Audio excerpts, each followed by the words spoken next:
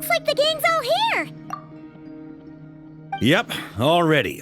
How about you two? Green and good to go? Paimon's ready! Great, let's get rolling then. Great. Well, first things first. Wait. Someone's here. We heard your footsteps. Although... You've been here for a while now. I take it you followed the Traveler, but I don't sense any ill intent in you. Come on.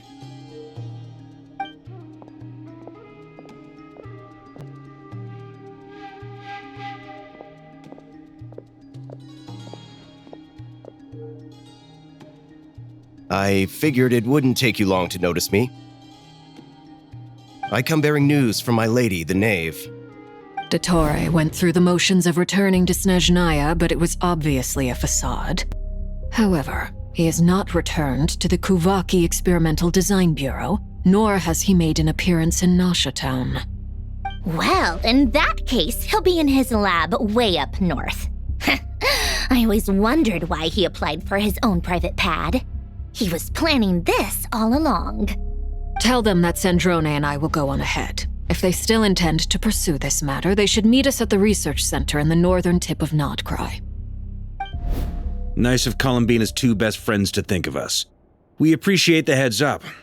Our sincere thanks to the Fatui for your aid. Lady Damselette may have left our organization, but at least some of her colleagues remain genuinely concerned for her well-being. Not to mention that the doctor's increasingly cryptic conduct gives us great cause for alarm. We have crossed swords many times before, but it's not personal. We're just on different sides. We don't lack humanity. And so, as fellow friends of Lady Damselette, it's only right that you should be in the know about this. Arlecchino's situational awareness has saved us a lot of trouble. I'll leave the map here with you. If you do decide to head to the research center, please proceed with caution. And remember, at least while you're in Krai, Lady Arlecchino's subordinates are your comrades if you want them to be. This is very accommodating of you. We can't thank you enough. Just doing my duty. I shall take my leave now. If you need us, you'll find us at the Experimental Design Bureau.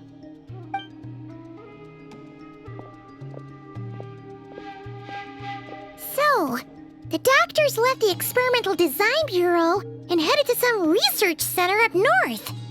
Marionette seems to think he's been planning this for a long time. But when did it start? Before he even arrived in Krai? It seems his loyalty to the Tsaritsa is lip service at most. Behind the scenes, he may even be working against her. Whatever his motives, we know that he's decisive and incredibly ruthless. Facing him unprepared would be a recipe for disaster. At this stage, it's difficult to predict his next steps. I suggest we split into two groups. We need some people to stay behind and guard Nasha Town. Well, as much as I'd love to help, infiltrating research labs isn't really my area of expertise. But at least take Cool Your Jet's Ducky with you. It should be some help during the battle. And as for Miss Inefa, I suppose you will stay to protect Miss Aino? Detecting operational logic. Protect Aino. Priority. High. Just in case, Servarka, I think it would be best if you stayed behind as well. You can leave the research center to us. I mean, I would have said the Knight of Berea should probably be out on the front line, but okay, fine. Leave Nasha Town to me. Be careful out there, okay? If things get out of hand, fall back right away. Yehodo will be on hand to assist you. In my absence, she can handle any intel gathering work. You got it, boss. You guys make sure to get back here in one piece, all right? We will. Things are moving fast. We'd better head off soon if we hope to keep pace. So, it's infiltrate a secret research facility, or... Yeah, all right. Paimon will help out here instead. Sounds like it's gonna be a pretty intense fight. We all have to bring our A-game here. So, anything you need to wrap up before we leave?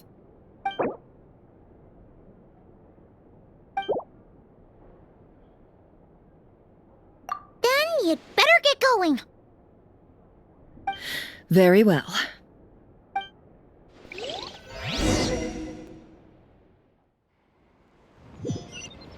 All these broken machines on the ground. Someone got here before us. Could it be Arlecchino and Sandrone?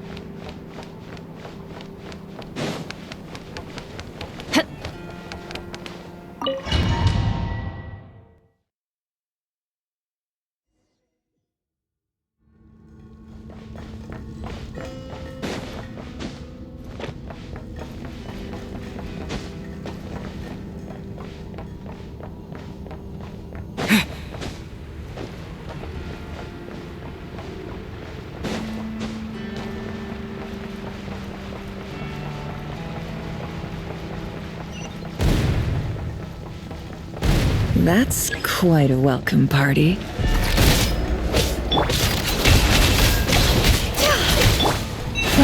protect us. By the frost moon. Observe. The night cometh.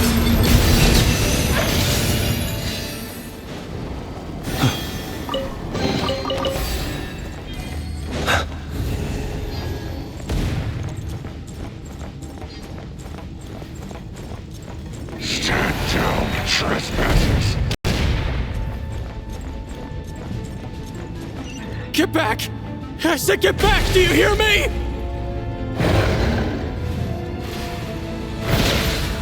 Why isn't it working? No! Don't come any closer! Don't!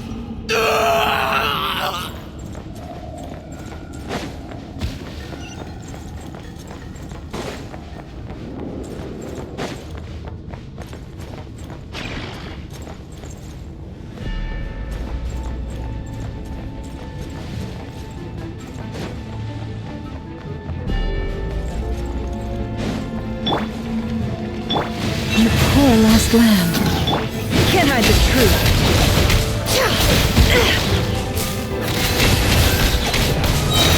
The mystery unravels.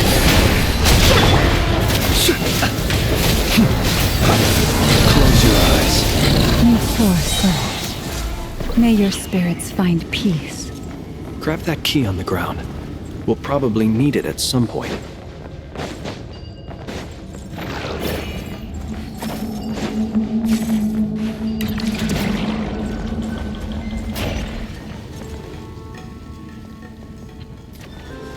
Watch out. Ugh, there's no way through. Let's go around.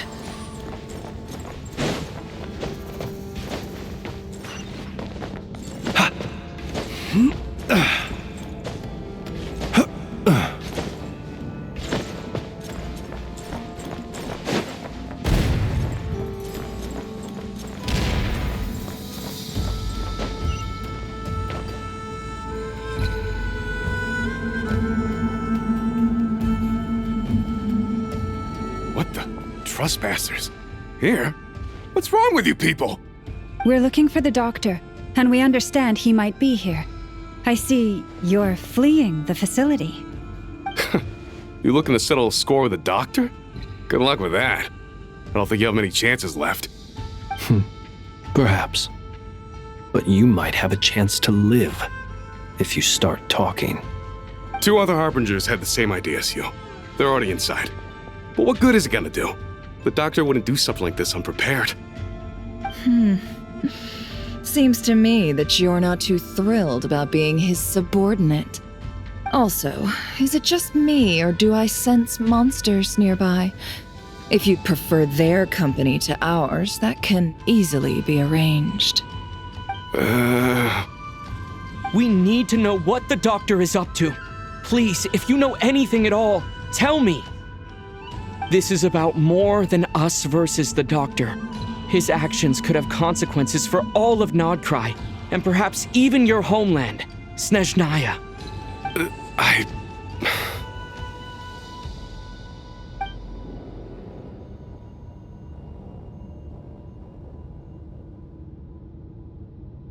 He's building something. Ambitious doesn't even begin to describe it. Feels like this could be the big one. God knows how long he's been planning it. A while back, he told us he'd be returning to Snezhnaya. We weren't expecting him back so soon. This time he brought some gemstones with him, or something. 2 of them. The moon marrow spheres. He stole them from their rightful owner, Columbina. Oh, Lady Damselat? Last I heard, she left the Fatui. Before she went, she told us she'd finished what Her Majesty asked of her, and wished to focus on some personal matters. I remember thinking that leaving us might not be the best choice. I mean, I always looked up to the captain the most, and... Back when this all started, the higher-ups dispatched 3 units to Krai to execute their plan. They were led by the Doctor, Marionette, and the Damselet, respectively. I was a part of the Damselet's unit to begin with. She never really interacted with us much. In fact, she seemed sort of detached from everything. Not because she was distracted, just felt like she was indifferent to the world around her. Like she had no stake in anything that happened. She always seemed like she was staring off into the distance. Almost as if she didn't see anything worth living for in the present, so she had to look further afield. That's right. She always used to stare up at the sky. The Doctor used to stand nearby and watch her. Apparently they got along well at first, but somewhere along the way, she grew wary of him, started avoiding him as much as possible. After she left, everyone in our unit merged with the Doctor's. He's similarly indifferent to the world, except when it comes to the moons. He seems to have big plans for them. Right now, obtaining the 3 moons is his #1 priority.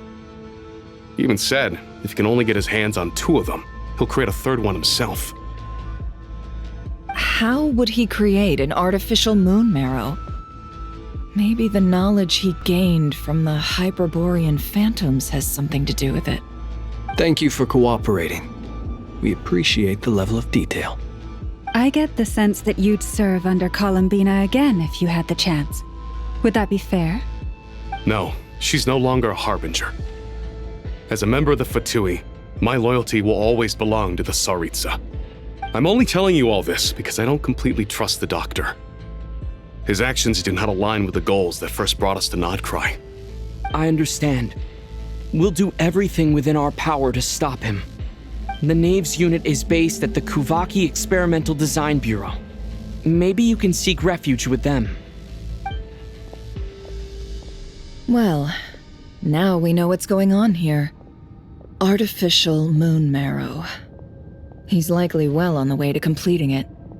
Dottore's technological capabilities are far more advanced than I thought. I fear this could get ugly. Everyone, prepare yourselves.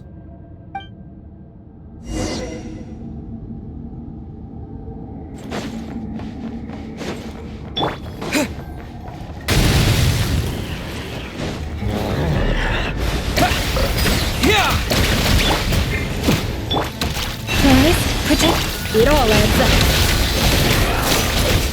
No more lies. Seek within. For the everlasting forest.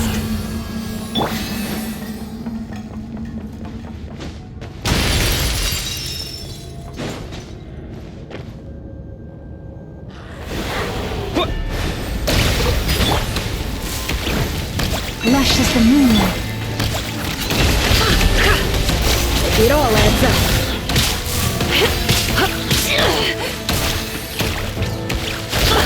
The long sleep beckons.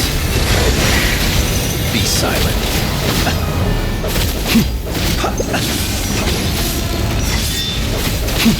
With one heart, we pray. Go! No more lies. The mystery unravels. Wipe out!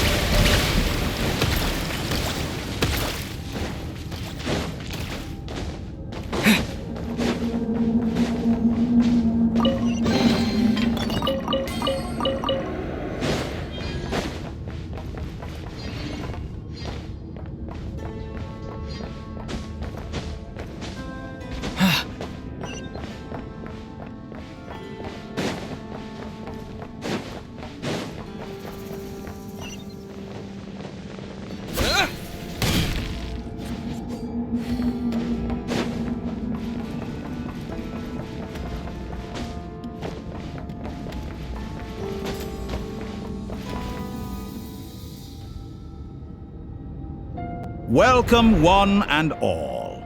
I've been expecting you.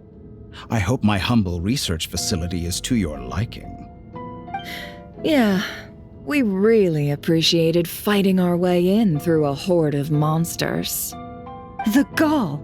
You expect us to believe you've just been patiently waiting for us? Of course I have. Should I be worried about something? Everything seems to be going quite smoothly so far, and you've shown up right on schedule. First Sandrone and Arlecchino, now you. Quite a surfeit of guests I've had today.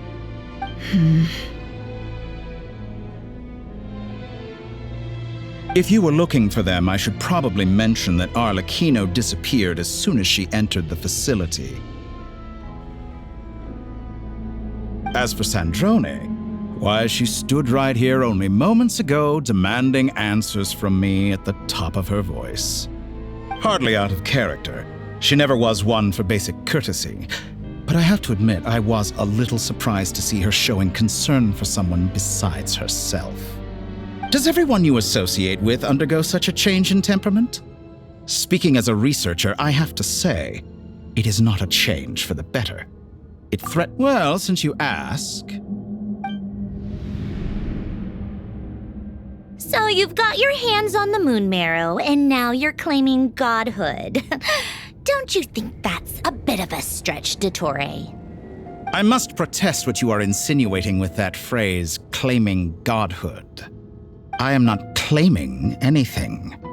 I am stating a fact. You're a researcher. I'm sure you appreciate the distinction between the two. Huh? Wait, you really think you're all that?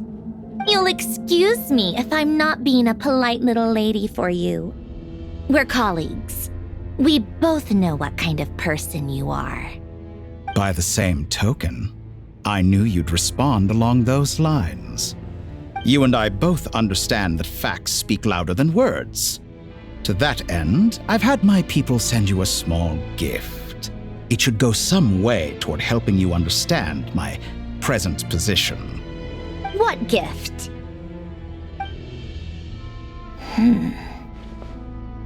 Where have all your troops gone? Who knows? Perhaps they are already marching toward a new world, following in the footsteps of an unknown god. As vulgar and arrogant as you may be, dear Sandrone, I have no intention of taking out my displeasure on your subordinates. They will enjoy equal rights to my own. You sent your people to the Experimental Design Bureau? That's the Tsaritsa's property. Yes, and I am very mindful of Her Majesty's instructions. But you know full well that they do not conflict with my present goals. In which case, all I'm doing is conducting another one of my experiments. Is there a problem with that? Now then, you have a judgment call to make. Am I simply lying to stall you? Or is it possible that every word I am saying is the truth? In which case, your subordinates really are in danger. So now you've turned on fellow Fatui soldiers. You're completely insane. I have set a new rule for myself. Each person gets one chance. Naturally, that includes you, Sandrone. If you wish to leave, I won't stop you. We are colleagues, after all. Scumbag!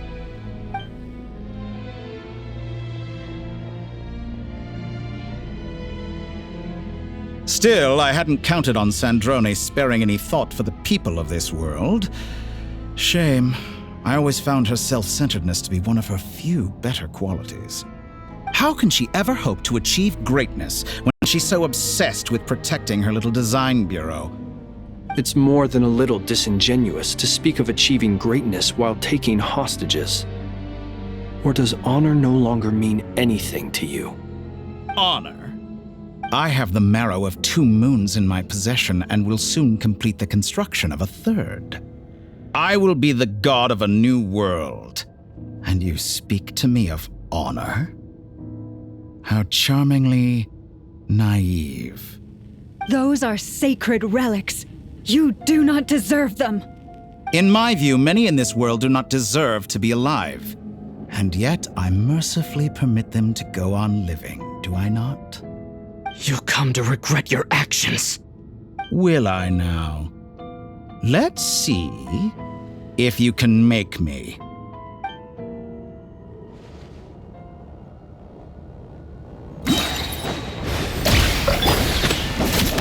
You poor last one. It all adds up. By the Frostmoon of old. Seek within. Beware the creatures of the night. Get lost! Night falls.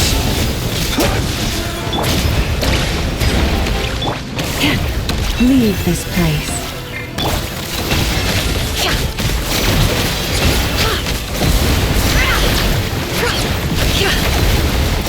Is that the The best you mystery can unravels. Arlecchino. Thanks for the assistance. do? Arlecchino. They see you as an ally. What a farce. You're clearly here to destroy my research. I say which is more valuable.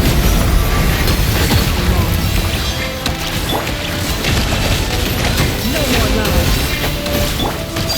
Transfixed.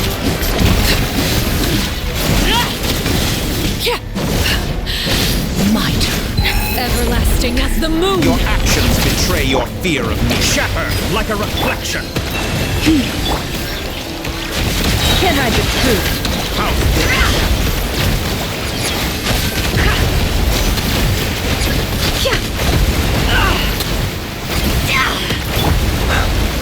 Observe.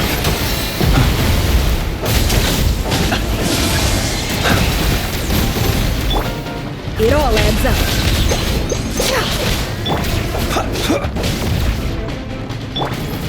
Water jet! Can't hide the truth. Be silent. Is this all it takes to tie? Close your eyes. Night falls. An exact practice. Get lost. Water jet! By the Frostmoon of old. No more lies. The deception ends here.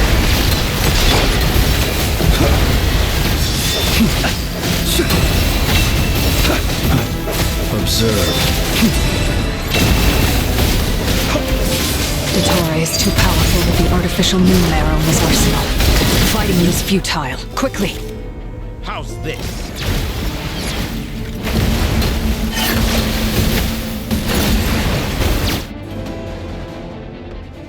Let's go. I've always thought it is wiser to flee than surrender.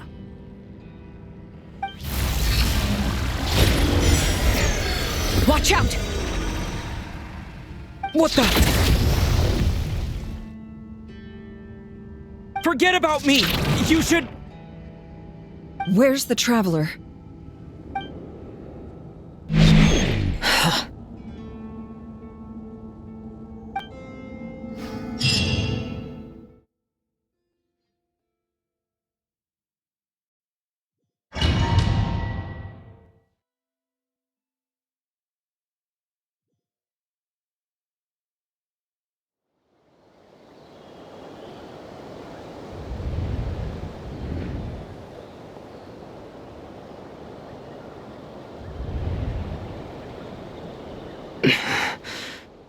What just happened? Nasha Town?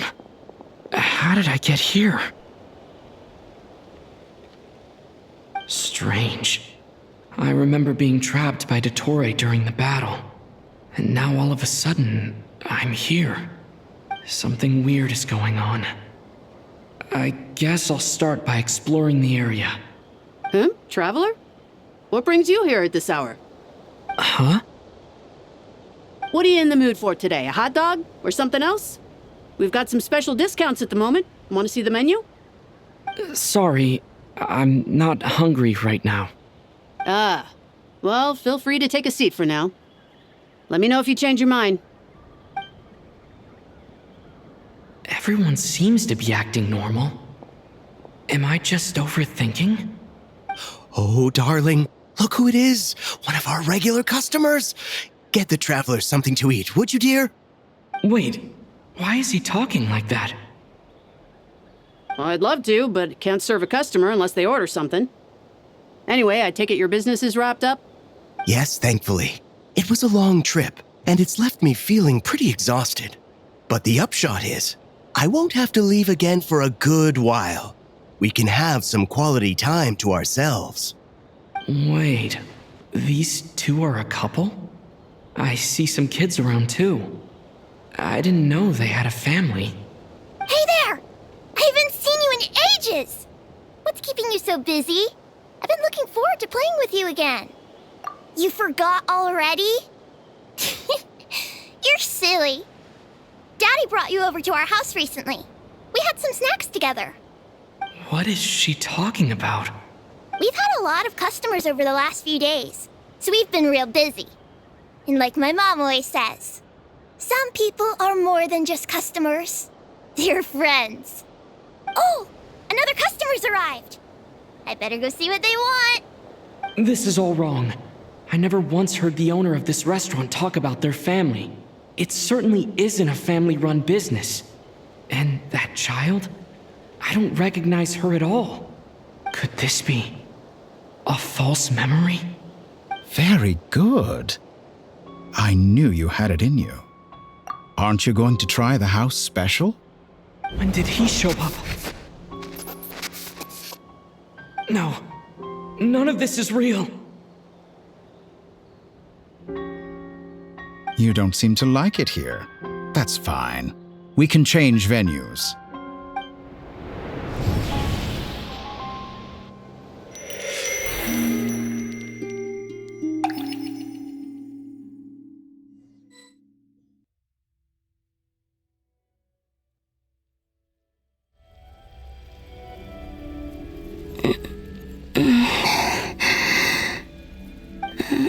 I'm still alive. Where is this place? It took all my strength to open the moon gate, and then I leapt into it. So this is the moon's reflection? The mysterious realm beyond the gate?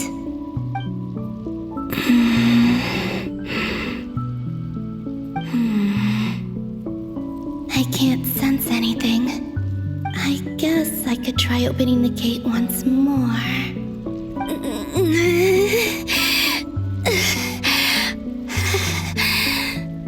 No response. Maybe this space can't be opened from inside. If this was the space that killed both Revier and his lover, then why am I unscathed? Or... no, I'm not unscathed. Even the air here feels frozen in place. There is nothing here with which I can restore my power. I should conserve my strength and proceed with caution.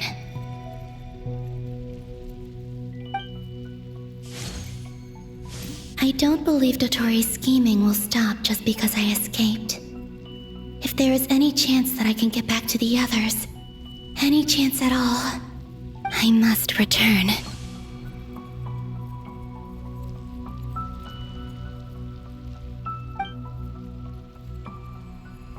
Emptiness, silence.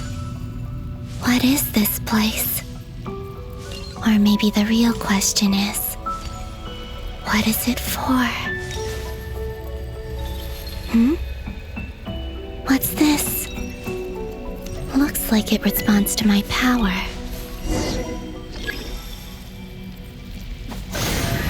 Golden. Like Kuvaki. Is it some sort of guide? And why does it feel so familiar? I might as well follow it.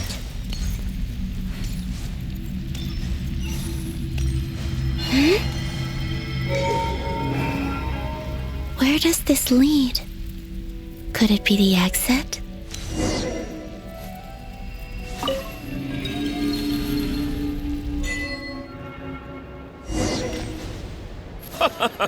Welcome home, Moon Goddess. Is this Nasha Town? But isn't Moon Prayer Night over already?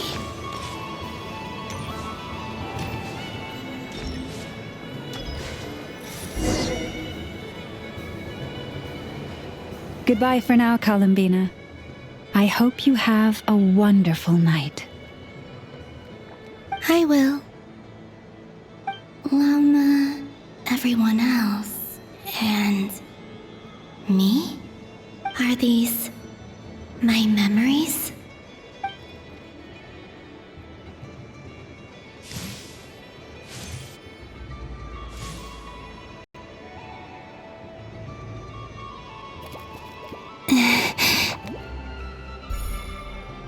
I can't touch them. It's as if we're separated by some impenetrable power.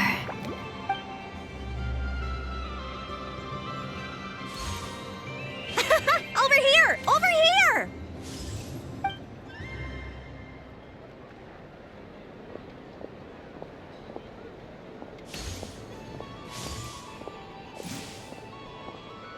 But the people in these memories pass right through me. Just like when I disappeared. If only I had known what would come to pass after that. Even so, I should still take a look around. Just being back here, it gives me the strength to keep going.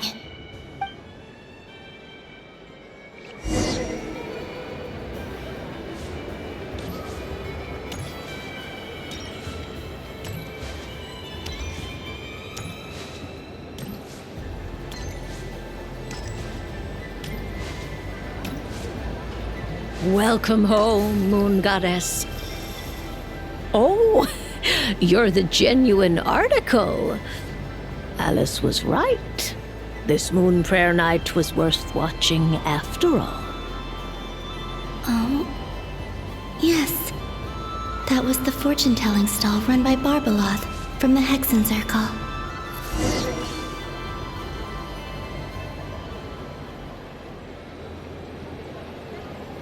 Please, draw the first lunar arcana. This represents destiny and is the foundation for the divination as a whole.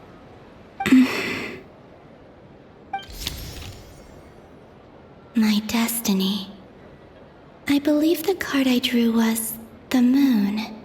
Now that I think about it, Barbeloth's divination was absolutely right.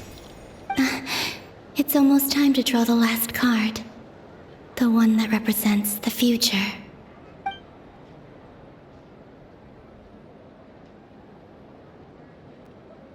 That was the card that popped out on its own. From here, I think.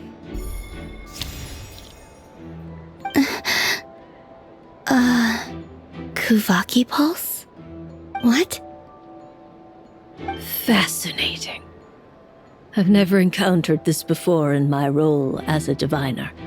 What's going on? Did that card leave the deck? Because of my influence? All I did was try to touch it, and then... Maybe this memory space is not untouchable after all. Are there weak points in the barrier? Or is it possible that there's more to this space than my memories alone? This card is death. I need to get to the bottom of this. I'll try touching something else.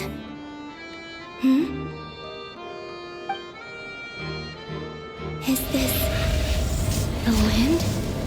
No, it's gravity. It's pulling me outwards. No, Traveler!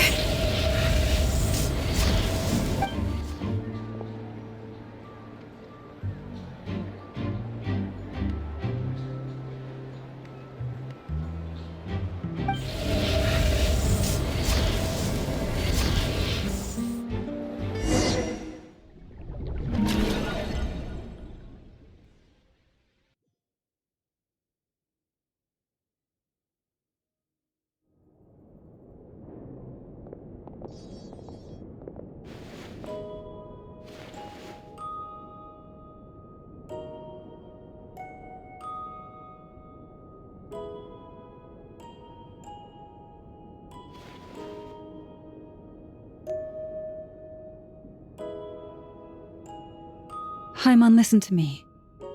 From the bottom of our hearts, we are so sorry.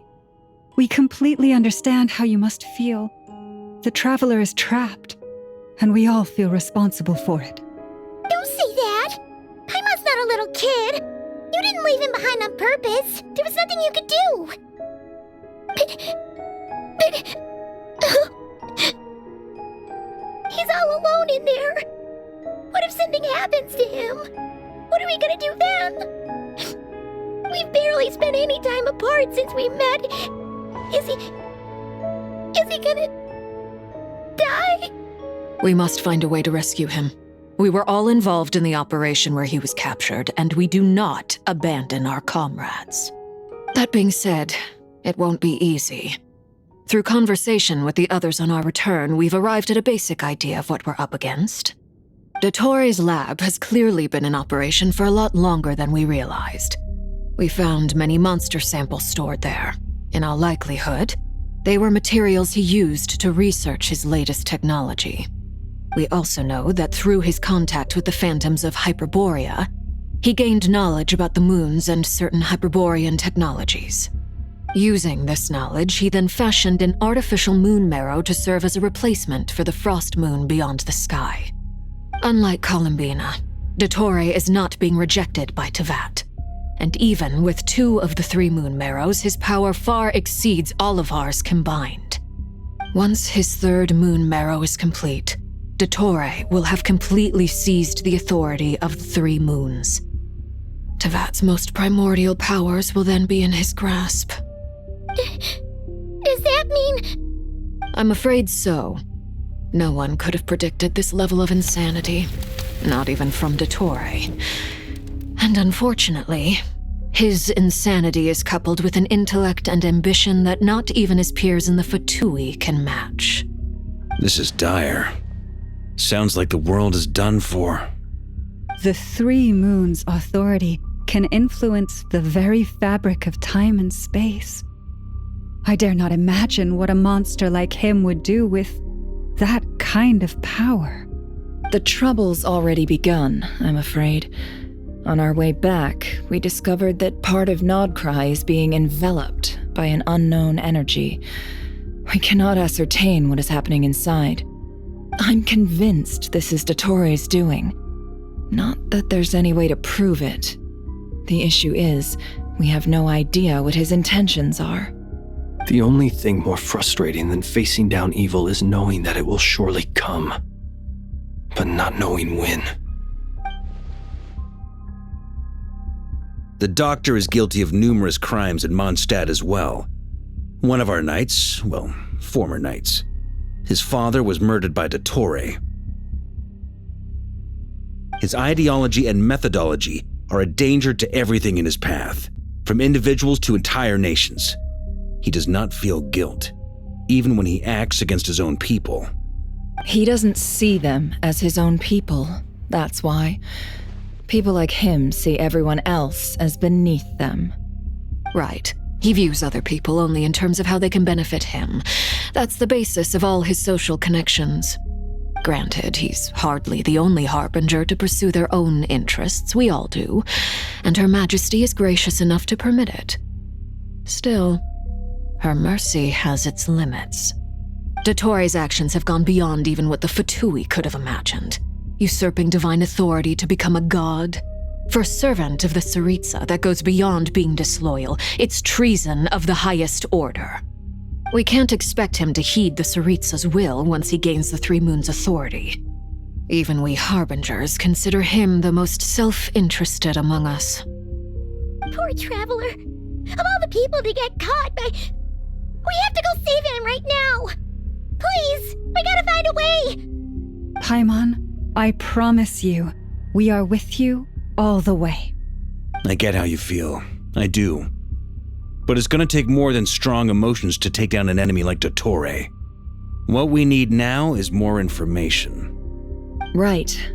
We can't even guarantee he's still at his research center. Before we can think about mounting a rescue operation, we need to confirm the traveler's location. I'll find a way. Paimon knows, but scared. If anything happens to the Traveler, he might be the strongest person Paimon knows, but he's still human. He feels pain and bleeds just like anyone else. Then think things through before you stick your neck out. Unless you want to lose your head. Sandrone. Miss Sandrone, you're okay? Put the stuff over there, and be gentle with it. Am I okay? As you can see, I've had to move my whole livelihood out of the Experimental Design Bureau. It's been swallowed up by Dottoro's energy field. If I'd left it any longer, I probably would have gotten stuck there. Ugh. Dottore always goes a little loco when he finds a shiny new toy. Not that he'd ever admit that. But this time, he's gone full psycho.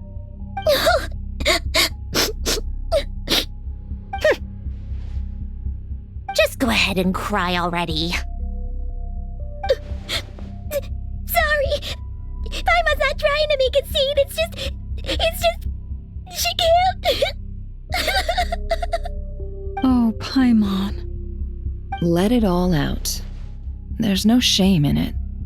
When you're overwhelmed by fear and despair, crying can help get it out of your system. You'll feel better for it. Okay then, while the baby of the group is having a moment, how about the grown-ups get to work? Give me your hand. You've made a discovery? Polonia, scan.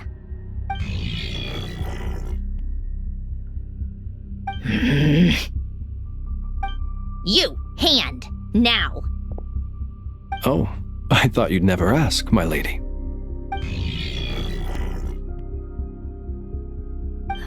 Curses! You're next, then you.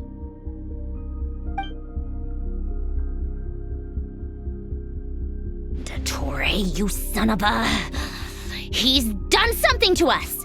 Everyone who entered his research center has been implanted with some sort of curse. I don't feel anything unusual at the moment. Does that mean it hasn't activated yet? Is there a way to figure out its purpose and what might trigger it? My best guess is Dottore created it using the Moon Goddess's powers. 1 second, analyzing. Ugh! That friggin' maniac! So, what twisted game is he playing this time? The moment I analyzed the energy composition, some encrypted text appeared in my mind's eye. And when I deciphered it according to the Fatui standard encryption protocol, I got the following message. Feel free to run, or you will perish in Nod Krai. He's mocking us. Yep, he loves to toy with people. Only in this case, there might be more to it. But I didn't detect any murderous intent or malice either in the message or the curse's energy. As if this is him at his least malicious.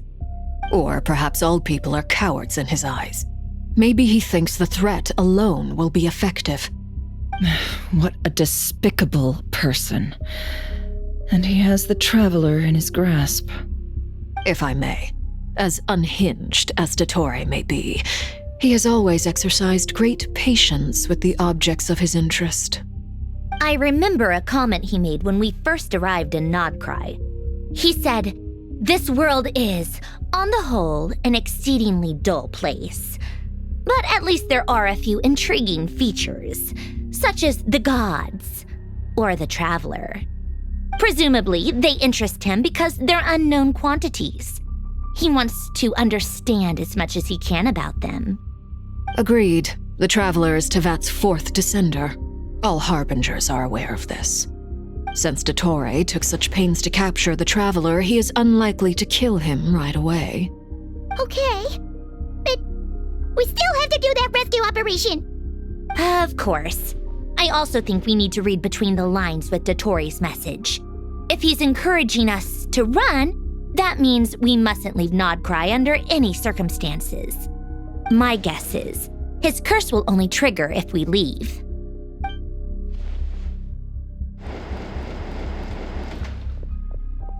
We've discovered multiple energy fields. Albedo is still attempting to analyze their structure.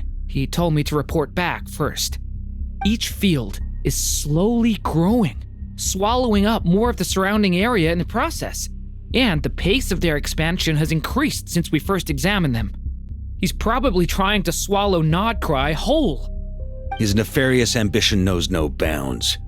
If this continues, the whole of Tevat will be in trouble, not just Krai. The loss of Columbina could not have come at a worse time.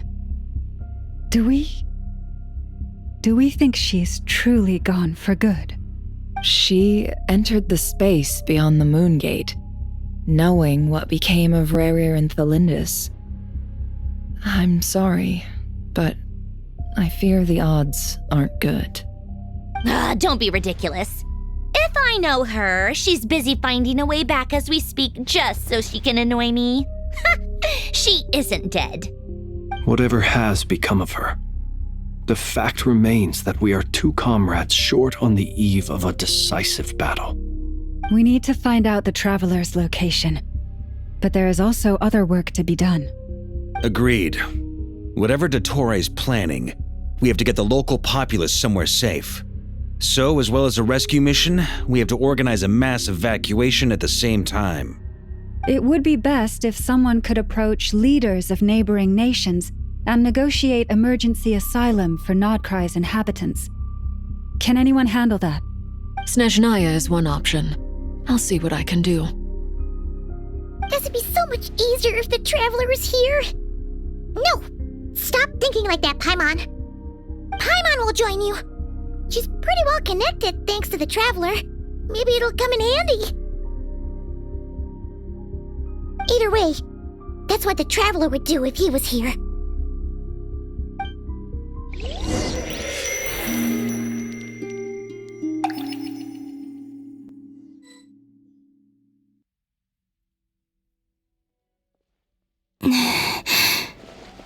Back here again. That gravitational force that pulled me back. Is this where it came from? When I saw that memory of Moon Prayer Night, I think I influenced reality. Was it just a coincidence? Or if only I could have sent the others some kind of warning on Moon Prayer Night. Maybe we could have stopped Dottore. I feel so heavy. Does entering that space consume a lot of energy? Well, even so, I have to keep moving forward. Back to emptiness and silence again. I should try and find my way back inside that memory.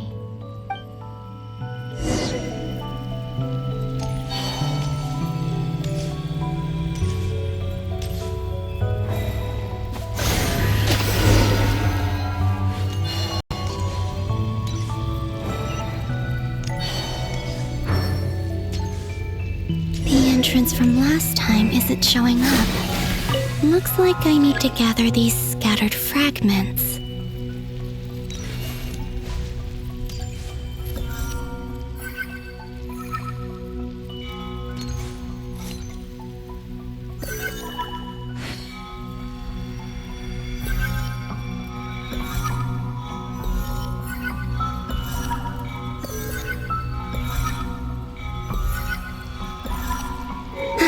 It worked!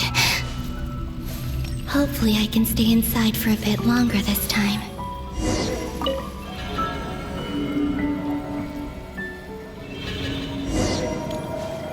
Ad Astra Abyssosque. Welcome to the Adventurers Guild.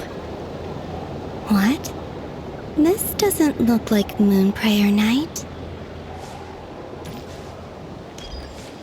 Extra, extra! Latest issue of the Nasha Express! I don't think I've ever been here. Maybe this space isn't comprised of my memories after all. There aren't any festive decorations around. Is this Nasha Town after Moon Prayer Night ended?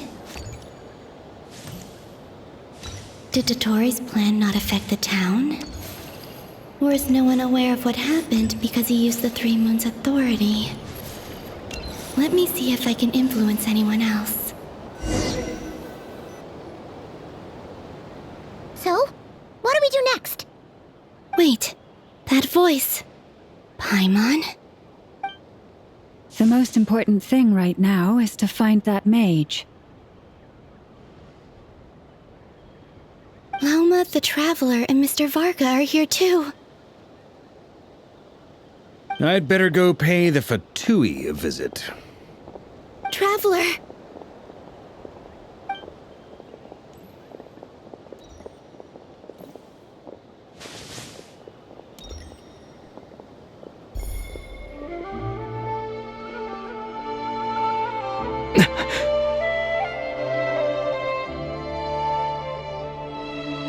Columbina? I made contact. It's me, Columbina. Huh?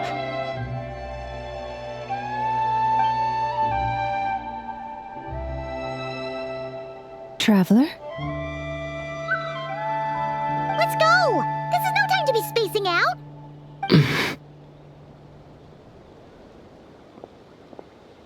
Huh? Wait a moment. This has happened before. Huh? This is what happened when I disappeared.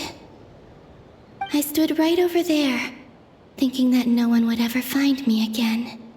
It was only when he called my name that I decided to follow them. But did he turn around because he sensed my touch just now?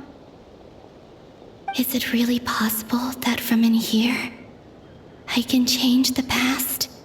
If I keep following them, maybe... Huh? It's that gravity again.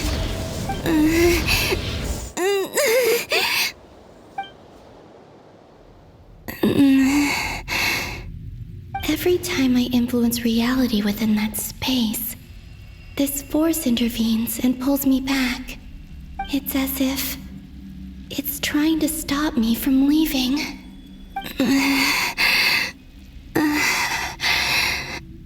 I'm getting weaker and weaker. I'll just have to try another approach next time. Come on, Columbina. Keep going. You have to tell everyone what happened.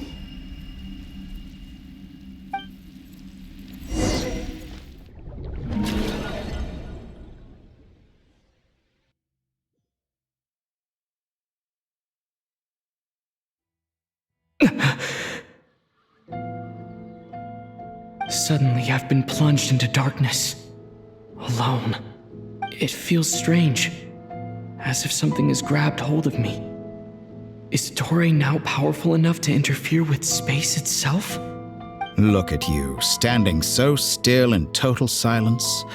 I almost didn't recognize you. Hello there, traveler. He seems to be in a good mood. Wait, what's that behind him? Ah, so you noticed. This is the completed Trilune. 2 primordial moon marrows and 1 artificial specimen. You are wary of it. Good. Maintain that reverence. You performed well in that recent battle. Brave and reckless as always. Courage is the sign of a true hero, and impulsiveness is the hallmark of those who strive to advance. I say this not to belittle you. Most creatures are far more timid by comparison. 3 moon marrows? Does that mean the artificial one is now complete too? Well spotted. What do you think? For a replica I built myself, I dare say it looks the part. Dottore, are you planting illusions in my mind? I have no interest in fooling your eyes. On the contrary, I hope to show you the true essence of all that you see before you. Is this not a beautiful city? People live in peace and find joy in their work. The streets are safe. People can even leave their doors unlocked at night. You might say it is the Elysium everyone dreams of. All available data indicates your values and worldview conform with the mainstream. This kind of society should be quite to your taste. false beauty is deceitful. Lies are to no one's taste. I wonder, is it your moral standards that are too high? Or your expectations of reality? Answer me this. If someone existed in a sweet dream from the moment they were born, a dream in which they never once felt pain, which do you think they would consider superior? The dream or the reality? That's pure sophistry. It has nothing to do with your actions. As I suspected. You have yet to understand all of this for what it really is. What do you want from me? You sound impatient. Do you think the only reason I'm keeping you is because I want something from you? If it's not, then why haven't you killed me yet? No one can stop you if you're as powerful as a god. I'm delighted you recognize that fact. I believe we last squared off in Sumeru. Ah, the memories. How time flies. You and I have both grown. I'm not surprised that Arlecchino and Sandrone worked with you. You've always a way of slowly but surely ingratiating yourself with all levels of society. People laud you as a hero, but I suspect there's more to it than that. Oh, but to be clear, I don't say that to flatter you. Do you always give your opponent an appraisal before you deal the final blow? Call it a long-time habit. I'm a researcher, and one of my duties is to give an objective assessment of my subjects. But you misunderstand. We are not opponents. Not at this moment. I just want to talk. Think back to Tartaglia, Arlecchino, Capitano, Colombina, and now even Sandrone.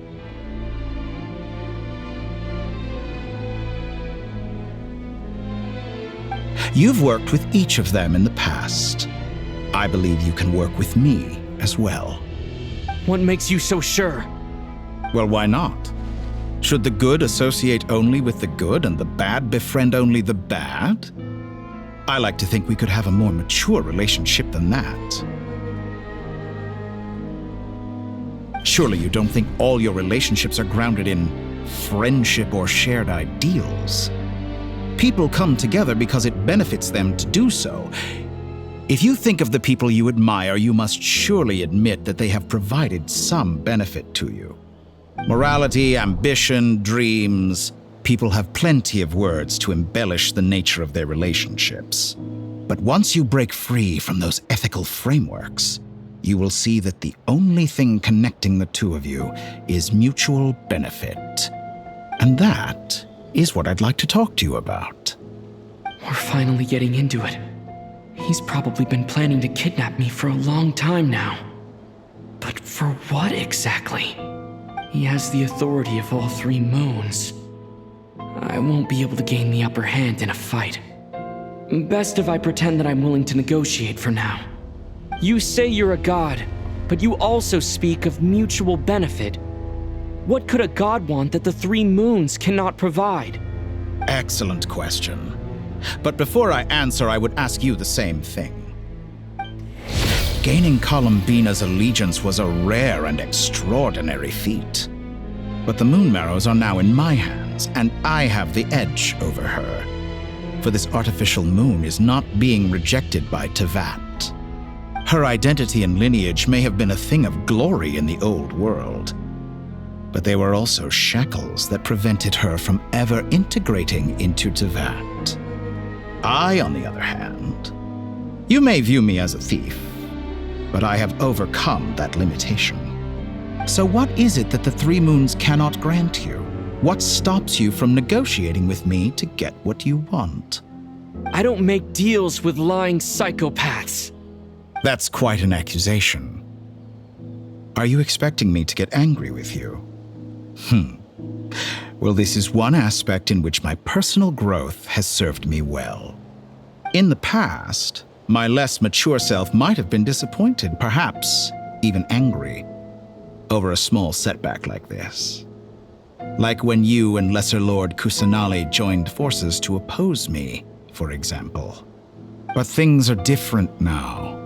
Just as the rich do not quibble with the poor, I no longer find myself perturbed by these trivial affairs. Human relationships end with conflicts of emotions and interests. But relations between humans and gods are different. And ours is even more unique. I have ascended to the highest heights and laid claim to unprecedented horizons. And you were no ordinary person to begin with.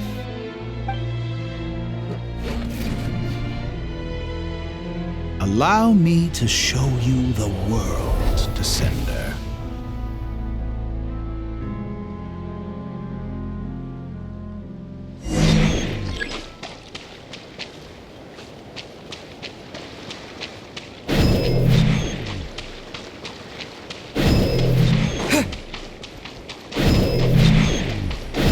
Have you ever wondered why we were born following such laws?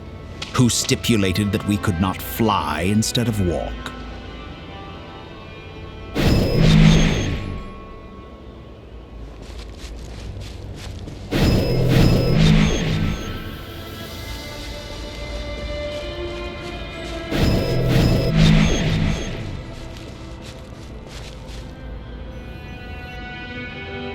Someone of your talent and experience must surely know of the 4 great rulers who serve the heavenly principles. They govern life, death, time, and space. One wounded by a blade will die from blood loss or infection, and one who falls into a lake will drown in agony. The elderly wallow in solitude, and the solitary age faster. Eventually, new life is born, only to embark on the same path of suffering. These 4 divisions anchor the world and shackle those who live in it. But they themselves transcend its boundaries, squandering the power bestowed by the heavens.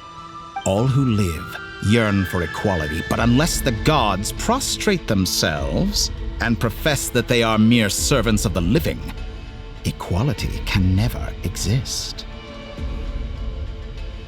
Who makes the rules we must live by? Who has the right to restrict us? The limits of the body can be rejected.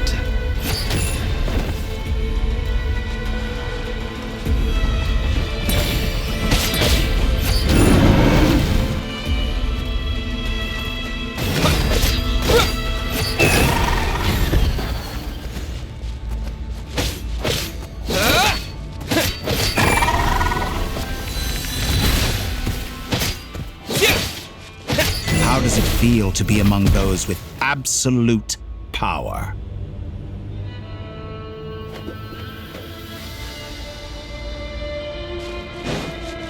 You cannot conceive the extent to which your flesh hinders your mind and spirit.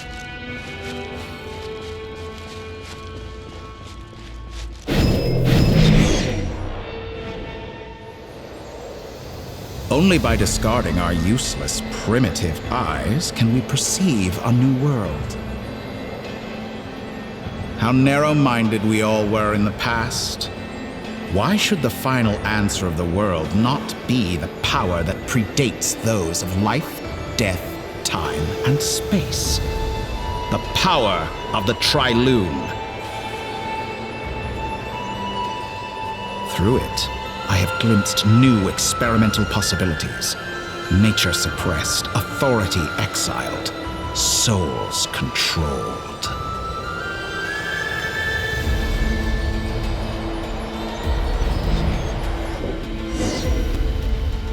You know, I heard recently that a group of critics reviewed countless stories and drew an interesting conclusion. They found that it is more often than not the villains who strive tirelessly to push the boundaries of progress. In fact, long before this, someone voiced a similar idea in an academia editorial. I felt a great affinity with this perspective. I have never been afraid to step up and play the role of the villain.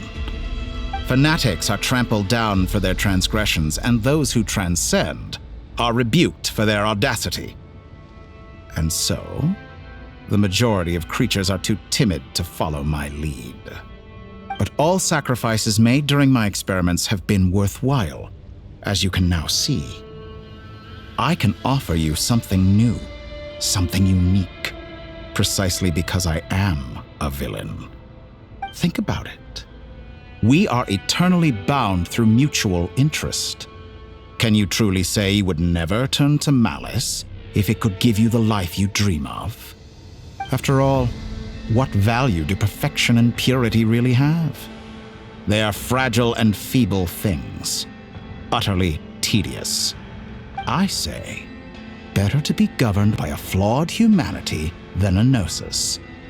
The true seeker of knowledge is the villain who undergoes countless tribulations in pursuit of their goal. I'm sure many people have told you that you're different. Because I'm a descender? Exactly. Very clever. But what has that got to do with you? I do not conceal my wicked deeds, my selfish desires, or my greed. A true researcher must act as I do if they are to understand and speak of the truth. And yet, a knowledge seeker like myself will inevitably grow tired of studying Tavat beyond a point. You have traveled to all corners of the world and met many people. Along the way, there have been moments when you were misunderstood or even became a wanted criminal. And all the while, you have spent your days doing some of the most mundane jobs in the world. You fight and toil, claim minuscule rewards from my friend Pantalone, then you fight some more, winning some battles and losing others as your search goes on. And this cycle continues, with no end in sight. Surely you must sometimes grow weary of being stuck in this same loop day after day. We're completely different. I embrace everything that life throws at me. I am engaged in every step of my journey. How does that make us different? I too embrace what life brings, researching everything that interests me. Think of all the novel things I've managed to create, like the artificial moon marrow. Don't you see? As unique a specimen as she was, even Columbina is not irreplaceable. Take that back! She's gone because of your actions! I didn't say that to anger you. Though admittedly, I don't see what there is to be angry about. Anything Columbina could do for you, I can do better. I know what your ultimate goal is. You wish to walk the path your sister walked and seek answers from her at the end of that journey, don't you? Someone like you could never understand what it feels like to care about another person the way I care about her. Perhaps not, but that doesn't mean I can't help. I could find your sister right now, bring her before you, and make her give you the answers you seek. Don't be so presumptuous. You'll never begin to understand the situation between us. Oh, no. This is no presumption. I'm only offering what I know is possible with the power of the Tri-Lune. But it seems like you would sooner continue with your journey through this world. Why? Do you truly desire this journey? Or is it simply a necessary process from which you cannot escape? Think of all the time and energy you have spent, everything you've had to endure just to make it this far. Is this really what you want? Or has your hand been forced by the promise of that final answer? Yes, you have made many friends. But do they ever spare a thought for the void in your heart and what it yearns for? What you want is not friends. It is family. But do they know this? I, on the other hand, am far more considerate. Join my experiment, and in return, I will bring your meaningless journey and all its struggles to an end. This is a malicious attempt to manipulate me. But at the same time, he's stating some very human truths. Of course he's right about my predicament. How can I deny it? I have faced ungrateful strangers, never-ending troubles, an endless quest for answers. I want to see her. After everything I've been through, words can't describe how much I miss her. how much I want to be reunited with her, wherever you are right now. Do you miss me too?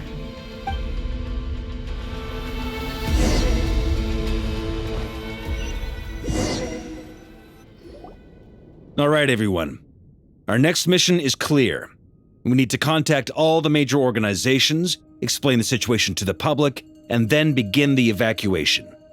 The residents of Not Krai are quite dispersed. The two most populated areas are the Southern Isles and Pyramida. Miss Lauma, I will leave Hisi Island and Nasha Town in your hands. I will liaise with the Fatui and Pyramida. Agreed. We will reach out to Natlan and Snezhnaya. Anyone found north of the Experimental Design Bureau should follow the Fatui to Snezhnaya. As for those dwelling south of that line, I will ask the Voynich Guild to help persuade them to leave. Then I, Mr. Varka, and the Frostmoon Scions will escort them to Natlan. The Voynich Guild has dealings with the Curatorium of Secrets. I will send them a letter vouching for your credibility. Yehoda, you should help Lauma. This is too big of a task for one person. My wish has come true. You're willingly lending me your most capable employee for the day. Well, good for you if all this only takes a day. Of course, if it takes any longer, I'll be charging a fee. Boss, wait! Don't I get a say in this? Oh, I'm sorry. Something to add, Yehoda? Well, no one's more important to me than you, boss. And remember how Lauma healed your eyes after that big battle? I think that's worth at least 2 or 3 days' work for the Frostmoon Scions. Are you completely incapable of acting in your own self-interest? Or do you simply devalue your own labor? Are you sure you don't want to come with us? Who will see to our other work if we're all busy evacuating residents? Sandrone insists that Columbina is still alive, and we have a traveler to rescue. There's much to be done. But boss, I'm just worried that... Well, Nefer, I'll link up with you once my tasks are complete. What makes you think I'd need you to do that? I'll need it. And considering the way you approach certain matters, I think you'll be better off with me present. That's quite enough. Just focus on your work first. I bet we're in for an uphill battle here. But we can help out too. Inefa and I are gonna help Nasha Town's residents carry their stuff. Loading schedule. Store essential local research data and technology samples, then escort the people to Natlan. Understood. I will execute this to the best of my abilities. Great stuff. Thank you, ladies. I've contacted the Lightkeepers. A colleague of mine will join us shortly. I will persuade them to conduct a thorough search of the region to ensure that no civilians get left behind. As for me, I guess I'll be making an early return to Sumeru. I think it's important that someone informs the Dendro Archon of what's going on in Not Krai. Roger that. Someone should inform Mondstadt, too. Mr. Duran, can I trust you to handle that? I think you fly faster than any of us can run. As an added incentive, get there fast enough and I'll see about getting your gliding exam waived. Really? Ha! Mission accepted, sir! I intend to stay behind and help Miss Sandrone with her research. She has some alchemy-related questions that she'd like me to explore. She recognizes your expertise, then. I wish you a fruitful collaboration. Thank you. In truth, I was surprised to hear her express an interest in subject matter outside of machines. I believe she has been investigating some Fontanian technology recently. She made a point of bringing the relevant materials with her when she left the Experimental Design Bureau. She's sorting through everything in her room as we speak. I should mention that we have one other friend who isn't present. He hasn't made his position in all of this clear. But if we know anything about him, he's likely investigating on his own. Paimon's been very quiet today. But I know how close she and the Traveler are with the Natlanese. She should come with us to the border. Okay. Paimon Make sure to heed Sandrone's warning. Many of us have been cursed by Dottore. As such, under no circumstances should anyone cross national borders. Remain within Krai. That aside, personally, I have faith in Columbina. Things look grim, sure, but who knows how it'll play out. Same goes for rescuing the Traveler. Both of them are important allies and friends. We'll be counting on you to gather intel on them, Miss Nefer. Oh, wonderful. You're all here.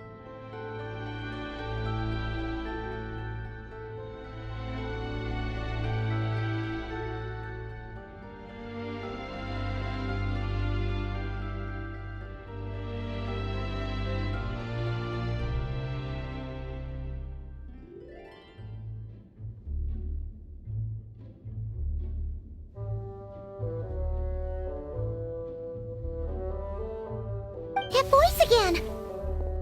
Nicole? Whoa, that was loud! And it came out of nowhere. So mysterious. Sorry, this is the only way I can speak to you all right now. Please accept my apology. Anyway, time is short. I'll cut to the chase.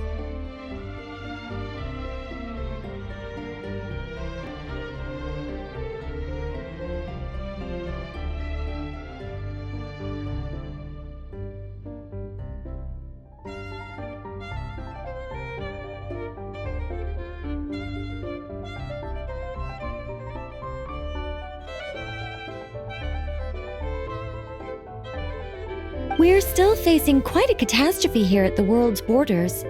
Alice has roped in every Hexencircle member she can get a hold of. I quote, "You love talking, don't you? Well, now it's finally your time to shine. Take these. Make sure the whole party gets one each. You'll be in charge of making sure everyone stays connected." Huh? Is this a Dodo communication device? Scanning. Unknown device. Analyzing. Unknown device. Conclusion. Cute. Affirmative. It is cute and good. I believe that I quite like it. This is no ordinary Dodo communication device. It's my very own special modified version, specifically... sorry. I almost went off on another tangent there. Anyway, help yourselves.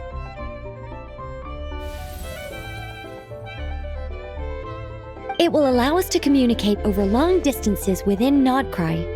No more worrying about shuttling messages back and forth. What astounding technology. Am I right in assuming that it relies on your personal abilities to function, Miss Nicole? Yes, exactly. Right on cue, Albedo.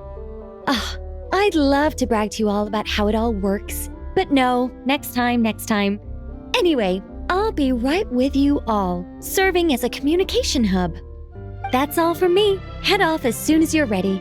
I'll be staying here to keep watch, and I'll be sending you my blessings.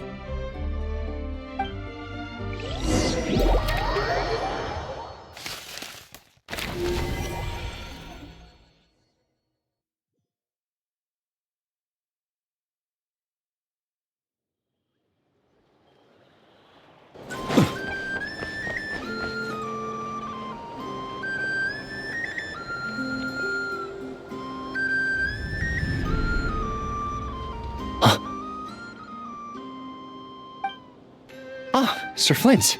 Perfect timing. I just arrived myself. You are most considerate, Master Ilua. But in fact, I know you have been sitting here for quite some time. If you saw me, why didn't you say something? I was curious to see how long you could sit still for. Also, shouldn't you have managed to sense me approaching? That would be a first. You always seem to appear out of thin air without making a peep. Also, how many times do I have to tell you not to address me as master? I don't qualify. I beg to differ. Why should a young man so well versed in social graces as yourself not be worthy of that title? Please, Lord Flint's... Sir Flint's. I'm begging you, don't flatter me into complacency like you do with everyone else. You understand me better than most. My newest acquaintances tell me I love complimenting others. What do you think? I think they don't understand why you do it. You just love puffing people up till they're a big, happy ball of hot air that floats away into the sky. In all sincerity, I can only hope that they bring good tidings when they come back down to Earth. Is the situation that bad? We just held a strategy meeting. Let me fill you in.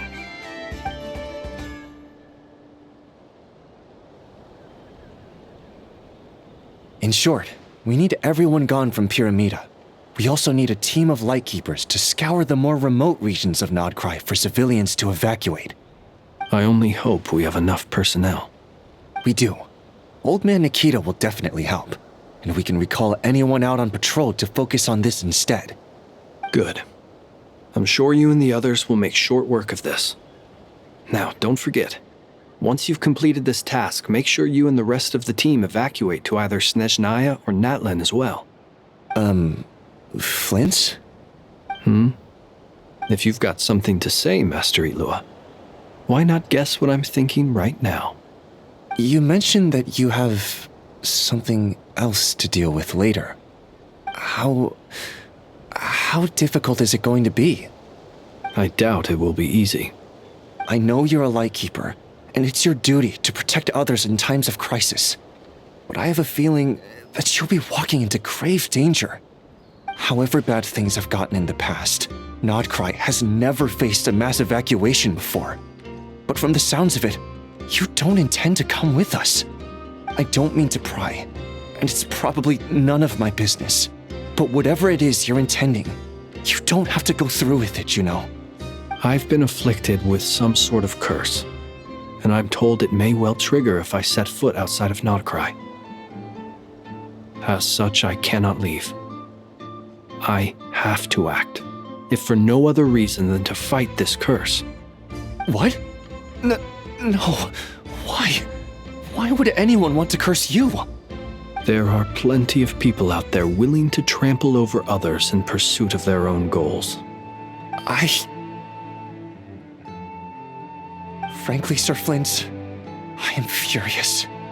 You're making light of what is an incredibly serious situation. Indeed I am. And? And what? I told you I'm furious about this. Nothing I can do about it, I'm afraid.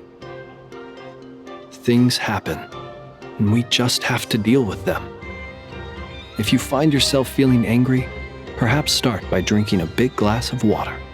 Hey, you mean you're completely unmoved by my anger? I'm devastated. Then allow me to express my sincerest regret. Come by the lighthouse sometime. We'll catch ourselves a few fish, have a little barbecue, play some cards, and bask in the sun. Maybe I need to spell this out. Lean in a little, Flint. Oh my, this doesn't bode well. Word is that you were caught up in a real horror show recently. People were amazed that you returned safe and sound. They've been debating whether you're even human. I've returned safe and sound from plenty of crises. When you say people, do you mean other people, or do you just mean you? Fine. I'll be frank. You're not human, are you? Heavens.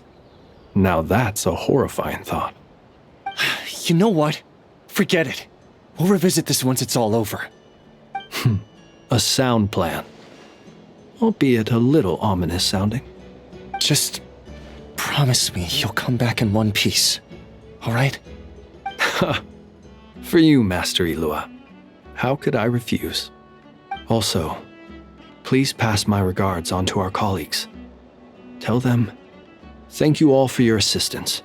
Please put safety first as you proceed with the operation.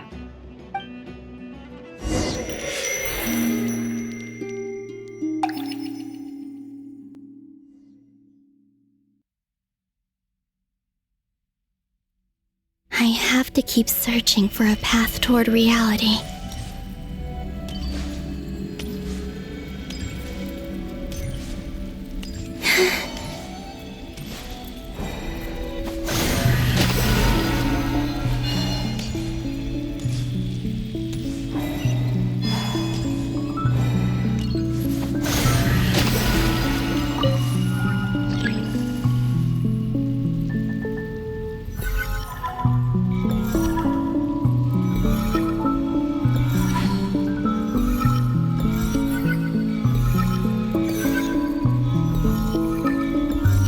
This should do it.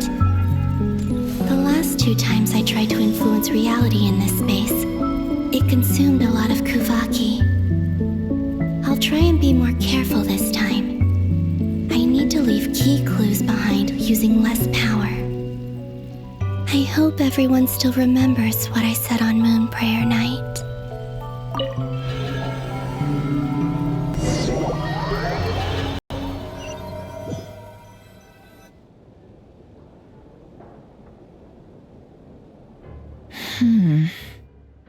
Nothing here either.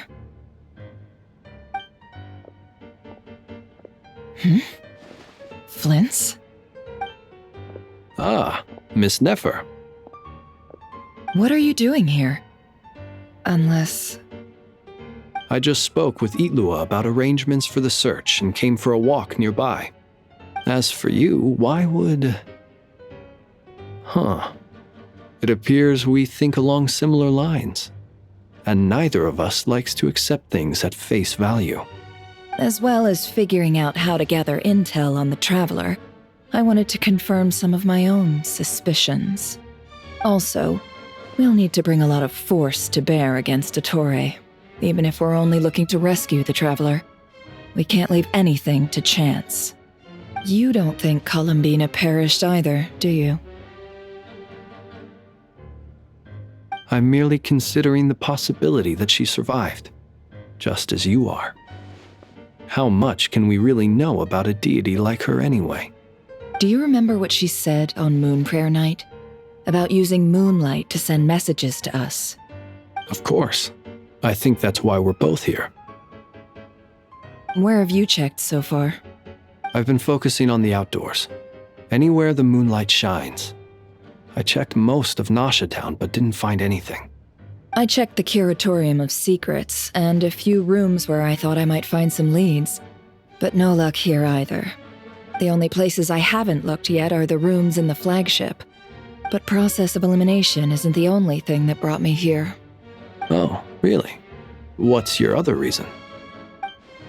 After all that build-up, our mystery ally never showed up even once!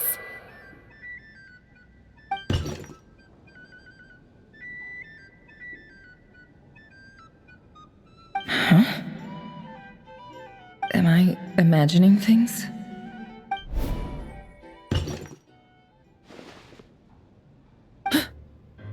Come on, let's see what's going on. Oh no. I knocked over a vase as soon as I came in. It must have been caused by a Kuvaki fluctuation when I entered the space. Although, it seems like I'm not about to be pulled away this time. It looks like as long as I'm careful with my actions, it doesn't count as influencing reality. Anyway, is this the flagship? The Traveler mentioned that's where he was staying. I only went into the lobby last time, so I've never actually been here before. How does this space work?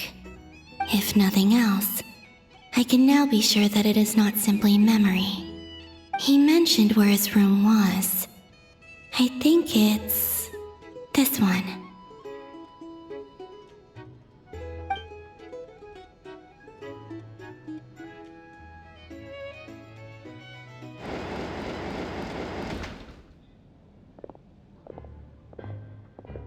The door is closed. But if this is anything like when I disappeared, then maybe...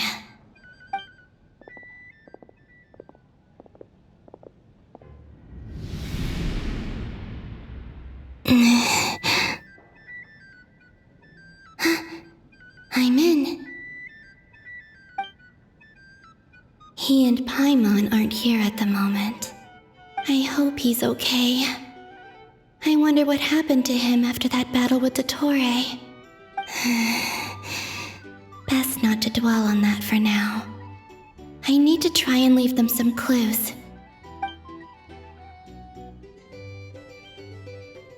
Please, Traveler. I really hope you find this.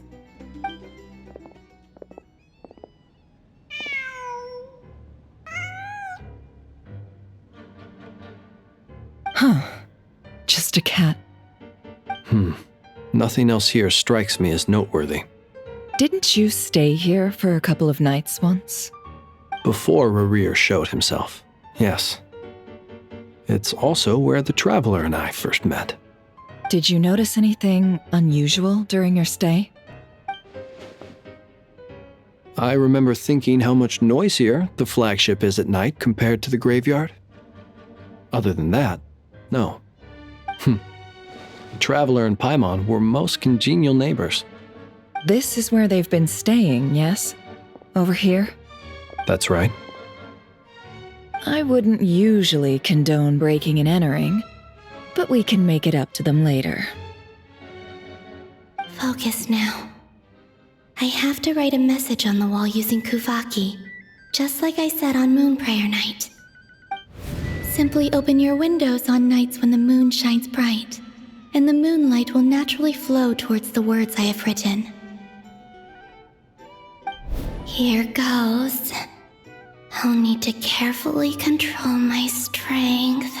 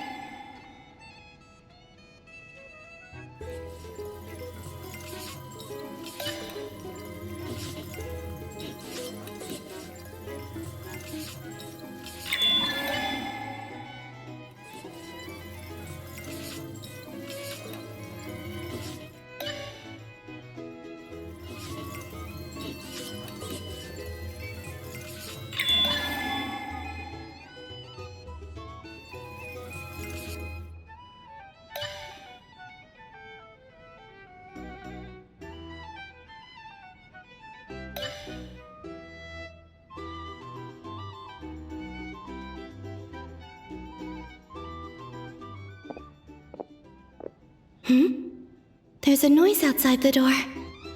Is he back?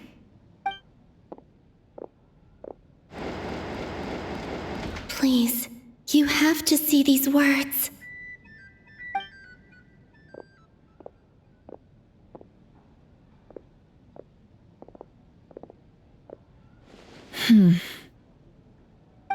Well, do you sense anything? Unfortunately, no. And this place was our last chance. Not necessarily. We've only looked in Nasha Town so far.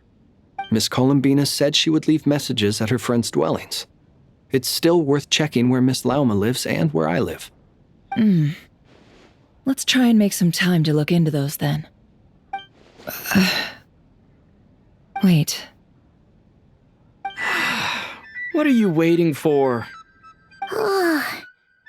Paimon might have overeaten slightly. What's that look for? This is a victory feast. It's normal to eat a little more than usual. The Traveler and Paimon. It's really you. But why are they talking about a victory feast? Huh.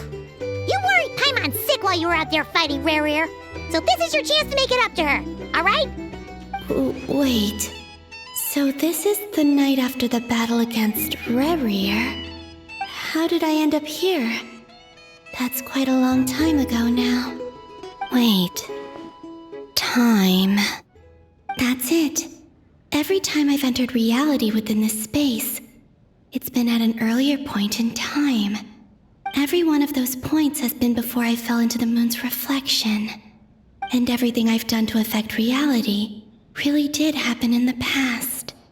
Does this mean that, within the moon's reflection, time flows backwards? Starting from the moment I fell in? Not long till Moon Prayer Night now. It's gonna be even livelier than tonight. Although, it's gonna be sad saying goodbye to the damselette. She seems like a really nice person. Paimon. No, I can't. Even if I make contact, they probably won't understand what's going on. And in any case, I'll likely get pulled away again if I do. Instead, I have to find a way to get them to notice what I've written using the moonlight. Wait, even I hadn't thought of doing that before Moon Prayer Night. They'd never conceive of that possibility. Is there truly no other way? Don't lose heart. We'll find a way somehow. Huh? Oh, you say that, but the frost moon is beyond the fall sky. If we wanted to go visit her, how would we make it through to the other side? We might not have all the answers now, but I'm sure we'll find a way one day. Huh. Guess someone's gotta be the optimist. The present. The future. That's right. There are still things I can do. What's your plan? Flint's, when you were staying next door, did you ever open the window? No.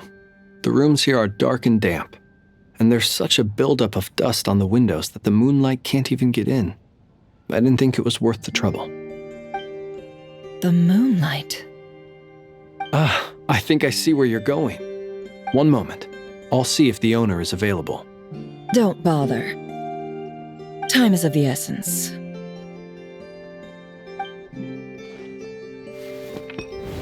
Time. Even if no one sees what I've written at this moment, maybe someone will remember what I said after Moon Prayer Night. I need to write down as much information as I can. And maybe one day...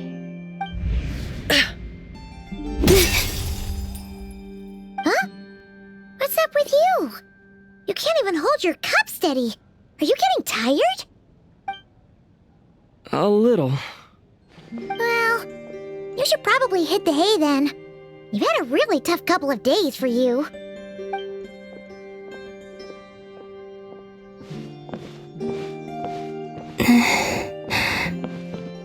You truly have.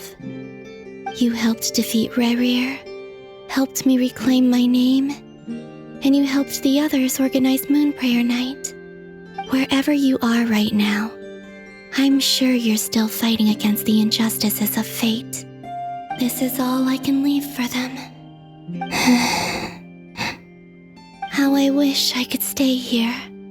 But it's time for me to go. I hope to see you again in the next time. And if the opportunity presents itself. I will surely return to your side. Huh. Columbina. She's alive. Not only that, but she's left us an entire wall's worth of clues. She even wrote down what would happen on Moon Prayer Night. It's just a shame we found it too late. I am here. Time in this place flows backwards. I am constantly moving forward. It sounds like she's found a way to influence the past using Kuvaki. But her future is our past. So, these words have been here ever since we defeated the Reir of Solnari. We just never discovered them. Which came first, the chicken or the egg? Do you ever mull over questions like that? Only when I'm in a good mood, and at leisure. Well, I never do. Everything that has happened already belongs to the realm of fact. As a business person, and especially an intel broker, what I do is extrapolate from those facts to try and read the future. An admirable philosophy. It's a means of survival. Let's go.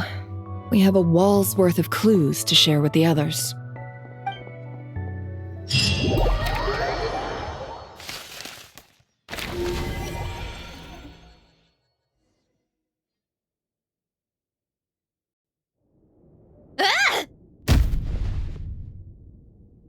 It appears that the doctor's energy signature has changed to something similar to Kuvaki, but not like the Kuvaki we're used to.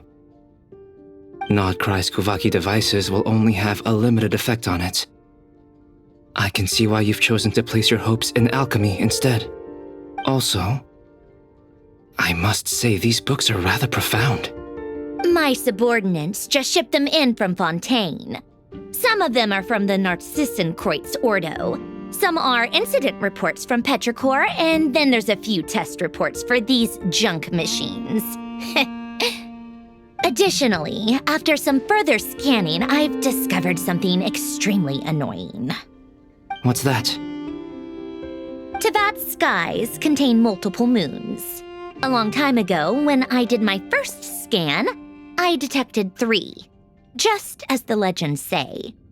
But when I checked again just now, I detected 4 moons. So there's one extra? Yeah. Originally, I thought that if I could still find 3 moons, that would at least mean Columbina's still alive. But then it occurred to me that apart from the frost moon, Tevat's moons are just husks. And husks surely shouldn't show up in the scan, since they're not alive. It's weird, isn't it? If we can't even distinguish between a dead and a living moon, how are we supposed to know whether a moon goddess is still alive? Or does this mean that the moon marrows are equivalent to the moons themselves? It's certainly possible. In which case, the 4th moon you detected may be Dottore's artificial creation. So he wasn't bluffing. He really built his own moon marrow. Ugh! I'm so mad right now! It's easy to get overwhelmed when you have too much on your plate. Maybe you need to relax. Perhaps try going for a walk, or simply take a few deep breaths.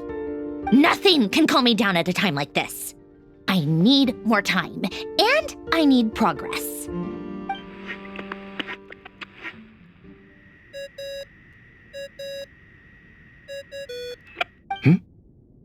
It's Mr. Flynn's. I really hate that ringing tone. Ugh. First the 4 orthants of the Narcissenkreuz, then moon marrows. Now what? Oh, sorry if we're disturbing you. Might I ask what's troubling you? What do you want? We're busy. Are you still at the Curatorium of Secrets? Yeah. Look, everyone else is still out, so there's no hurry. Plus, I'm busy, so I would appreciate if you gave me some space. Even though we have crucial intel to share? Fine, I'm listening. Do you intend to share it via the Dodo communication device? Ordinarily, I would, but this is a unique situation. I think it's best that we discuss it in person. See you at the Curatorium.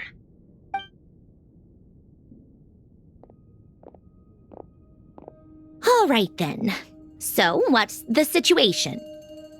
The rest of the team is still out working on their missions and evacuations, but we've decided to fill you in on the most crucial information first. Sandrone, you were right. Columbina is most likely still alive.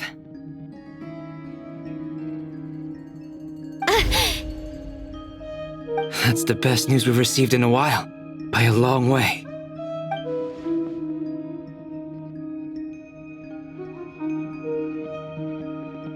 Random locations. Appearing in reverse order? Are you serious? So not dying isn't enough for the moon goddess, huh? She has to show off too. Anyway, does this mean we can deduce her condition from the moon marrows? Miss Androne, there's nothing wrong with simply admitting that you're happy to hear the good news. I'm not. And she's the least of our problems. We're facing a huge crisis. If she can't control the flow of time in there, she's just gonna keep moving backwards. Different points in time won't intersect, and she'll never find a way out. Let's say life begins with a drop of water. When did time begin? The moment this planet came into being? No, that's not right. Her final destination would be the moment at which the space she is in was created. But it doesn't seem like we can influence that space from the outside world. So how can we help her? Also, if she's alive, Rerir and Thalindus might be too. But as far as we know, neither of them have come back out.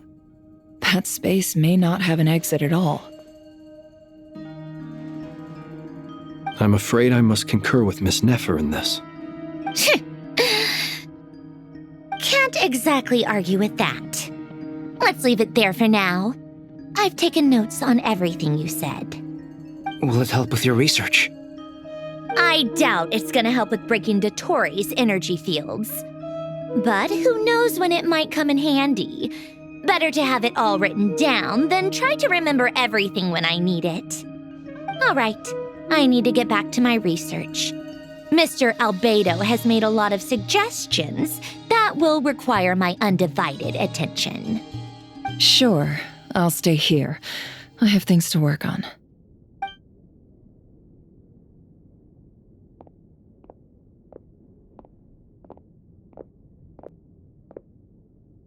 Paimon, are you there? Oh, right. She went with Varka to Natlan, didn't she? Good thing we've moved her and the Traveler's luggage in here. Speaking of the Traveler, where could they be? There's a note from Paimon. Paimon here. Not in at the moment, but if anyone needs to borrow her stuff or the Travelers, go ahead and help yourself. Paimon won't be mad. Also, Traveler, if you get back before Paimon, make sure to get some rest. Paimon misses you a lot, but put your health first, all right? How sweet. Well, since you offered, Paimon, don't mind if I do. This is the Traveler and Paimon's luggage. All the items they use day to day are here. It's well organized. I wonder which of them is responsible for that. What do we have here?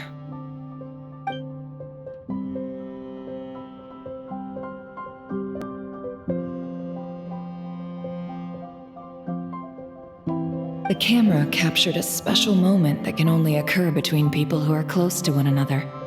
You can really sense how the photographer feels about their subject. I wonder why this picture was placed outside. Is it because Paimon recently looked at it?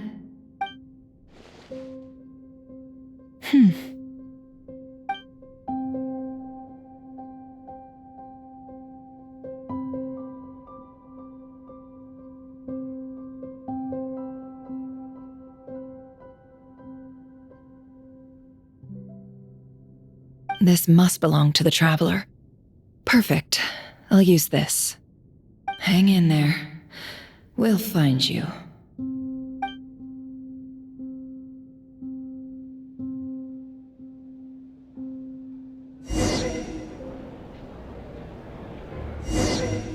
Polonia. Search keyword world formula and bring me all relevant books.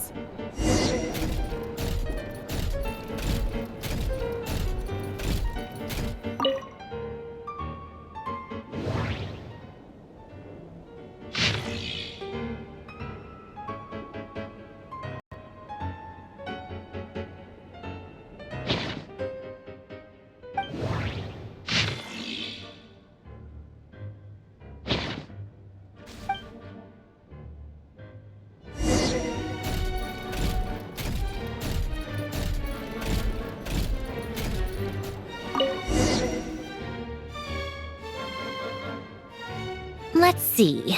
This one is on Tonki's sermon dictation concerning the apocalypse.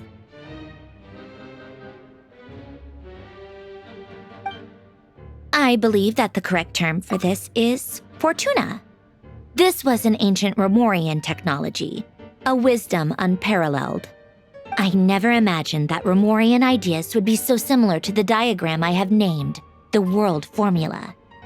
This is strong evidence that human civilization should gradually shed possibilities as it continues to explore and evolve. The end of humankind may well be upon us right now. The sparks of civilization shall run out, unless we consider introducing variables from outside the system. Variables. Surely that can only mean one thing. Descenders? Dottore likely captured the Traveler because of his descender status. But the Three Moons' authority comes from the world itself. Why would Dottore need anything beyond that? Where does this variable factor in? The world formula calculates the fate of an entire world. Introducing a variable would therefore give us...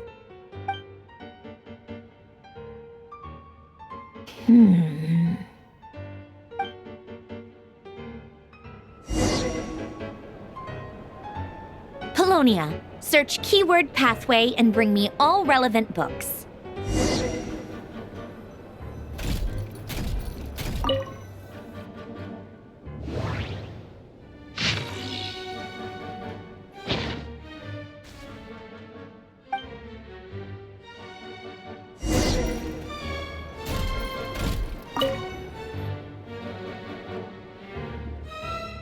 Otonki Sermon Dictation. Explications on the Chemical Marriage. These titles are pretty esoteric. Observe and compute the pathway displayed in the guidance diagram. Deconstructing and reversing its effects could generate potential ideas. So, it's one of Renee's draft lectures. Deconstructing the pathway. I suppose that could lead to a breakthrough.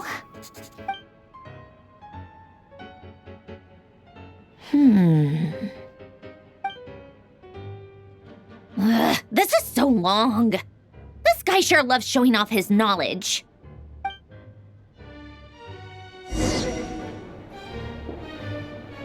Polonia, search keyword tree model and bring me all relevant books.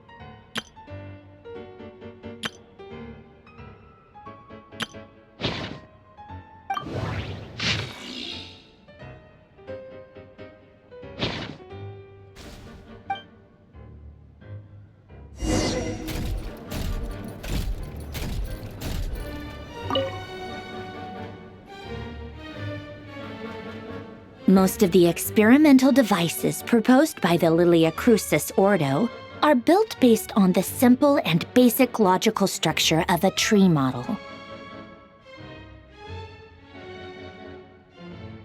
Lilia Crucis. Guess they were trying to cover up the name of the Nausitzienkreuz Ordo? When Duke St. Germanus departed, he said, "It seems that there's no going back." Alas, he is only a genius when it comes to machines. In all other things, he is but ordinary. Excuse me? I'm sorry. That's just ridiculous. What kind of book is this? Great Detective Herlock, the Alchemist and the Clockwork Saint?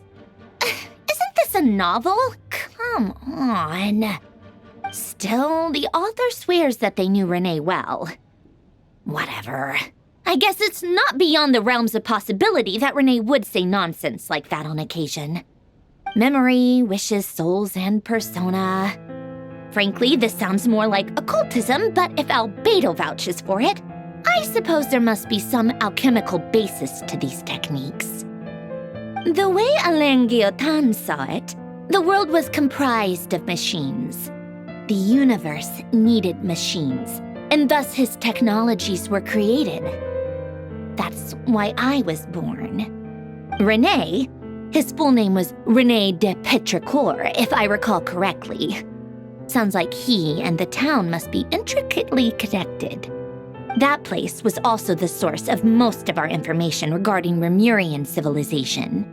Seems like some of his projects were based on their technology. The cutting of souls and storing them in vessels. These seemingly unrelated techniques underpinned René's research. Assuming that the 4 orthants correspond to alchemical categories. The chemical marriage model? Elen would have scoffed at that. He never would have let those theories or parameters anywhere near his mathematical formulas.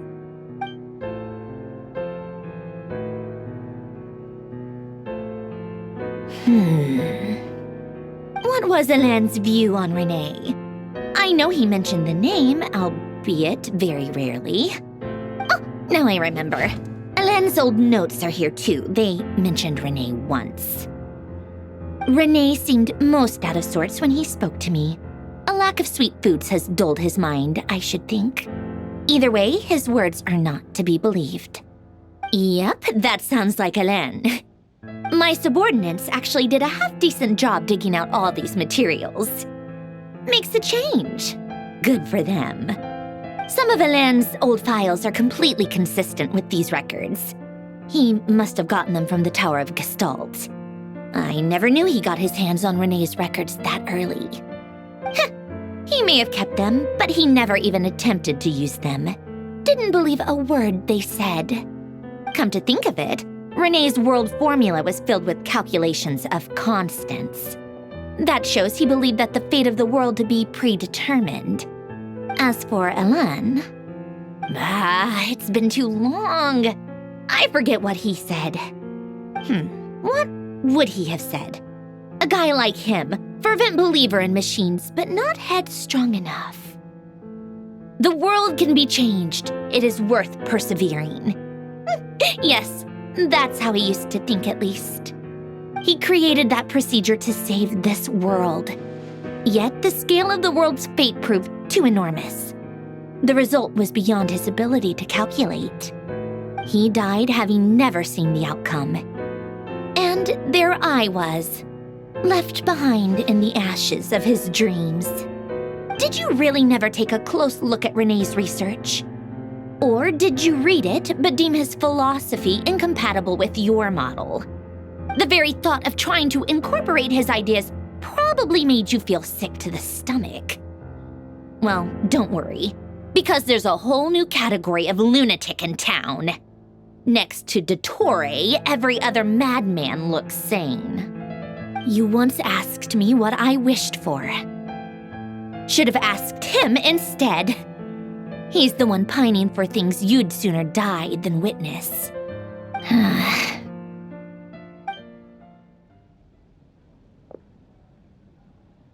Even the tiniest variable can make big waves in the present.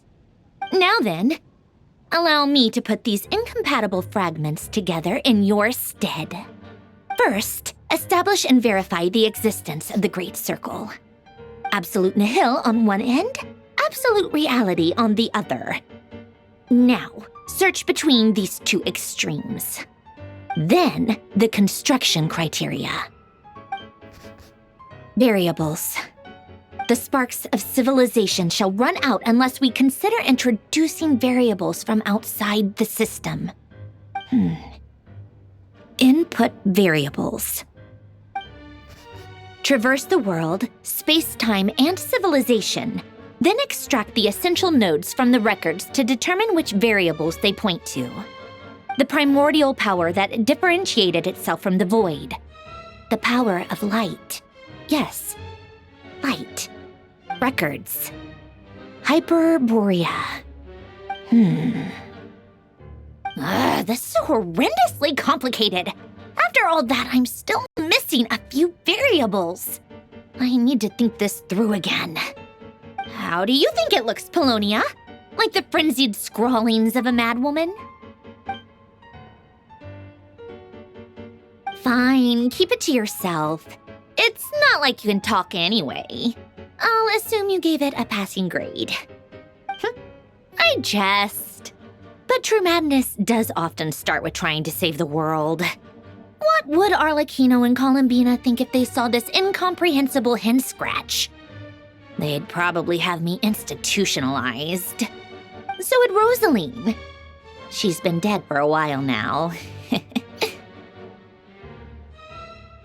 When I close my eyes and think back, I can still see her face. And that enormous dress she used to wear. Such a bizarre choice. What possessed her? Oh, and the clack-clack of those heels used to drive me insane. No one's asking me, obviously, but I hope you all know that I never wanted to save the world. I'm not crazy. I don't have delusional ambitions, and that's a clinical fact. The world needs a solution, but I don't need the world's validation. It's the world begging me for answers, not the other way around.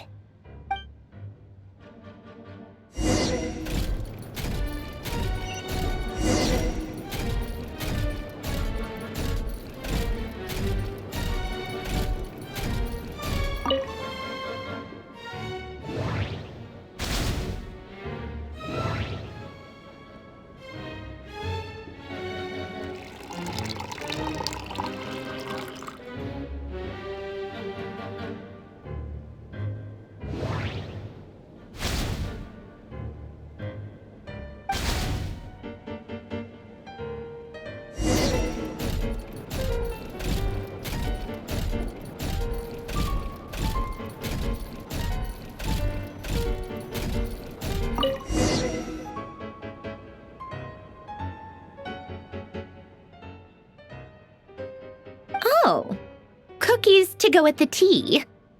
Let's see. They must be from that person who brought those documents. I see they're from Hotel de Boer. Something's written on the box.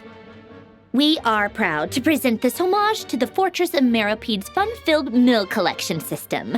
Fortune cookies. Have a lucky start to your day. Sounds like a dumb gimmick to me. Be early to bed and early to rise. Get plenty of sun and drink plenty of water. Then things will surely go well for you. What? Are you kidding me? Somehow I doubt that an early night and a glass of water is magically gonna save a world on the brink of existential peril.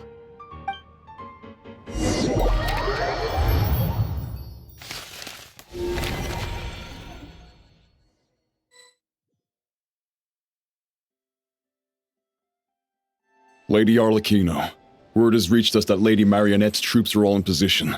They are ready to act as soon as the order is given. Excellent. The only thing is, they are fewer in number than we expected.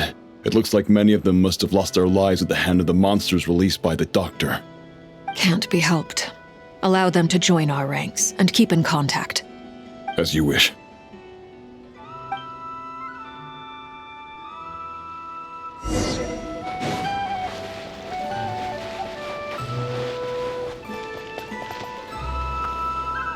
It's been a while, Arlecchino. You look well.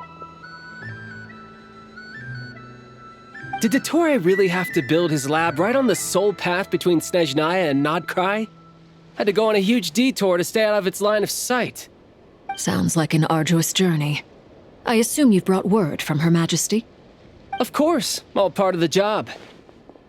Firstly, the Tsaritsa has authorized Fatui Internal Affairs to review Dottore's case. They will reach a formal verdict on whether he has turned traitor and whether he poses a threat to Snezhnaya. While they're working on that, I've been ordered to come and receive the refugees from Krai. They are nearby. My team will escort you to them shortly. Great. Aside from that, Her Majesty has a message for you and Sandrone personally. Huh? Where is Sandrone?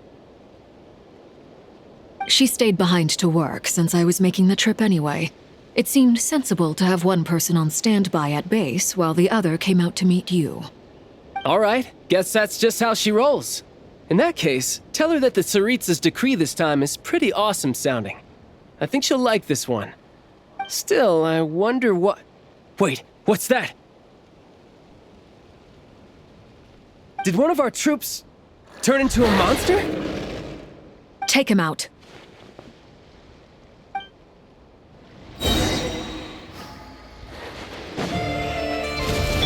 No time to lose. You're mine. Yeah! Yeah! Riptide! Transfixed!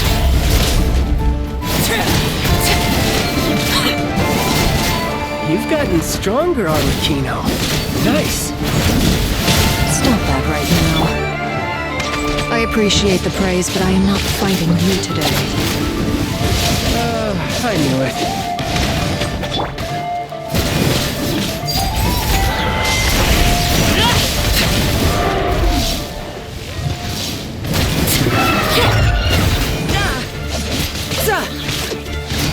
Who's next? This is where you fall. Overruled. I can't believe it. He was a living, breathing human one moment, and the next? Another fine piece of work by our dear colleague, I'm afraid. What in the world has been going on in Krai? A lot. But long story short, Dottore stole 2 moon marrows that should have belonged to Columbina, then built a 3rd moon marrow of his own to concentrate the Tri-Lunar authority in his hands. What? What do you mean he built a moon marrow? People build roads and houses, not moon marrows. What's his next DIY project? He's gonna build a god? You could stand to be less surprised. We are harbingers. The work we are engaged in makes the creation of gods seem mundane by comparison. I tell everyone who asks that you once crossed swords with Rex Lapis while serving as a key supporter for Rosaline's plan. But right now, you're acting like a common adventurer. Thanks for speaking up for me. Those 2 really took me for a ride back then. Then again, surely no common adventurer would manage to get tangled up with them the way I did. That's gotta count in my favor, right? It almost sounds like you wish to repeat the experience. I might have to lower my opinion of you. No. I'll stop talking. Please, go on. Dottore is currently still experimenting with his newfound power in ways that continue to corrode the outside world. As for the human mutation, I believe this is simply a consequence of his experiments, and not a strategic move. That radiant beast was once a subordinate of Sandrone's. I suspect he was only allowed to live so that he could become an experimental subject. Also, those of us who fought Dottore have been afflicted with a curse. As such, I cannot leave Krai. This is so much worse than I thought. No wonder Her Majesty's decree is so extreme. While these exceptional circumstances persist, the Harbingers are hereby authorized to use unilateral executive powers. Should Dottore pose a threat, Arlecchino and Sandrone are permitted to eliminate him. My thanks to Her Majesty. I will pass these good tidings on to Sandrone. Her Majesty has also declared that she will refrain from launching an attack on the now evacuated Krai due to the presence of unretrieved research material. A wise decision. By the way, how's my old partner doing? I'm assuming they're with you? Partner? You mean the Traveler? I'm afraid I have bad news. He was captured after our failed assault on Dottore's lab. His whereabouts are currently unknown. What? Why? Since when does Dottore have a bone to pick with him? That is indeed the question. I'm not sure he does. He must have some other goal in mind. This won't do. I have to rescue him. You can't. We have no idea where the Traveler is. What am I supposed to do then? Stand here twiddling my thumbs? Sandrone is working on it. The best thing you can do right now is complete your mission. Fine. I guess I'll leave this to you then. One last thing. Tell the Rooster to get the message out to the gods and citizens of every nation in Tevat. Beware. An uncontrollable pollution is spreading forth from Krai. The source of that pollution is a madman drunk on the success of his experiments. The Fatui and our allies will endeavor to contain the threat. However, if Krai falls, things are likely to escalate. Considering Dottore is one of our own, All Fatui stationed in Krai consider it our duty to stay and fight him to the bitter end. Whatever the cost. Hey, don't be too pessimistic. If it comes to it, I'm sure Her Majesty won't stand by and do nothing. I hope you're right.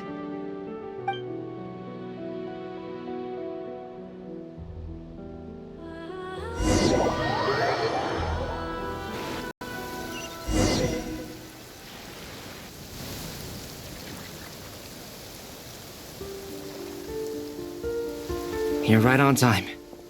Thanks. Hey, do you think I'll get that gliding exam exemption?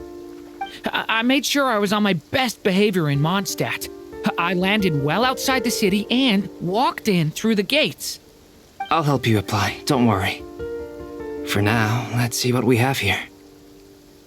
What are the doctor's energy fields even made from? The usual attract and repel principles that govern Kuvaki don't seem to apply to them. They are very mysterious, but ultimately, they appear to be comprised of energies from the 3 realms. Thanks to research by Master in the Hexen Circle, we know that Tevat's 7 elements are derived from the more primordial power of the Light Realm, which is antagonistic with the power of the Void Realm. Since you have the power of the Dragon Durin within you, I'm sure you can already tell that this energy field contains no abyssal energy. That's true. It's not abyssal energy, it's something pure, wild, and untamed. I've been thinking about something. Do you still remember the device that Dory supplied from the Academia when you and Miss Columbina fought Rarier? That was one of the most marvelous feats of ingenuity I've ever seen. The design, the craftsmanship, the material selection. I couldn't fault any of it. Not to mention the operating principles. Surely the most ingenious feature of all. Dory didn't go into detail on how it functions, but I have a working theory. The clue was that Miss Columbina was somehow able to use the pyro energy that you provided, despite the fact that, as a moon goddess, she should only be able to use light realm energy in principle. Now, all elemental energy is, of course, derived from light realm energy to begin with. Hence, I suspect that the device works by restoring elemental energy to its original state. This presumes a theoretical model of the 7 elements akin to that of light refracted through a prism. Perhaps it is no mere analogy. Maybe there is indeed a prism in this model. I almost wonder if the idea for the device was conceived based on direct observations of said prism. It would explain how such an ironclad design concept was achieved.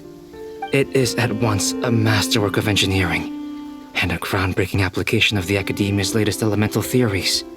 I suspect only Lesser Lord Kusanali herself could have devised such an ambitious technology. But back to the energy field before us. If this is pure light realm energy, its relation to elemental energy is one of integration versus division. Or you could say that the former contains the latter. Could this mean that elemental energy can dilute the power of the light realm? Should we give it a try? We should.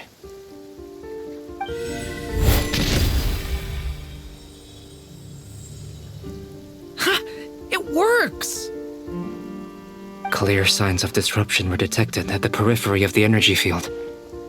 This indicates that elemental energy can disturb or even negate the field. Now you try. All right, here goes. It's working! Switch to abyssal energy and attack again.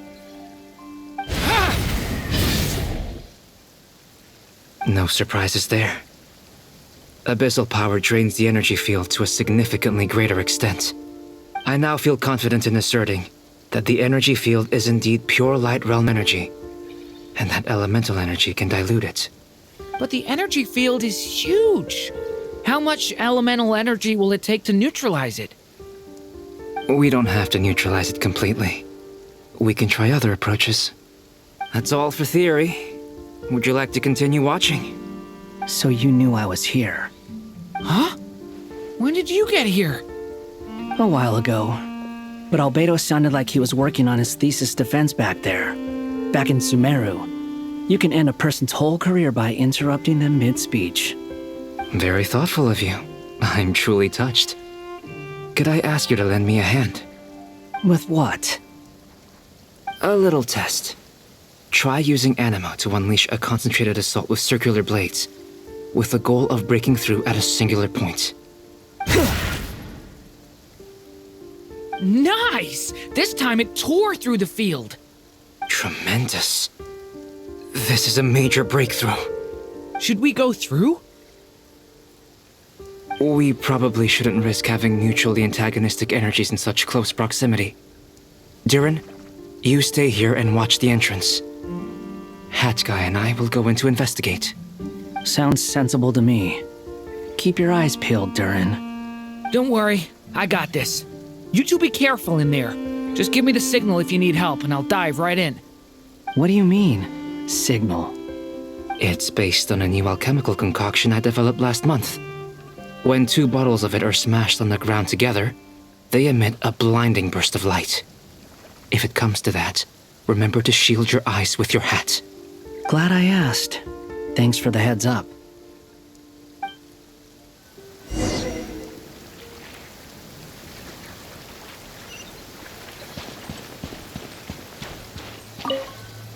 Like I thought.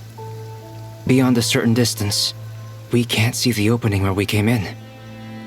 Maybe that's to prevent people from escaping. Sounds like Dottore style to me. Not much has changed. Things are basically the same here as they were before the energy field appeared. They have no heartbeat and they're not breathing. We can only assume they're dead. But there are no visible wounds. Also, there's an animal squatting next to each body. It's watching us. That's not an animal's gaze. What are you trying to tell us? Doesn't seem eager to talk. I guess maybe it's just an animal after all. Let's keep looking around.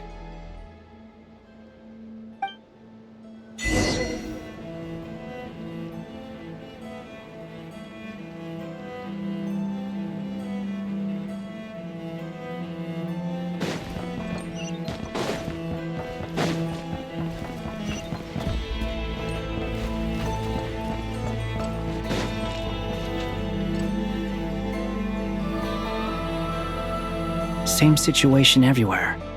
Not a living soul in sight. Just countless bodies with animals standing watch over them.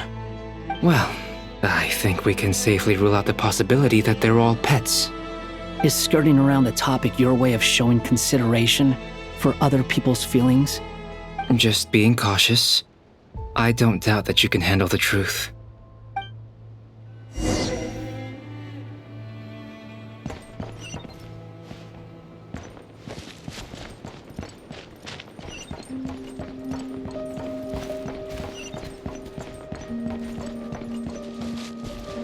Careful. Please, help us. Please. Over there, I hear a voice.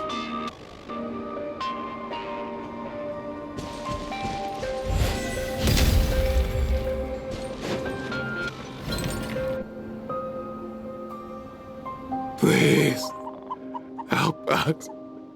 Please. What happened here? I don't know. Suddenly, everyone collapsed.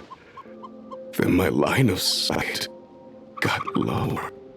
I still have some of my senses left. I gotta get out of here.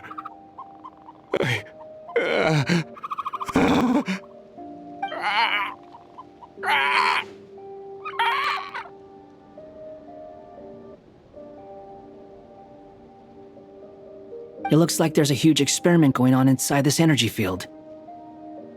Maybe each energy field is its own giant experiment. Vile. He's swapping human minds with those of animals. Even without the other circumstances, this would be an extremely radical experiment. Those people may have lost their sense of selves, but they are not fully animals either. If they were, they would have left. But instead, their instincts are driving them to remain by their dead bodies. We should go. No sense in sticking around here longer than we need to. Agreed.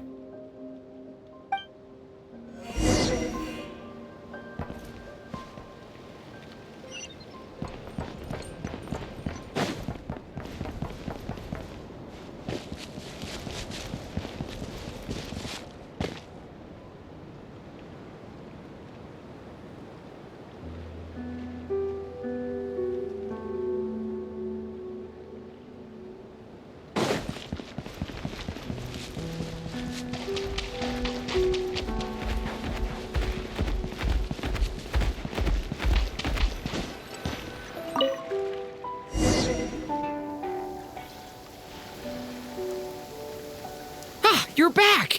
Everything okay? We saw some things that take a strong stomach.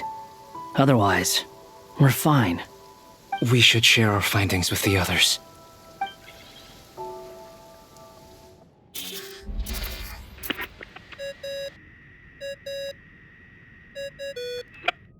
Yes? Who is it? Miss Nefer, it's me, Albedo. We found a way to break through the energy fields. With enough control, it's possible to tear them open using elemental energy.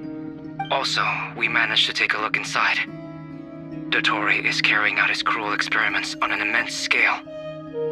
Any residents who have failed to evacuate in time will likely meet a grisly end. Sounds like he's living down to our expectations. Might I ask how things are proceeding on your end? I'm just about to get started. I'll be in touch once I have a result. Understood. Stay safe. I will.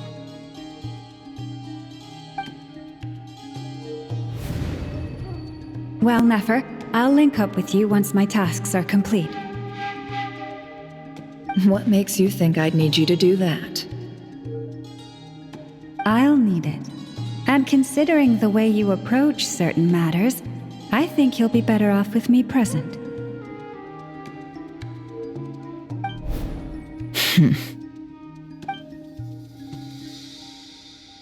Let's begin. Entering simulation mode. A vast wasteland. Is this the Traveler's inner world? I was expecting something more vibrant, to be honest. Wait, someone's there. What are you looking at? In that case, I'll look at it with you. I want to know all about everything you've seen and experienced. Is there somewhere I should return to? Or should I stay here and be the hero everyone says I am? I don't dislike my current life. Roaming the land, fighting battles, accomplishing missions, earning a living, looking after Paimon. It's not so bad. I guess the only thing that's missing is that you're not here with me. This is the conscious layer, which contains a person's true feelings. It is filled with both longing and kindness. I suppose anyone who lives long enough ends up wishing for someone who can't be there. Maybe it's the only way we can feel truly alive. Time to delve a little deeper.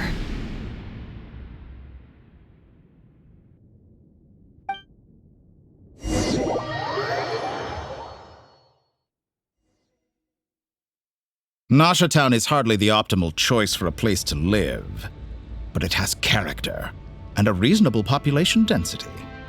What are you trying to say? Oh, don't be nervous. I was just thinking where might make a good starting point for your journey. Perhaps I should send you further afield. Conria, perhaps. Conria ceased to exist long ago. Once again, you fail to understand the possibilities that the Tri-Lune creates. Anything that has existed in the past, I can now recreate. You simply do not wish to see that happen. That might be because you miss your sibling and fear getting answers that you are not ready to learn. But this is not for me to judge. If we are to collaborate, we need to maintain an amicable relationship. In a moment, you will be able to... Oh no. What are you...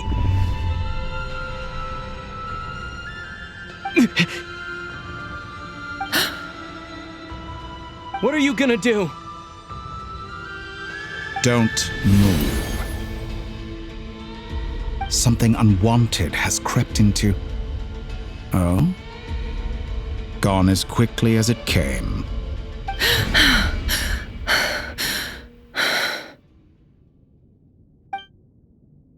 Did you save me? If I hadn't cut the connection, Dottore might have caught you from the other side and destroyed you. This was a good idea, but once is plenty. You were exceptionally brave. Excellent work. Thanks, but now's not the time for that.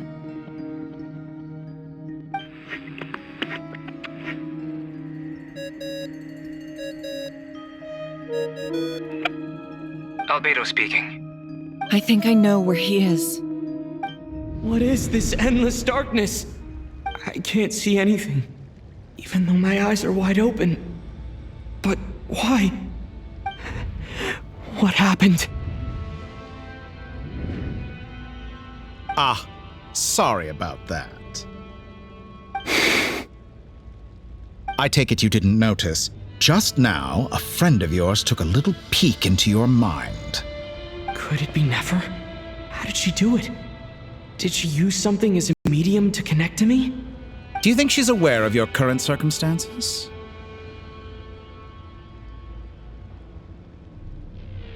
Oh dear.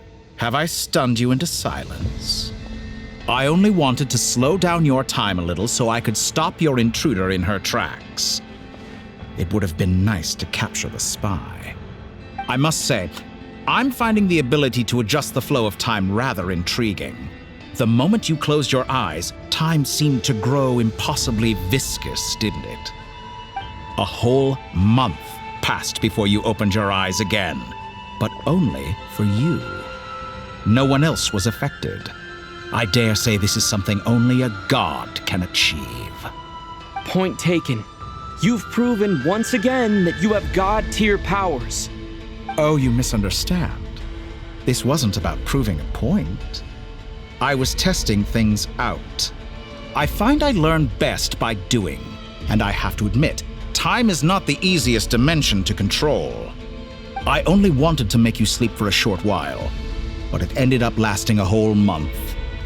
Clearly some finesse is required to wield the authority over time as I wish. I hope you're not angry with me. It was only a month's discrepancy, nothing too serious. Had I been off by a year, a decade, or even a century, that would have been quite a different story. You could have frozen me for millions of years. So much for collaboration. You aren't showing much sincerity. Millions of years? To what end? I wonder if you don't understand humans all that well. They are very pragmatic creatures who understand only that which they can perceive with their senses. If I had you sit here for a week, I imagine people might sympathize. But if I left you here for 100, 1,000, or 10,000 years, the sheer size of that number would cause it to lose all meaning to them. They would not have the capacity to comprehend your suffering, and thus they could not empathize. Unfortunately, while gods do exist in Tevat, it is ordinary humans that account for most of the population. Their lifespans are so limited, their bodies so fragile. Did you ever really hope that they could begin to understand someone like you? Your long life and unique origins make you fundamentally different from them. How long will it be before they start to treat you like the alien you are? Before you are ostracized, outcast? Alien? Even I feel bad for you sometimes. This world has made you into a slave. So many times you have served its will, and not once have the powers that be ever thought to grant you the one simple thing you wish for. You have been treated most unfairly. I can change that. I will grant you special privileges and give you back the status you rightly deserve as a descender.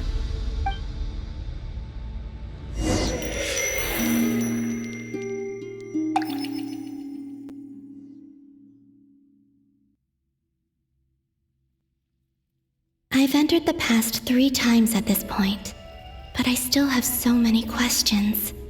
For instance, beyond each point being further back in time than the last, what determines the specific locations at which I can make entry? So far, the common thread linking all 3 scenarios is that the Traveler has been present. But it's more than that. I know I sensed something familiar around him. What was it? I'll keep this question in mind as I carry on.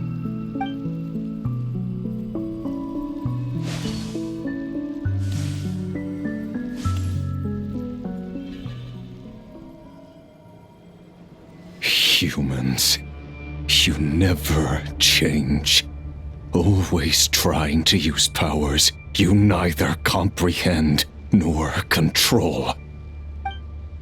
This looks like Star Sand Shoal. Was this before Rerir regained his physical form?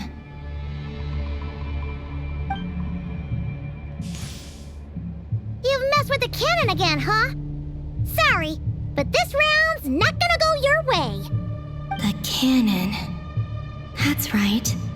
I was at Silvermoon Hall and I sensed an abnormal Kuvaki fluctuation coming from Nasha Town. And right after that, came an ominous power emanating from Star Sand Shoal. My body was once torn into countless pieces and hurled into the swirling chaos of time itself. But even so, my life and will were not extinguished. I wonder if I could try to prevent his resurrection. But how would I do it? What can I do, here and now? Traveler! Behind you! Look at that light!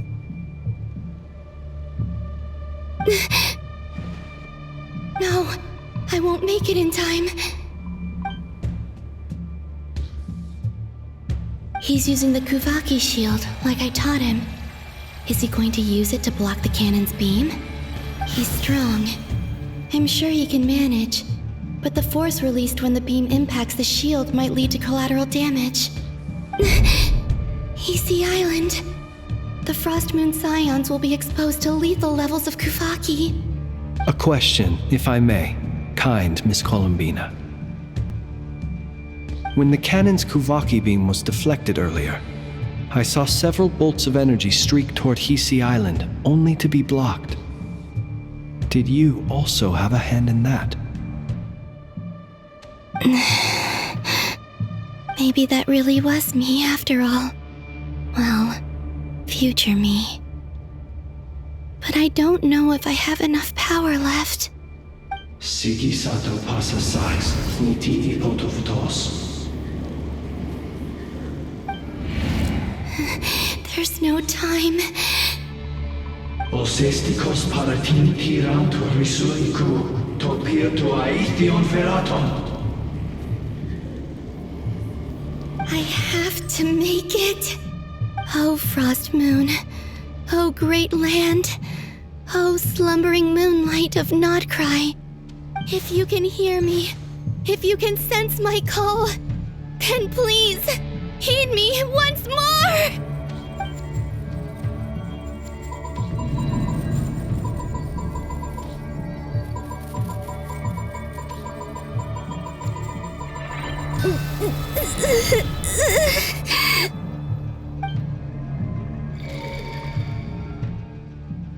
Did it work?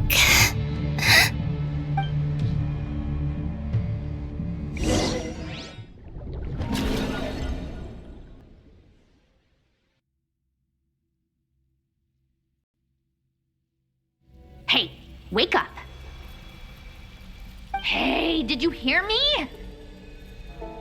Columbina, I said wake up, now! Oh, good morning, Sandrone. It's 3 in the afternoon, actually. And could you kindly not use my quarters as your personal nap room next time? But I feel so safe here. And your coffee, right? It's so bitter, but it smells lovely. It's like you were raised by wolves in a forest or something. What did you drink growing up? Grass tea? The Frostmoon Scions certainly led a more frugal existence than the Fatui. Then I'll bet you've never eaten one of these before. It smells delicious. That's because it's a Fontanian recipe. I had a little free time today, so I made a batch. Rosaline will be here shortly, but if you really can't wait, I guess you can go ahead and... Hey, at least let me finish before you start eating! Did the Frostmoon Scions not teach you basic table manners? Or did the rules not apply to you because you're the high and mighty moon goddess? These are so tasty. Of course they are. I made them. I was worried they might contain traces of machine oil. What?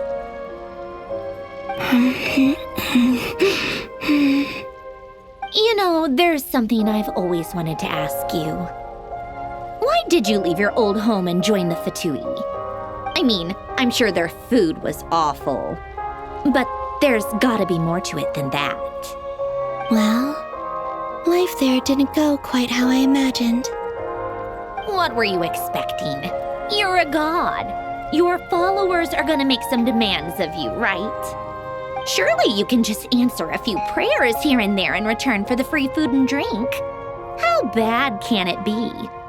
Well, would you help other people just for free food and drink?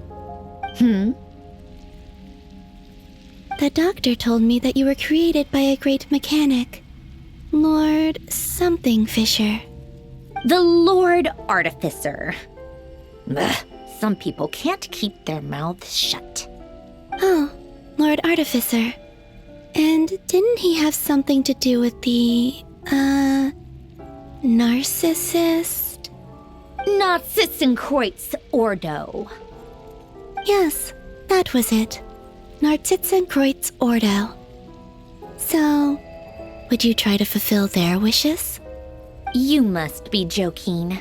I wouldn't go even if they paid me. I don't even know them. Exactly. Well, I felt the same way. I did not know the people who made demands of me. What do you know? We're on the same page for once. In his later years, Alan did ask me if there was anything I wanted to do. If I had any wishes of my own. Well, I don't. And I'm not in any mood to fulfill someone else's either. Who's Alain? He was the... You know what? Never mind. You're not gonna remember. Anyway, the point I'm trying to make is, neither of us is the self-sacrificing type. Let me ask you this. What sort of place would you like to live in, if you could choose? A place where people don't ask me for things I cannot give them. Where they don't worship me, or fear me, but just want to chat with me like a normal person. I'd also like the freedom to come and go as I please. And ideally, it would be somewhere with the smell of coffee and snacks. Not to burst your bubble, but no such place exists in the world. Now, take your snacks and scram.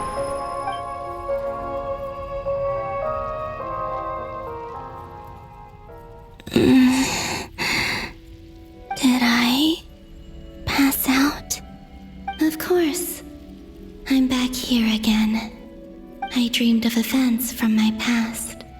Sandrone. Traveler, I miss you all so much. Back there, I guess I managed to harness all the Kuvaki energy on Hisi Island. But how did I do it? Time is flowing backwards here, and I can use that familiar power to enter the world of the past. That mystery ally everyone talked about. It was me all along. I can sense that there isn't much more power remaining up ahead. What lies at the end of all of this? Will time keep flowing into the past? And will I ever find my way back?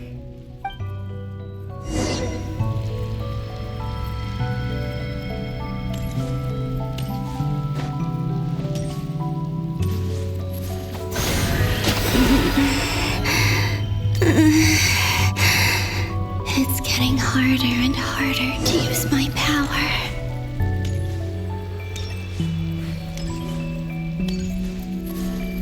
I'm no match for the Abyss in this state. I need to avoid the contaminated fragments.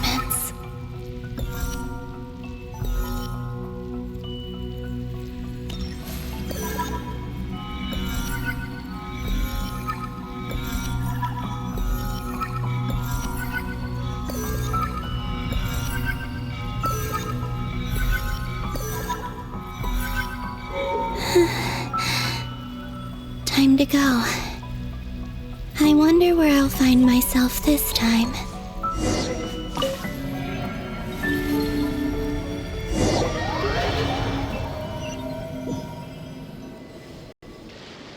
The Final Night Cemetery. This is where Flint's is based. Or not! How are we supposed to read through this many files? Difficult, yes, but it is also our most efficient option. Seems like they're searching for information. Oh, I remember. Flint and Varga talked about some files on the Wild Hunt. Was this my doing too? To expose the true intentions of this Rereer, we need to dive into Krai's history. Are my actions changing the past? Or are they simply completing a process? Is all of this inevitable? Or am I the one making these decisions? If I choose not to help them now, will it change how things turn out? Hope we don't land on our heads then. They're my friends. I can't not help them.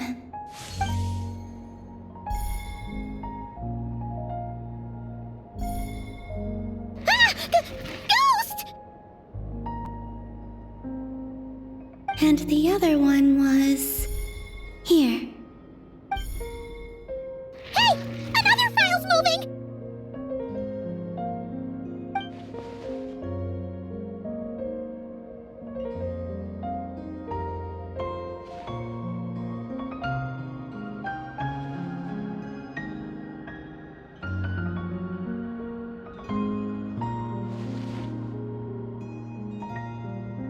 That should do it.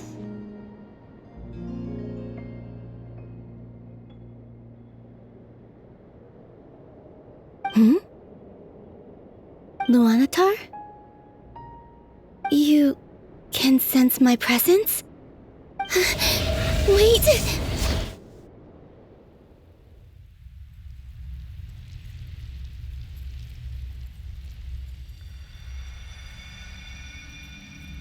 Luanatar. So she's that familiar presence I've been sensing all along. She's always been by the Traveler's side. That explains why the Traveler has been there each time I've entered the past. But why Luanatar? Is it because she has a connection to me as the Moon Goddess's familiar? If so, why not any other Kuhenki? That's...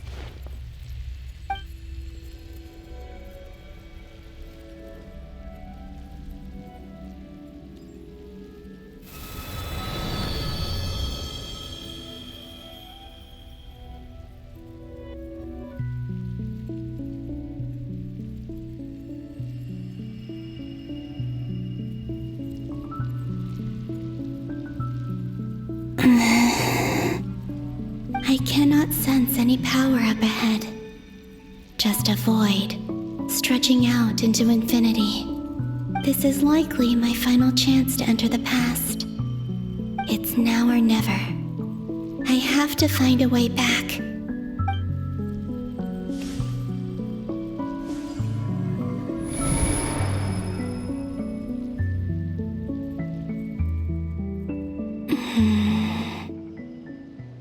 Easy Island?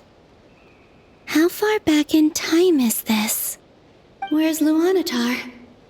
I can't sense her presence this time. Oh, seeing Anafa and Aino reunited like that sure was heartwarming. Traveler, Paimon. No, stay calm. I don't have much power left to change things. I don't even have that much time left here. Think, Columbina. How do I find a way back? A way back? To where? Do I go back to Moon Prayer Night? Or to the future that followed? And if I return in my current state, what will become of me then? Dotori's actions that day proved that he'd been planning that for a long time. He had already seized the power of 2 moon marrows before capturing me. Even if I managed to get back, how can I fight against him when he wields the Tri-Lune Authority? I can't. If I go back like this, I'll be playing right into his hands. I have to find some way of rivaling the power he has usurped. Wait. Time flowing backwards. The Tri-Lune Authority. Does that mean? I think I know what the final destination of this lunar reflection might be. I know what I must do. Speaking of homes, we must already be close to where the Frost Moon Scions live. The vibe here feels different, just like the scenery. But how do I communicate my plan to my friends? Should I write it down here? No. Someone else will see it. I need something with a close connection to me. Something I can use as a medium to tell them what's happened to me in here. Now it makes sense.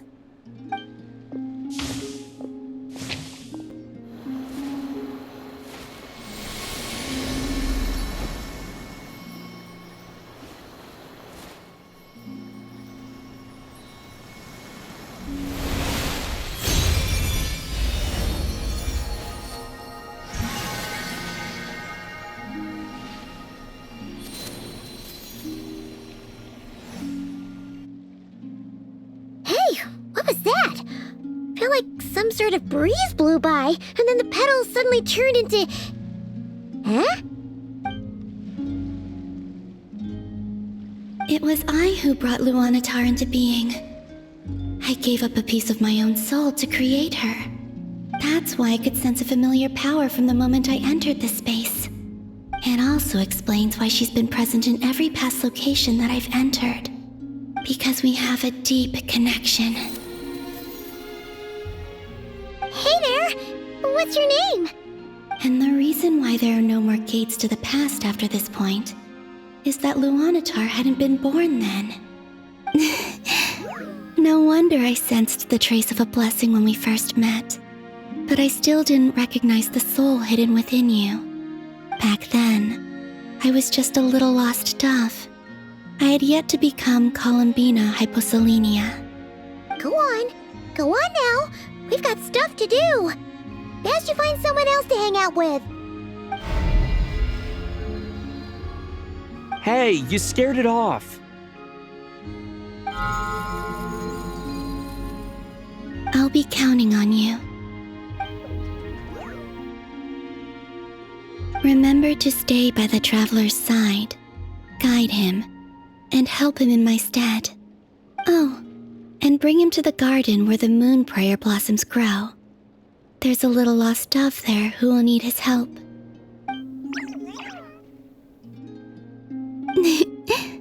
Go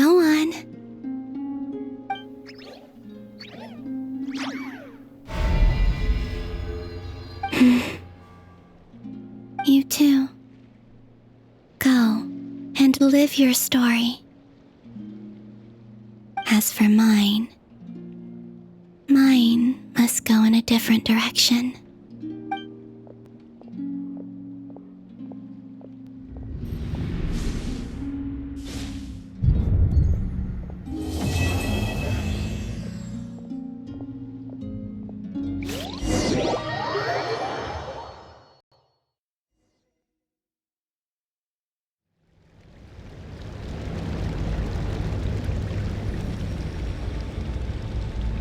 How would you like to experience the thrill of never being held accountable for your actions?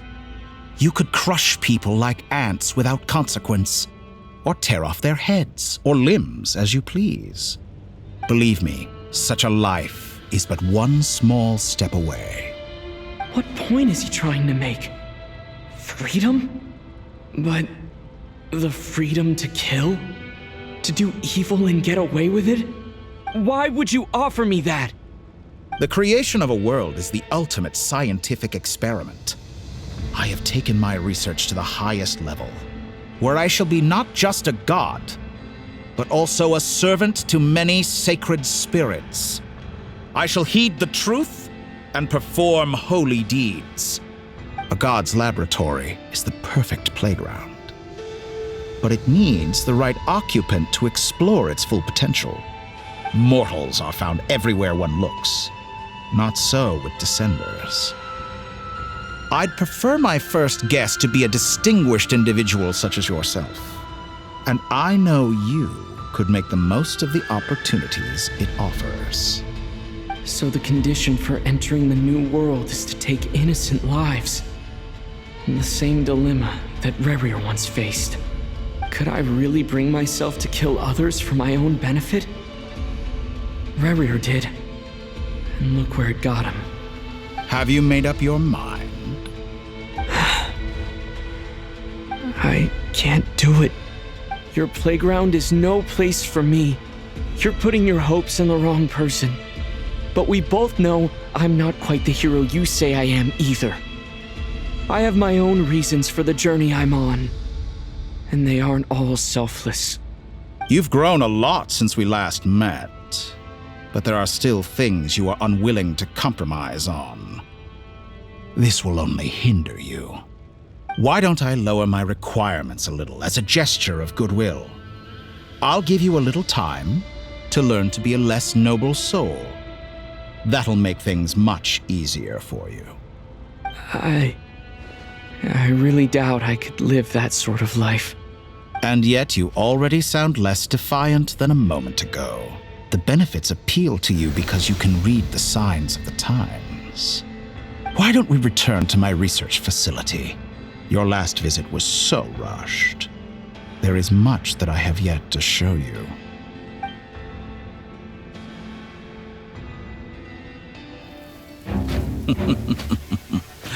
Now to that question, Heroes don't attack from behind. Guess I'm no hero. This is most disappointing.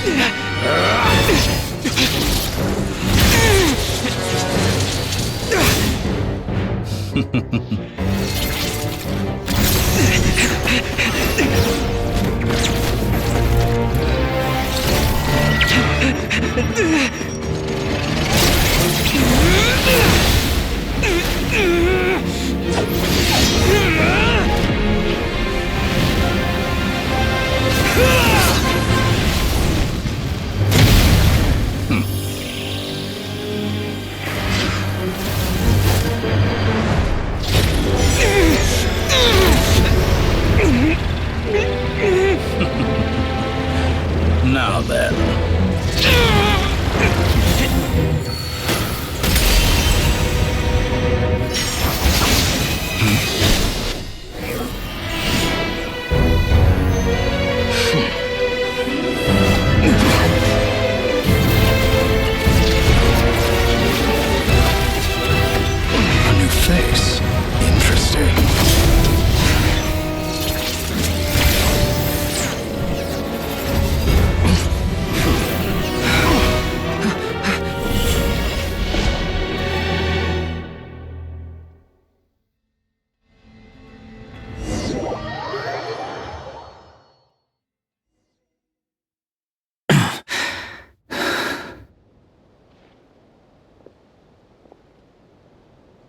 You're still gonna call me Hat Guy after that, huh?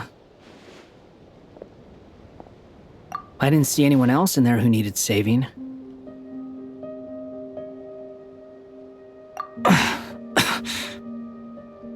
It's nothing. I'll be fine. Why are you looking at me like that? Is it that shocking that I'd come to your rescue? I owed you a favor back in Sumeru. Now we're even. Distracting Dottore was tough. I won't lie. He's not gonna fall for the same trick twice. That was my one shot. I'd hoped to use it to take him out.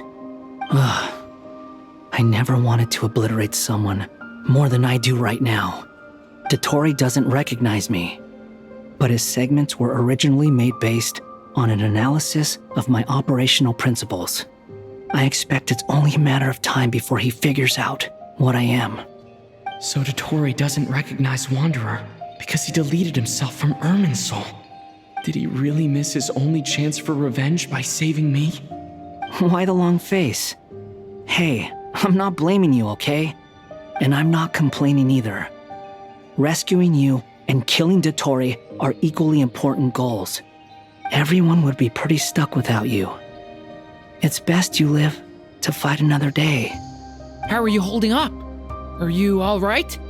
Hat Guy said to put safety first, so we agreed to run as far away as we could after leaving the energy field and only meet up once it was safe. You don't look injured. It seems that Dottore didn't do anything to you. All right. Rescue operation complete. Let's head back. There's a lot more work to be done before this is over.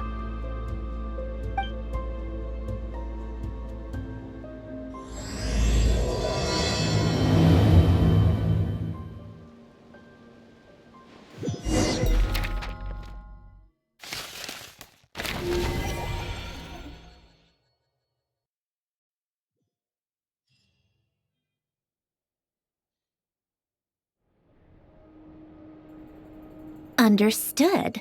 I will bear the Tsaritsa's decree in mind. I don't see what's so awesome about it, though. Does he really think everyone else is as immature as him? I'm not stooping to Tartaglia's level.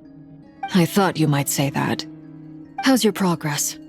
Quite promising, actually. That alchemist Albedo gave me a few ideas. Remember how I asked you to look up some files for me? That stuff on the Nachtschitzenkreuz Institute. René de Petrichor and Jakob Ingold. Alain Guillotin despised René's theories and methods, but he never managed to come up with better alternatives either. So I adopted some of René's ideas. I thought Alain was like a father to you. He and René were mortal enemies, were they not? And what would you say if Linny and his friends one day learned something useful from someone you utterly detested? I would applaud them for it. That would mean that they have surpassed me. For all we know, Alain Guillotin might have thought the same thing. Not that it matters, though. He's dead, and I'm alive. So it's my call to make. Once you die, it doesn't matter how great you were in life. Only the living get to decide what happens next. Hey, come on out. They're back. Huh?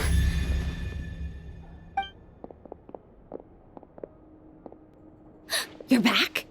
And your head's still screwed on? And you still have all your limbs? What does it look like? Way to keep your composure, madam. Excuse you. I am perfectly composed. Glad you're okay.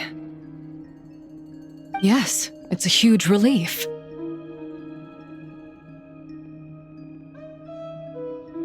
Worry? Oh, yeah, right. You think we, the Fatui, were worried about you? We were worried sick. Hey! The Traveler and I were already friends. You are free to join this mission in whatever capacity you please, much like your tea parties. It's a laugh a minute with you guys. I must say, I was quite surprised when Mr. Albedo told me he would need no additional aid. We discussed this on our way back as well. I am rarely so unequivocal, but in this case, we had full confidence in Hat Guy. He said he knew what he was doing.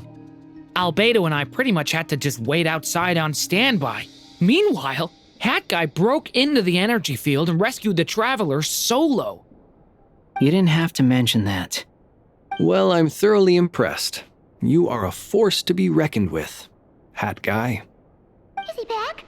Is he really back? Traveler! It's really you! Oh, thank goodness! Paimon missed you so much! You can finally breathe easy, Paimon. It's great to have you back in one piece! Oh, Paimon's been having nightmares the whole time you were gone! Look at them. You know, once you reach my age, there's nothing better than watching a misty-eyed reunion between friends. It's nothing. Same goes when you get to my age, too. I bet Ino and Anefa would be tearing up as well if they were here.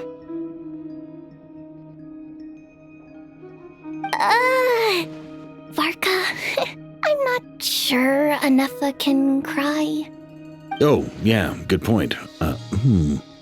Hey, your eyes are looking a little red and puffy.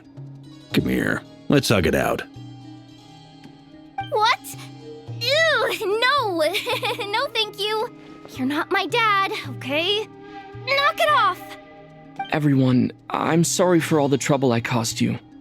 But the silver lining is, I didn't come away from this ordeal empty-handed.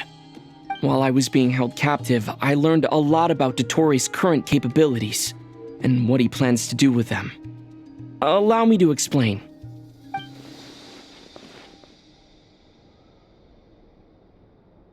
The three moon goddesses were even more powerful than we imagined. No wonder Dottore believes himself to be equal to the gods, maybe even superior. Utter blasphemy. While everyone was gone, Nefer and I made an interesting discovery, and I believe Miss Sandrone has something to share too. Ma'am, perhaps you could do the honors?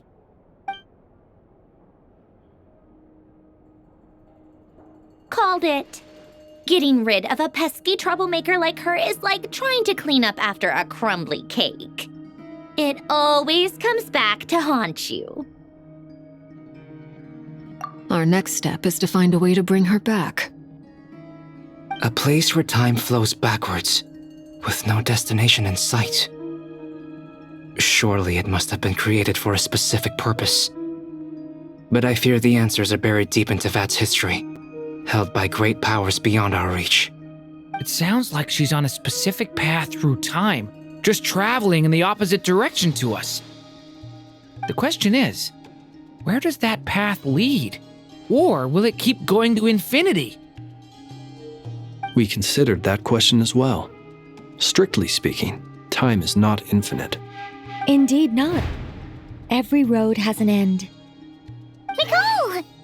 You sure love quietly sneaking in mid-conversation. I do, in fact. It's something I've always done at our mages' tea parties. Quiet, mysterious, and persuasive. You wonder what lies at the end of her road. Well, just as the world has a beginning and an end, so too does time. And so, the end of the road is the moment that Tevat was born. But where Miss Columbina will end up along this road, that depends on where this particular river of reverse time began. What about the original moons and the moon goddesses? Do they have a beginning too? All things do. In the beginning, no moons adorned the sky.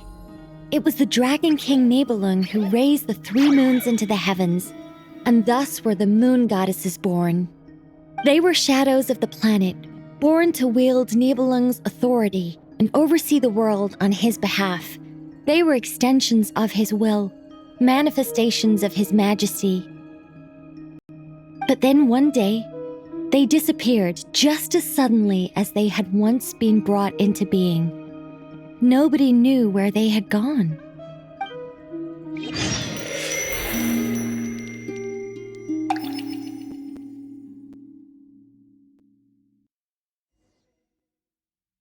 Like I thought, no more paths back to reality have emerged since. But how can I be sure that I'm going the right way without scenes from reality to keep me on track? I can't even be sure of how long I've been walking for. The further I travel, the less stable this space becomes. There are even moments where I can sense something that feels like abyssal energy. They can just materialize out of thin air. I have to keep my wits about me.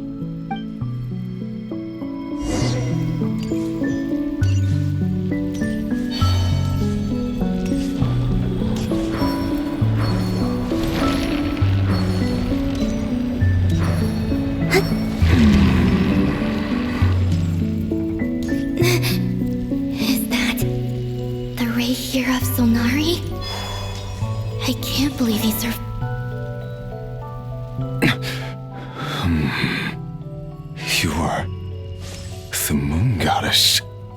But how? Please, there's no need. I'm not interested in fighting anymore. I find that a little difficult to believe. Yeah. Honestly, so do I. The way you used my own power against me was a brilliant strategy.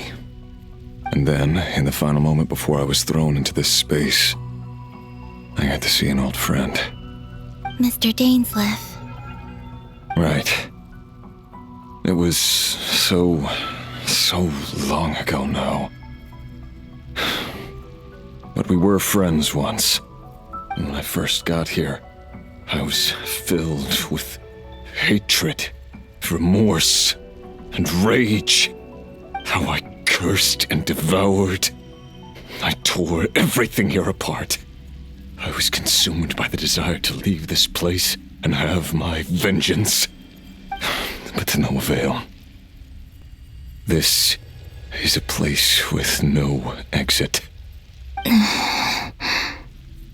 This is the second time I've entered this space. Though I have no memory of the first.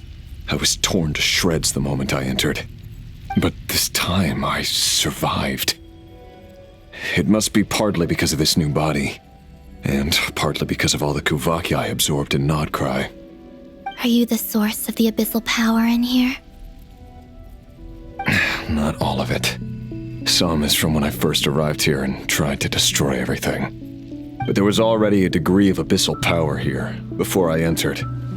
And like a venomous snake baking in the merciless sun, it tried to slither into my shadow. Tried to? So, you rejected it? Yes. Because after that, the world suddenly became silent for a moment. What do you mean? The voices in my head. They were gone. And then I saw her. Her? Thelindis. My former lover. Never mentioned that she saw a memory of Thelindis leaping into the moon's reflection. More precisely, I saw her afterimage. I'm sure the real her is long gone. She was just an ordinary Conrian. She couldn't have survived here for very long. Anyway, why have you come here? Didn't you know it was a dead end? If I hadn't escaped through the moon gate, my friends would have been in far greater danger. Oh, I see. Because of your power. The power of a moon goddess. What? You'd like to know how I know, wouldn't you? The one who resurrected me said so. I could hear a deep lust for power in his voice. Do you mean... Dottore? Dottore. So that's what he's called. He'd been collecting fragments of my body for a long time, all so that he could resurrect me at the moment of his choosing. I had no interest in his research. But being as corroded by the Abyss as I was, we were aligned as far as hunting the moons and recovering my strength were concerned. So that's why the Wild Hunt suddenly became so active in Krai. When I left the Fatui in my weakened state, Dottore must have felt that his time had come. Moon Goddess, could I ask a favor of you? What? I know this is a lot to ask, especially from someone who tried to kill you. If you refuse, I won't fight it. But this is the only thing I desire now. Nothing else matters. What do you want? I'd like you to take a message to Thalindis for me. Thalindis? But... Yes, she's dead. But like I said, I saw her afterimage. I can sense that some part of her soul remains here. Far, far ahead. Why don't you go and speak to her yourself? I can't. I don't know why, but I can't move freely in this space as you can. All I can see is a glimpse of her, walking away. Just like the moment when I last saw her in life. In return, I will clear these abyssal obstacles for you. No, not in return. I'll clear them for you, whether you want to help me or not. It feels like something I ought to do. Why? Yeah. Why, indeed. I've been asking myself that question a lot recently. Why did I do the things I did? I'm tired of it all. Tired of the person I became. People used me. And then I turned around and started using others. I hurt a lot of people. I think I grew tired of it long ago. But I wouldn't admit it to myself. And ultimately, that's how I ended up here. What do you wish to tell her? All of it. My past. My mistakes. Everything that happened after we were separated. Is it okay if I give her the abridged version? Yeah, I'm sure there's plenty you can skip over. Just tell her the important parts. Whatever you think that means. Like the part where you relentlessly tried to kill us? It's up to you. Love demands honesty. But my relationship with Thalindis was built on lies. We hid too much from each other. But after living my whole life in the shadows, I don't want to hide anything anymore. I will do my best. There.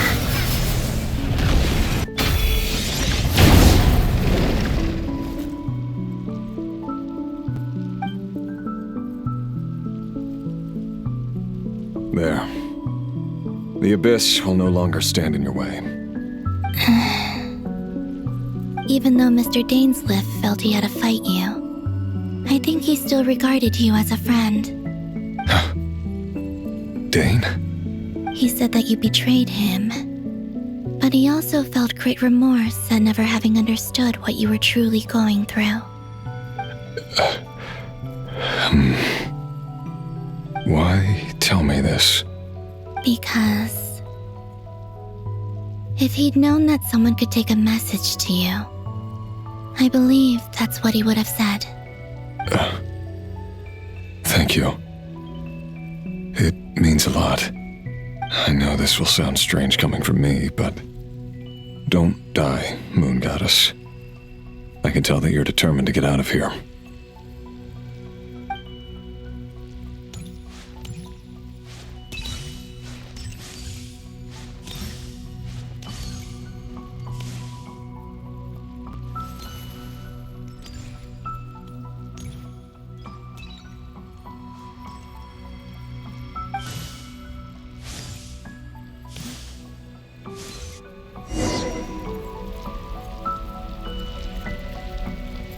He kept his word. The abyss is no longer obstructing my path.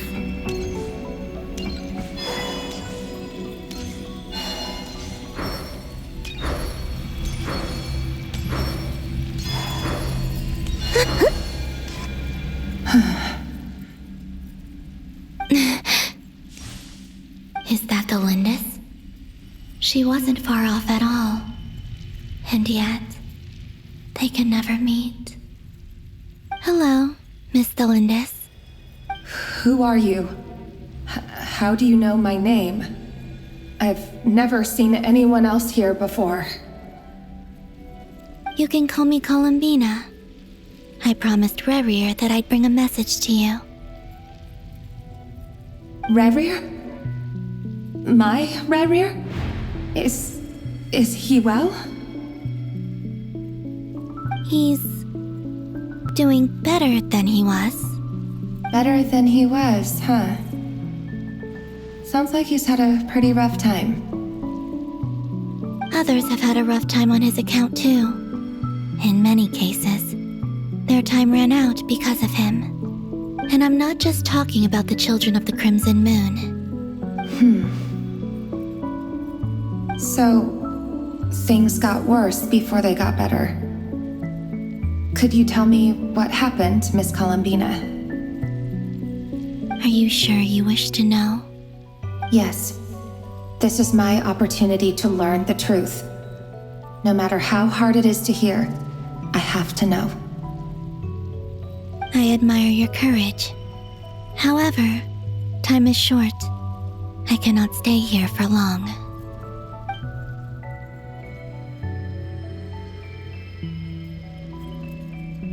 Rerir had seeds of hatred in his heart, and many people nursed them for their own ends. On some level, everything he did was to try and find a way to see you again. But in the end, he came to regret his mistakes. He wanted to apologize for hiding his past from you. Beyond that, he did not say specifically what it was he wished to convey to you, but I'm sure that you've always been on his mind. You are what has kept him going over all these years.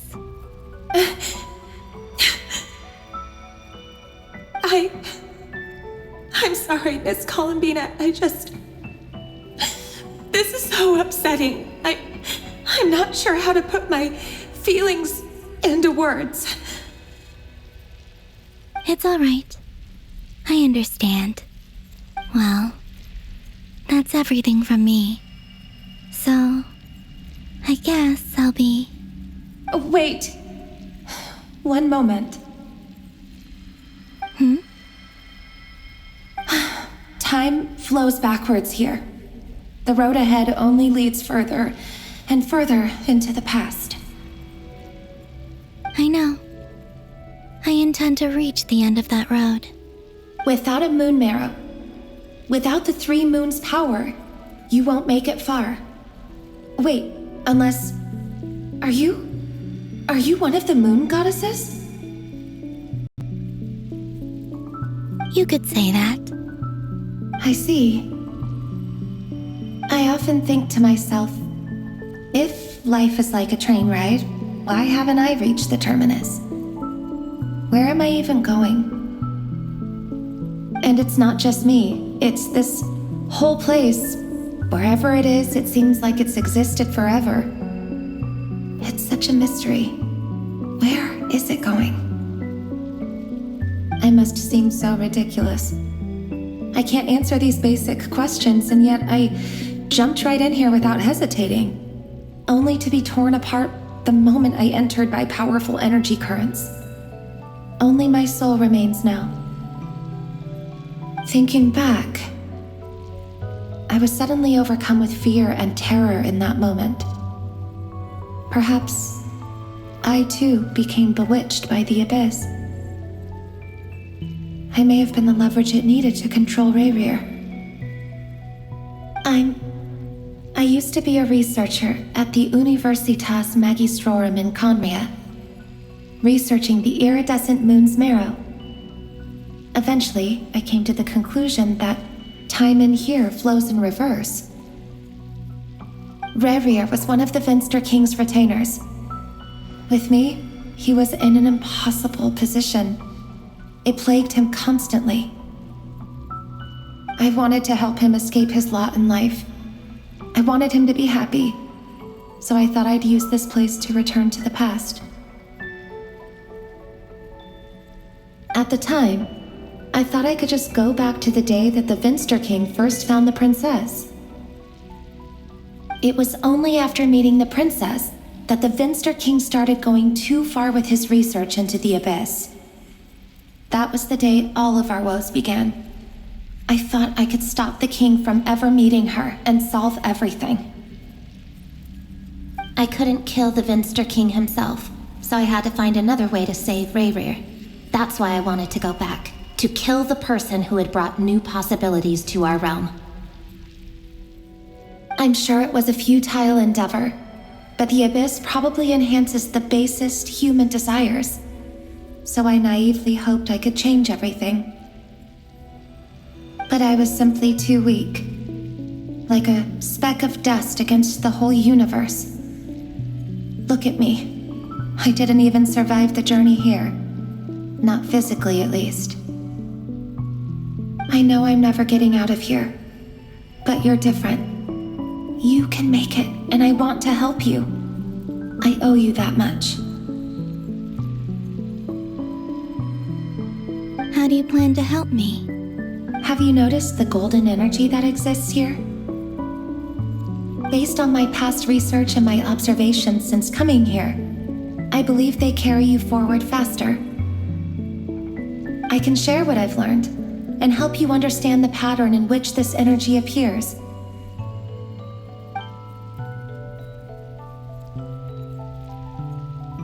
I think you just might... Now, I know you will be able to change the past. Also, I've been speculating about where this space ends. The documentation was scant, but from what I know of the legends about the moons, the oldest ones seem to begin with Nibelung, king of dragonkind. I have no way of verifying any of it by this point, but if it's true, you might be able to reach that era if you keep walking. Understood. Thank you, Miss Thelindis. I'm the one who should be thanking you.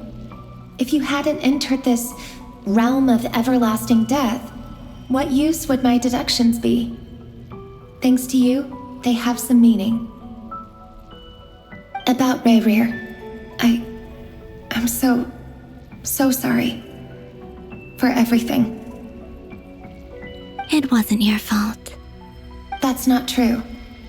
Because we both feared bringing trouble upon each other, neither of us ever told the truth.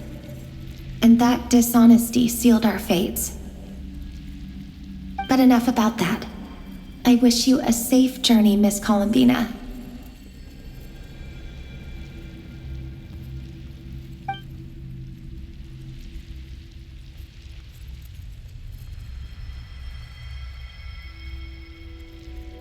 And may the outside world never have to experience pain like this again.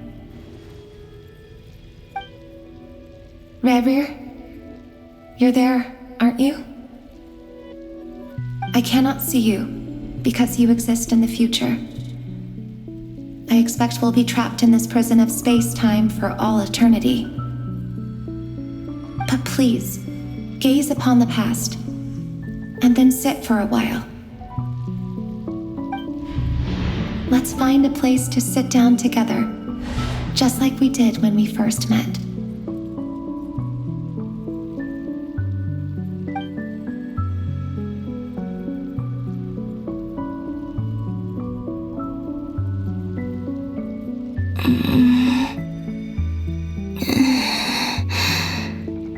How long have I been walking? How much further till I reach the end? Is there even an end to be found? Everything's getting blurry.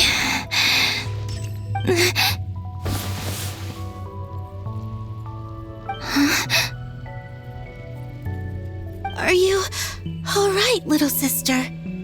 Have you come from the distant future?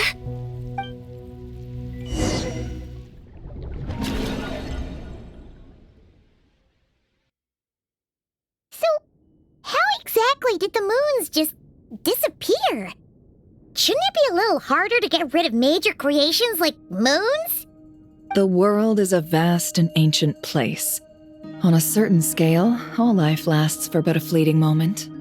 Miss Nicole explained that the moon goddesses likely perished in the War of Funerary Flame. The moons themselves were also destroyed at that time, save for the Frost Moon, from which a new moon goddess was later born. Am I missing something then? 'Cause the stories say that the moon goddesses were born on the moon, but doesn't Columbina say she was born in Krai? Huh, you're right! Why do their birthplaces differ? What's the difference between the two generations of moon goddesses? Also, remember what Sandrone said? Her scans detected 4 moons. In other words, 4 moon marrows. Technically, the result of the scan means that 4 moon marrows were detected and positively identified as moons in that moment. In other words, this piece of information alone isn't enough for us to know how Miss Columbina is doing right now. Yep, we have no way of staying up to date on whether she's dead or alive. She's on her own for now. But at least she's trying her best to get back to us. Yeah. She's a tough cookie. And a sore loser, too. We have to trust that she'll find a way. Because we really need her power. As much as it pains me to say it, we've got no chance of beating Dottore in a straight-up fight. He's much too powerful. It wouldn't even be close. That maniac is going to devour everything in his path until he reaches us. We need to find someone or something that can stop him before he does anything worse. I'll be frank. Our only hope of defeating this false god is with a real moon goddess on our side. I'm not just saying this because Columbina's a friend and I want her back safe and sound. It's just the truth. And I know that even she was no match for him when he attacked, but I don't have a better solution. We're not giving up on saving her, whether she can defeat Dottore or not. Right. Don't worry, Miss Sandrone. We're all aligned on saving Columbina. No one's trying to argue that we can only justify saving our friend because it will help save the world. This is about multitasking. We want to save both. So, she's more than just a moon goddess to you guys? Absolutely. Duh! She's part of the gang! And you are too, you know. Yes, I know. You don't need to labor the point. I knew that the moment I came running over with my documents that I was part of the in-group. I mean, if Arlecchino can fit in, I certainly can. Anyway, as for how we get Columbina back, I've been working on it constantly. But I think I'm still lacking certain information about the moon. I'd probably get there if I could continue my calculations, but the problem is, I've run out of computing power. Computing power? You mean you need more energy? No, the issue isn't energy, it's processing power. There's so much data to get through that the whole process has just ground to a halt. That's a tricky problem. René de Petrichor of the Nazissenkreuz Ordo once foretold the fate of the world. But I don't know how he did it. My guess is that he used the primordial sea's power. However, that won't work for me. His methodology was vastly different from my own. What's worse, they're incompatible. And to top it all off, we can't even leave Krai. Ugh, this is so annoying. If I'd known we'd run into a bottleneck like this. Well, no, the design bureau's a bust as well. Curse that Dottore! Couldn't have made this harder for me if he tried. What do we do then? How about we grab a bite to eat and take a break? Maybe something will come to mind after you've cleared your head. You don't get it, do you? I'm trying to calculate the fate of an entire world here. And I need accurate results, not big prophecies. Where the heck am I gonna find the computing power for that? Ahem. Anyway, time to shelve the discussion on technical difficulties. Being a killjoy isn't very ladylike, after all. Either way, we've done what we can. Rest well, everyone. Remember to let us know if anything new comes up. Hat guy? Is he hinting that we should talk outside? Let's go somewhere a little more private.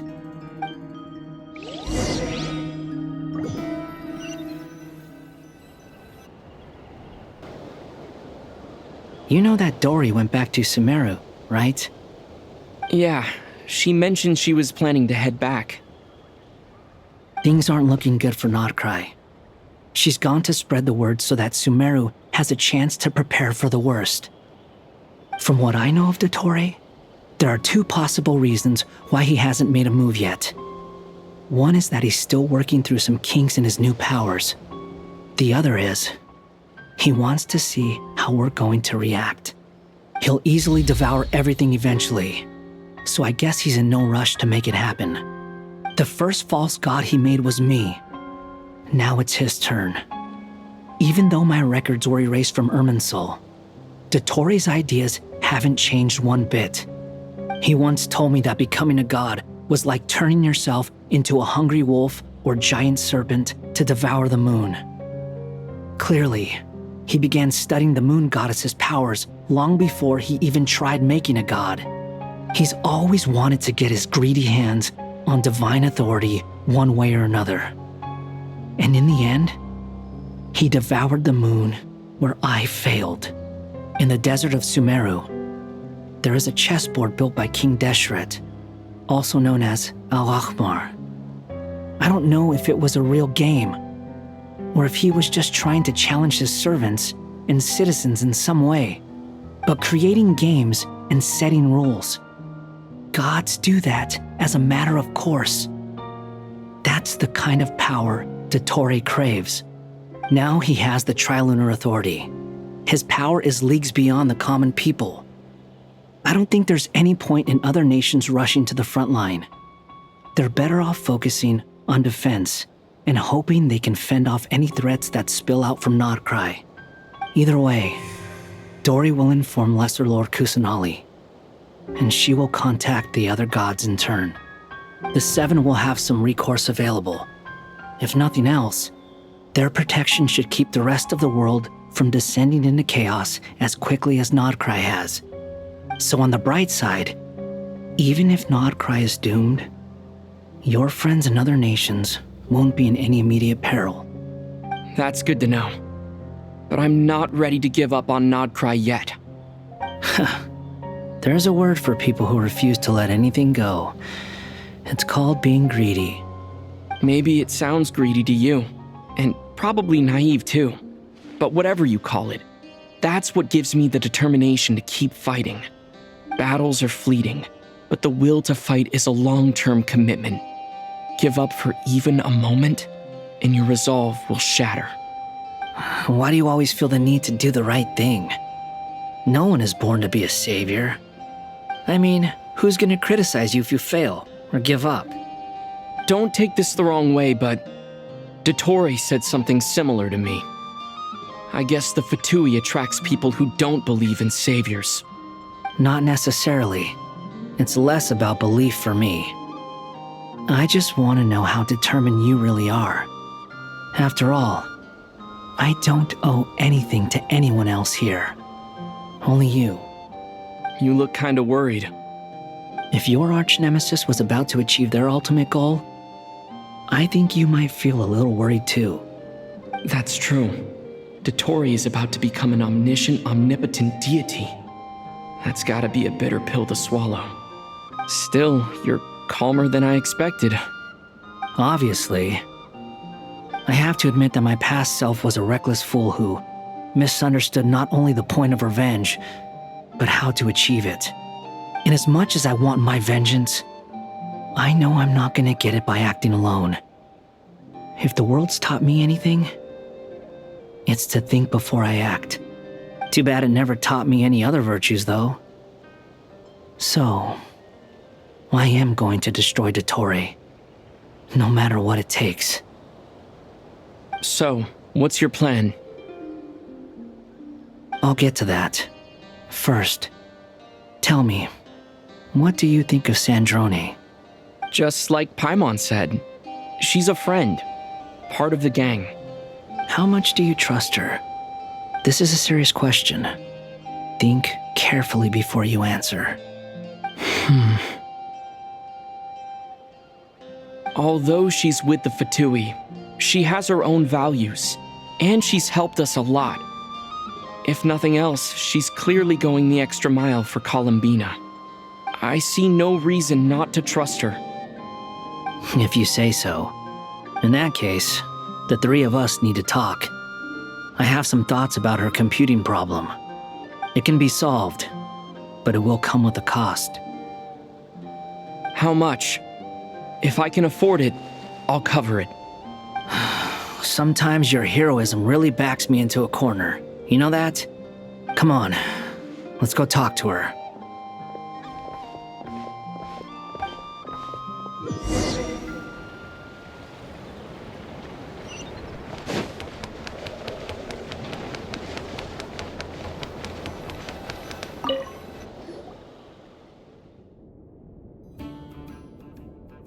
Miss Androne, Traveler. Hey there. Paimon's here too! She was just helping them sort through their things. How did your chat go? That was fast. The call only just ended. Well, you said it was urgent, so we got here as quickly as we could. Albedo, I have some alchemy questions for you. I see.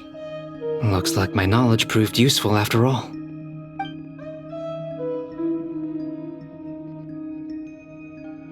If I might ask, what is the end goal for the modified formula you'll be using? I needed to predict the future of the entire world. But I've run into some teething issues since trying to implement Renee's theory of the 4 Orthants. I see. I'll have a look at it. Still, computing power is the real issue here. How do you plan to solve it? About that, it's been sorted. Oh, with the Traveler's help? Actually, you're not wrong. He found the person with the solution. Was it Hat Guy? Yeah, it was him. Wow! Go Hat Guy! Seems like all that time studying at the academia is paying off big time. But where is he? Wasn't he the one who asked Albedo and I to come here? Come with me.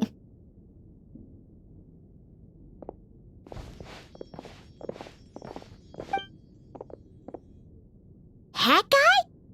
What's happened to him? Hat Guy! Can you hear us? No response. I guess he's in hibernation. Hat Guy mentioned that he was a puppet. It seems that his functions are currently shut down. I presume this has something to do with the solution to your computing problem. That's right. He and the Traveler came to see me. Wait, what? You have a solution? Would you calm down? Why do you always react so hysterically to everything? Excuse me? How would you know? You shouldn't be so quick to judge complete strangers. It's very bad manners. Oh, please. It doesn't take that long to figure out that you have a temper. Where does a mere student get that kind of confidence? I've actually published more papers than you. Not that status counts for much. Even Paimon's applied for academia admission. Huh? Are you serious? See? This is why I can't be bothered to explain myself. She recognizes no one's skills but her own. Okay, fine. I'll hear you out. So, tell me, how do you propose to solve my computing power problem? This world itself is constantly processing all kinds of information. If it's the world's future you're trying to calculate, you need a processing device that's designed to cope with that volume. Easier said than done. Only Irminsul can handle that kind of... Wait, is that what you're suggesting? But surely we can't just plug my formula directly into the ley lines. You should be able to tell that I'm not human, right? Yeah, I noticed. The technology, though, seems pretty ancient. Very different from Fontaine's. It's a completely different system. Conrian, to be precise. I'm what they would have called a puppet. Puppets need an energy source and processing power. The artisans who built them sought out the materials most suited for that purpose. You? Do you mean... The Traveler and I have talked it over. He's willing to vouch for you. So, I'll allow you to borrow my core for your calculations. It was built using wood from a silver-white tree, which makes it a small part of Irminsul. Conrian technology and Irminsul wood. Who in the world could have built you? Are you sure about this? A puppet without its core will cease functioning completely. And if it's left in that state for too long, it might not recover. You could die if you do this. You do realize that, don't you? I can put 2 and 2 together, yes. No need to rub it in. I won't lie to you. This has never been done before. I cannot guarantee your safety. Doesn't matter. I'm prepared for the worst. Did you two actually talk this through? Is he... Are we really considering this? Yes, we discussed it. The bottom line is, he trusts me, and I trust you. Let's give it a shot, shall we? Honestly, I have no clue where this kid even came from. But for whatever reason, he lent me his core to use in my formula. I'm very close to finishing my calculations now, and the core is currently in use. So I'm sorry, but I can only show you a sketch right now. This is what the core looks like. A silver-white branch. It certainly matches the legends told about Irminsul. Is Hat Guy gonna be okay? He's not gonna die, right? Right? In theory, he should be fine. As long as we put his core back in time. Beyond that, all I can say is that I'll try my best to avoid risk and make sure the core doesn't sustain any damage. I think I know why you called us here now. Someone needs to watch over his body and make sure it's protected until the process completes. Correct. He said that the only ones he trusts here are you two, and the Traveler. And the Traveler will have other work to do. He will have our undivided attention. Aw, Hat Guy. On a more positive note, things are progressing steadily on my end. I'll call everyone in for a meeting once the results are out.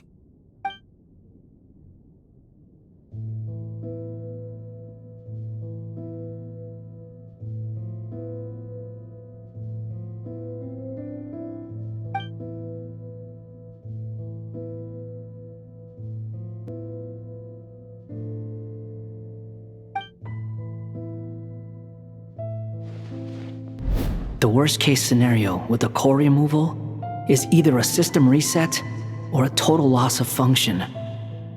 But I'm not afraid. A quiet death should have been my fate long ago. A core is completely different from a heart. It's like another vital organ entirely. I never believed it could be a true replacement for what I sought. But in the end, it turns out the core was more useful to me. Pretty funny when you think about it. It's like the punchline of my entire life. Do you think there's any difference between a puppet and a human? If not, then this would just be another samsara. I have already experienced both a past life and a next life. Part of me wonders whether I'm only capable of making this decision because I've become a real human. What's with that expression? Isn't this a good thing? Sanjoni will succeed, won't she? She has to. She will. We all have to persevere until this is over. That's right. And I'll protect you all until a moment of victory arrives.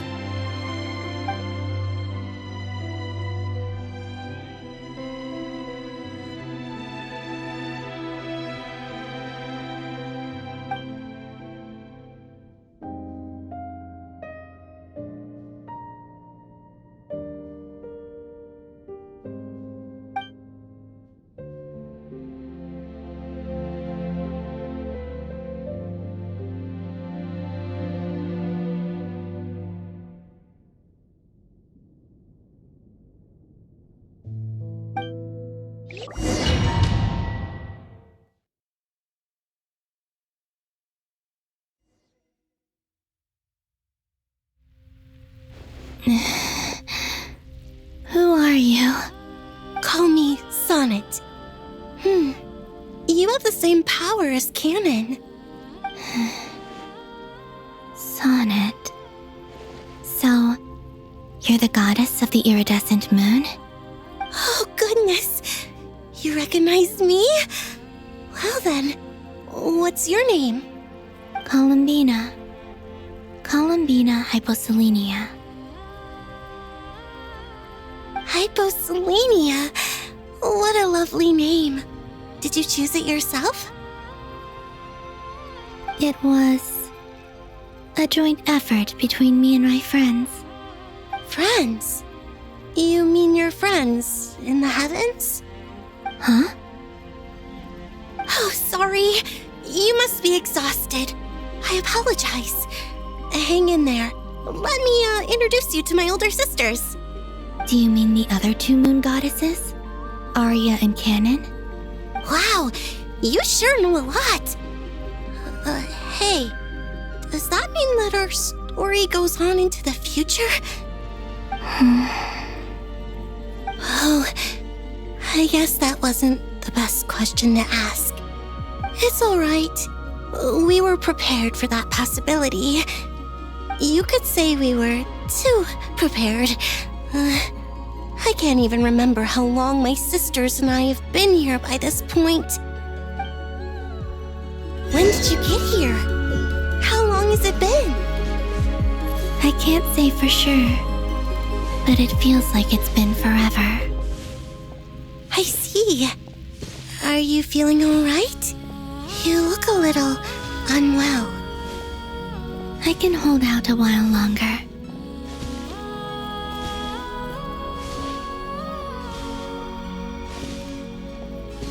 We don't have far to go.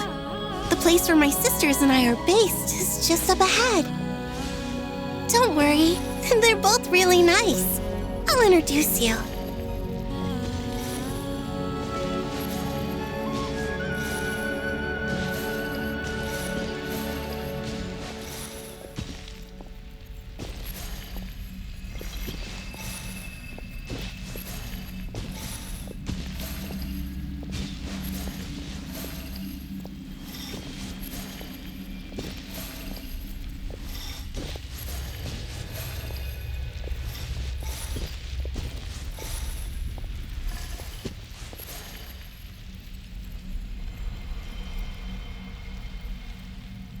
Sisters! I'm back!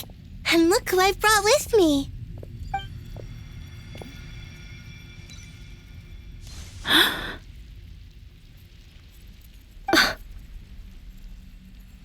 our lovely little sister, born in the far future.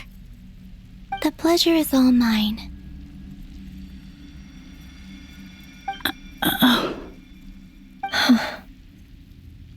Allow me to introduce you to Columbina Hyposelenia.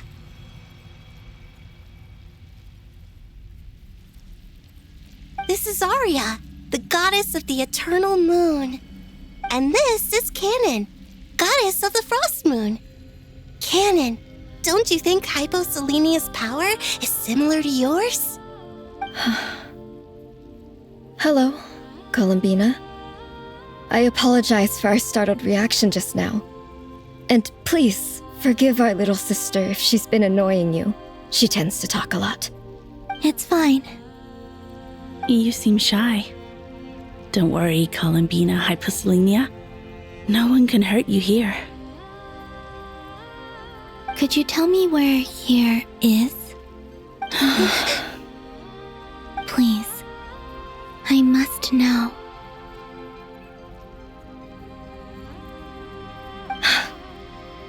My dear sister, this is where Tevat's original ruler, the Dragon King Nibelung, imprisoned the moon goddesses. What? You're scaring her, Canon. No, I'm fine. Please, continue. Nibelung, our original master, created us in the distant past to maintain Tevat. But he left this world and traveled into the dark universe beyond, to explore worlds vaster still. Day and night, we fulfilled our duty in the heavens, until the day that the first Descender arrived. The great ruler of the firmament. The heavenly principles. Is that what later generations call them? I see. But we did not reject them at first, nor did they seem to harbor ill intent towards this world. We coexisted in peace. They were like a guest in our home. Slowly, however, we came to realize that our guest had a growing desire to change and dominate the world. And you didn't stop it? No. There was an order to the rules they set up that Nibelung never taught us. We wanted to know if this order would bode good or ill for Tevat.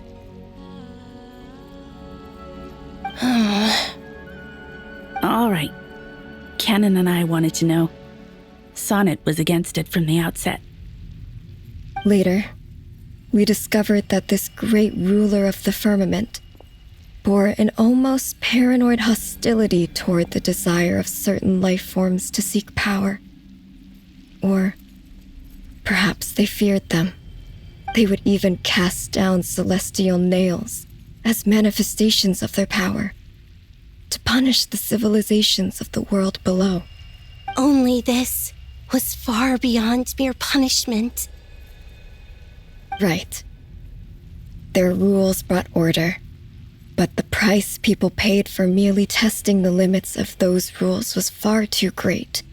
I did everything in my power to help the punished escape catastrophe, but still, too many lives were lost. The ancestors of the Frost Moon Scions were some of the ones you helped. But just when we had decided to take countermeasures, the Dragon King, Nibelung, returned.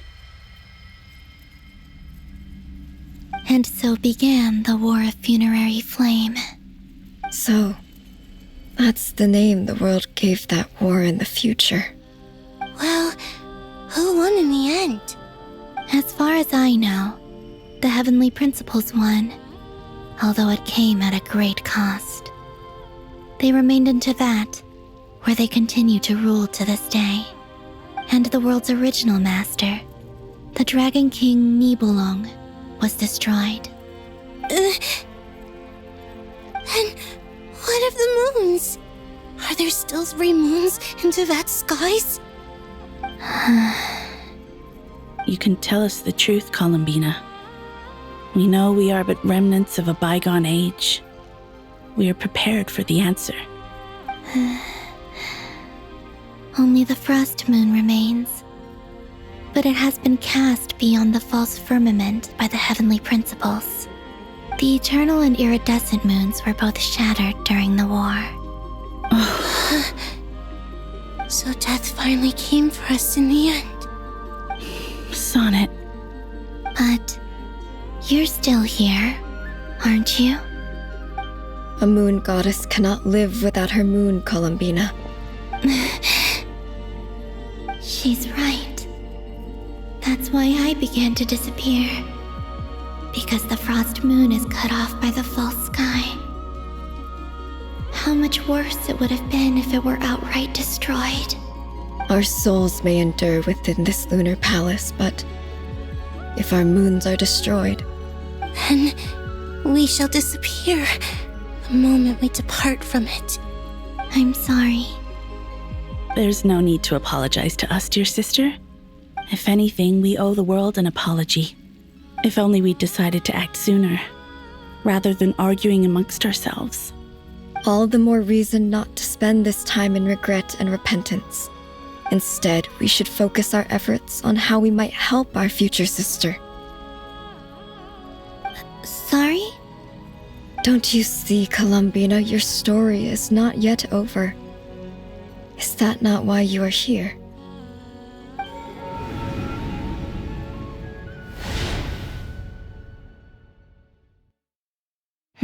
It's done. Initiate numerological array.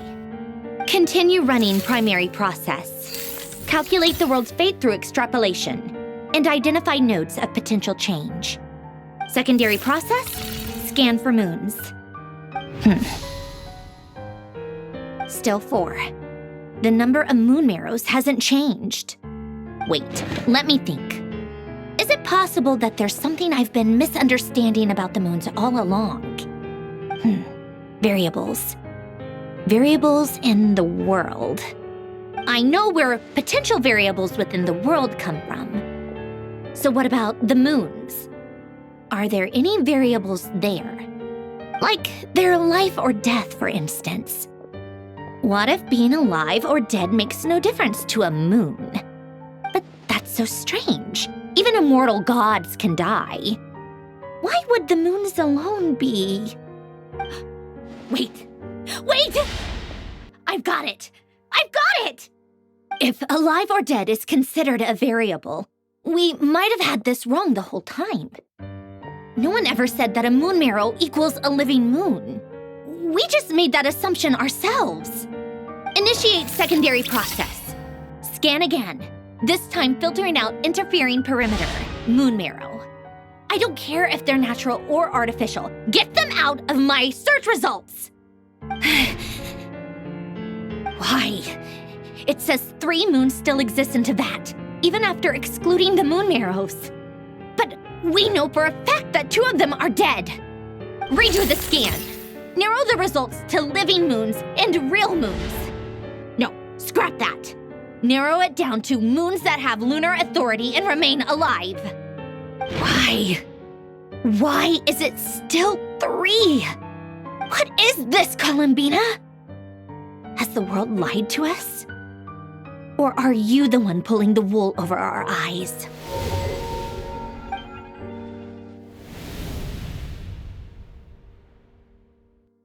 So, you think that the moon's reflection might be where Nibelung imprisoned the 3 moon sisters? Yes, it would explain a lot, such as why that space would respond to a moon goddess's power, opening the moon gate at her command. It would also explain why Miss Columbina has been unable to leave, and why time flows in reverse there. In the messages she sent, Columbina promised us she'd find a way to return, but we have no way of knowing how, when, or where this might happen. The fact that she still has yet to reappear in this world indicates that returning from that place is no easy feat. We cannot afford to simply wait for her. So you're saying, if she could return by her own power alone, she would have done so long ago. Yes, she certainly wouldn't leave it to this late stage when it's so touch and go. I've been giving this some thought, and I've come to believe that Luanatar might be an anchor that she left behind, as a sort of future waypoint. This could also explain why Luanatar is always by the Traveler's side. Sounds like a plausible theory. If that's the case, there must be some criteria we need to fulfill to allow Columbina to return to the present. The question is, what could they be?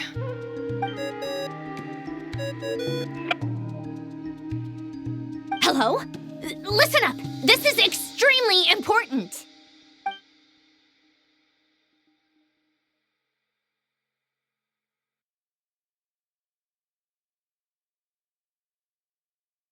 Not only is Columbina alive, but she may well exist in a form unimaginable to us. I'm still unclear on the details, but she's done something truly inconceivable in the past.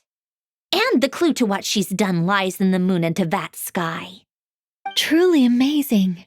Oh, I'm so delighted for her. I'm sure we all feel the same. And I'm sure Columbina is ready to get back here and fight by our side. I'll keep my calculations going and try to find some way of coordinating with her. But that's not an excuse for everyone else to slack off, okay? All of you had better keep trying to think of solutions. How can the dead moon still live? And Luanatar?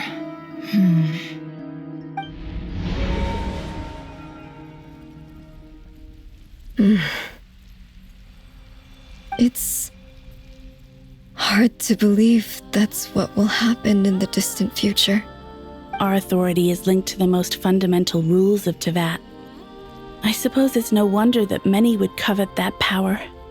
I didn't realize that when you said friends, you meant people who live down in Tevat. That's so lovely. I always wanted to go down there and have some fun. Have you ever tried leaving this prison? Of course. Between us, we've tried everything. But no matter where we go, this space will eventually bring us back here. It's like the center of a whirlpool. Everything ultimately converges here, at the moment when Nibelung imprisoned us.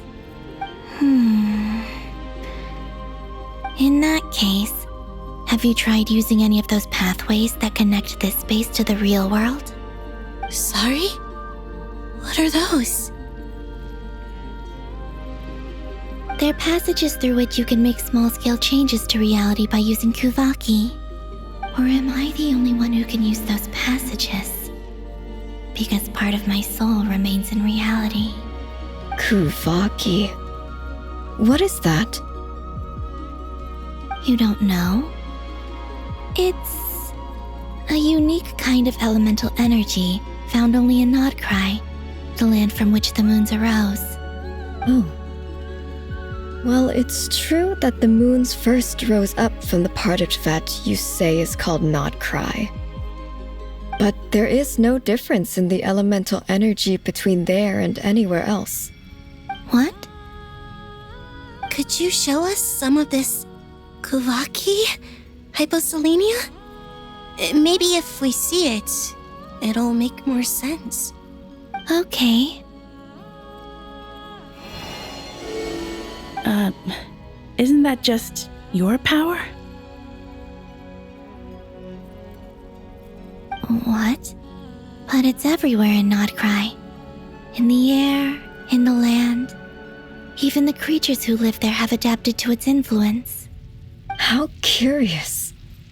This Kuvaki certainly did not exist anywhere in the world before we were imprisoned. Let alone influence living creatures. So, how exactly does it affect them anyway? Can they float in the air like us? This is so strange. Why would their reality differ so much from mine? Columbina, you're looking for more than just a way out of here, aren't you? Yes.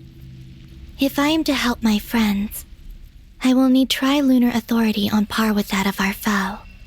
You mean you'll need our power? This sounds extremely risky. The three moons' powers are not mutually compatible. Concentrating them into one goddess will be a very painful process.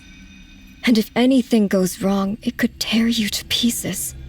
I know. But I'm willing to take that risk. Even so, let's say we successfully transfer our authority to you. How will you take it outside this prison? Niblin constructed this realm specifically to prevent us from using our powers to interfere in his war. No moon goddess can leave this place alive. What if I don't leave alive?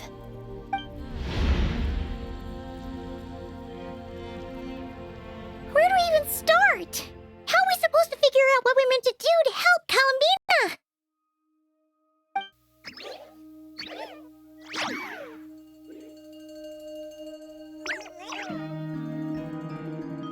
Columbina? What do you need from us? If she really got to the beginning of time in there, how do you think she'd leave us a message?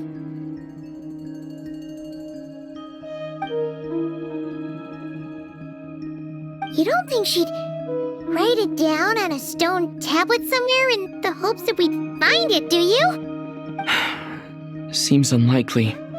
Columbina may not talk a lot, but she thinks deeply about issues like this.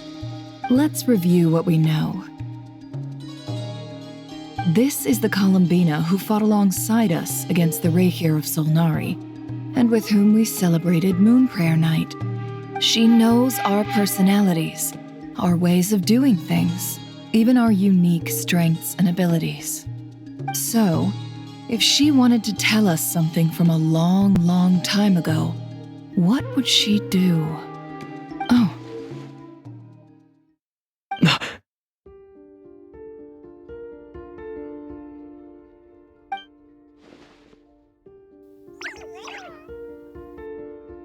Traveler, you once said that those golden ripples also appeared when Luanatar was born. What if Columbina left Luanatar here, not just as an anchor to the real world, but for some other purpose? If she is part of Columbina, and Columbina knows that I can see past events through her. Oh yeah! Like when you peeked into Rarir's past through his heart! Nefer, wait! If you're right about this, and you can really see past events through Luanatar, your eyes, they'll... Oh, I know. Looking at Rarir's past in Conria was already enough of a strain on my eyes. Looking this far back into the past, it'll surely blind me. But it's our only chance. This is the only way. Boss. We spoke about this once, a long time ago. Do you remember what I said, Yehoda? The day I lose my sight, the Curatorium of Secrets will be yours to run. But... What's wrong? I'd be overjoyed if I were you. This day's come a lot earlier than either of us expected. I need to know you'll honor our agreement, Yehoda. Promise me. Yes, Boss Neff. I promise. Are you sure you don't want some time to think this through? What is there to think through? I should have gone blind after our battle with Rarir. Frankly, it's almost criminal that I got away with it for this long. Then at least let me take some precautions on your behalf. And if you really do lose your sight, I'll visit your office every day and make sure you're well looked after. Oh, please, anything but that. I was actually ready to go through with this. Are you trying to scare me into backing out? As if I could ever scare you. I'll assume you're just joking to calm your nerves. All right, enough chit-chat. Let's do this.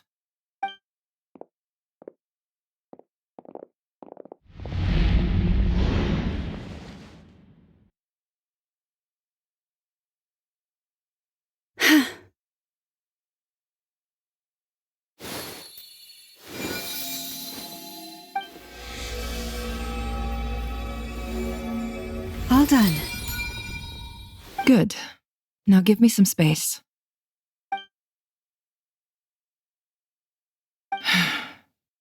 Come on then, little one. Show me what happened in the past.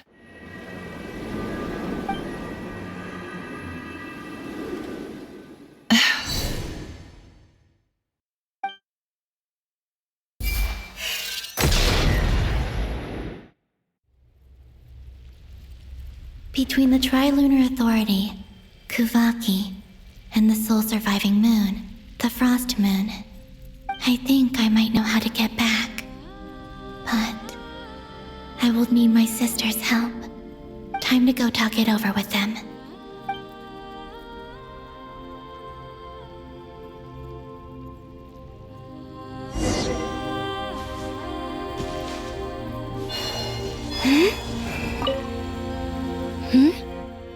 Have you decided what to do? I hope it's not too dangerous. You really scared me when you said that thing about not leaving here alive. Come on, let's go find the other two.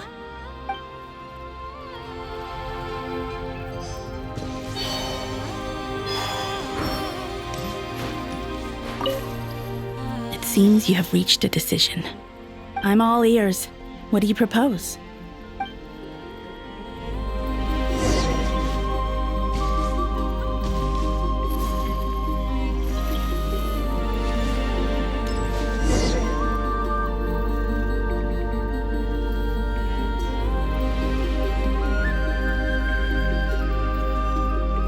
Have you figured it out, Columbina? Tell us, how do you plan to leave this place? I intend to die here, in this moment, and then be reborn in the future with the help of my friends. What are you saying? How can the dead be reborn? And how will you inform these future friends of your plans? You can't exactly leave oracles. Nothing can escape this place. Not a single ray of moonlight. And even if you found a way, what if they never find the message you left for them? You'll... No, that won't happen. Come again? They will find my message. I'm sure of it. I'm not following. How exactly will you achieve this? It's quite simple, really. First, I will leave my soul here.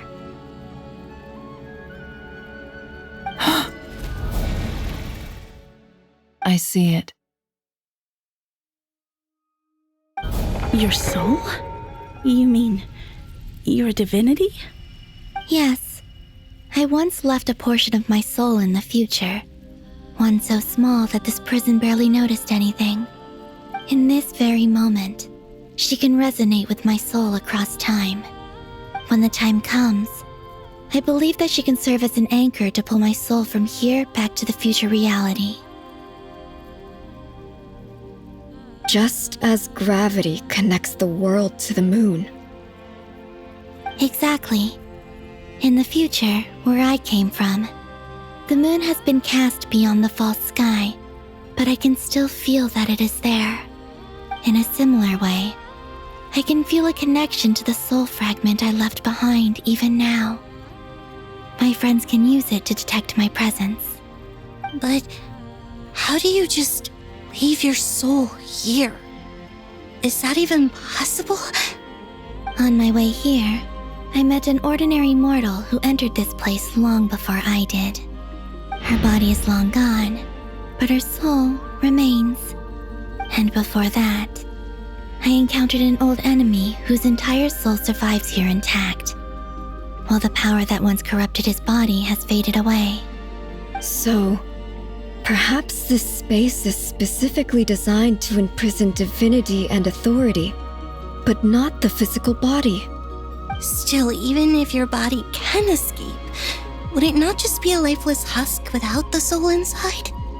Wait, is that what you meant when you said you wouldn't leave alive? Yes. I shall turn my body into moonlight and pour it over Krai. That power shall protect the land and quietly blend into it, awaiting my soul's return in the future. However, I cannot do this on my strength alone. I would need your help to do this. So I'm humbly asking for your assistance. Oh, dear sister, you need not be so formal. As I said before, we are but remnants of a bygone age. You, on the other hand, were born alone in that distant future, and you have walked a long and lonesome road since then.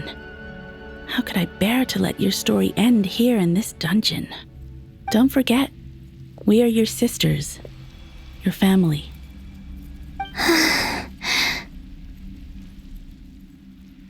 Arya's right. Actually, I've always wanted a little sister. Can you imagine how it's been for me? Getting nagged by 2 older sisters all the time? Now, I finally get to be the big sis. And not just that, but I get to help you return to your world, too. How could I say no to that? Sonnet. Canon?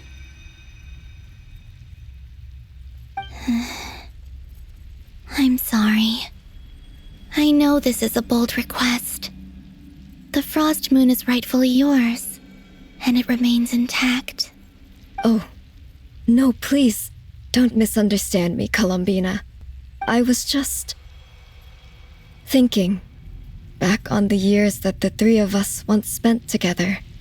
You cannot imagine how happy I am to hear of the future world you describe. The Frost Moon Scions, your lovely, kindly friends. For the 3 of us, whose purpose in life was to maintain the peace in Teyvat. It is a great relief to know that the people of this world live in such an abundant future. If your plan can save them, and save not Krai, I will gladly give you all that I can. Besides, the 3 of us have been together since the day we were born. I could never abandon them to live on alone without them. Canon. Still, I do have one question I would like to ask you before we proceed. Certainly. What is it? Why do you cover your eyes?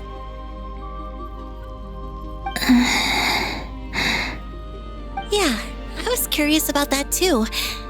But it seemed personal, so I didn't want to intrude.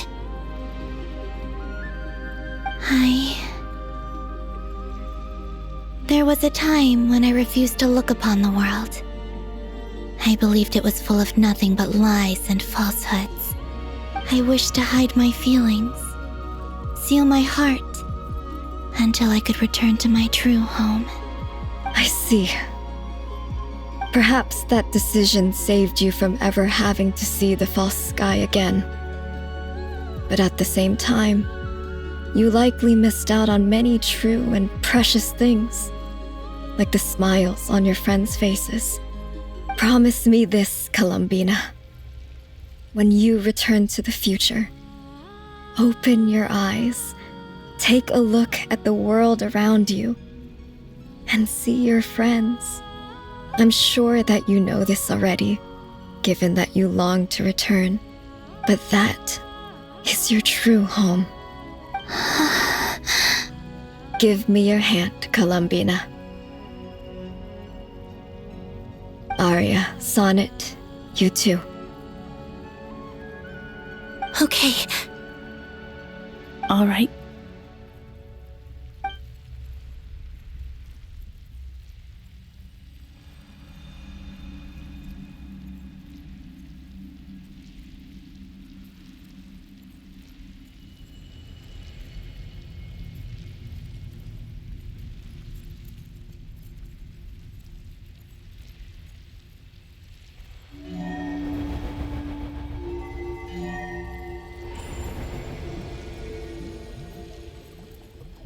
We once were the songs sung for eternity, but now it is you who must continue to sing. We once were the tides in the great river of time, but now we subside, and you arise. We were the messengers of madness and inspiration, but now The lies have faded, and your truth must endure. We are souls awaiting the sun. You must return to be with those who smile when they see your face.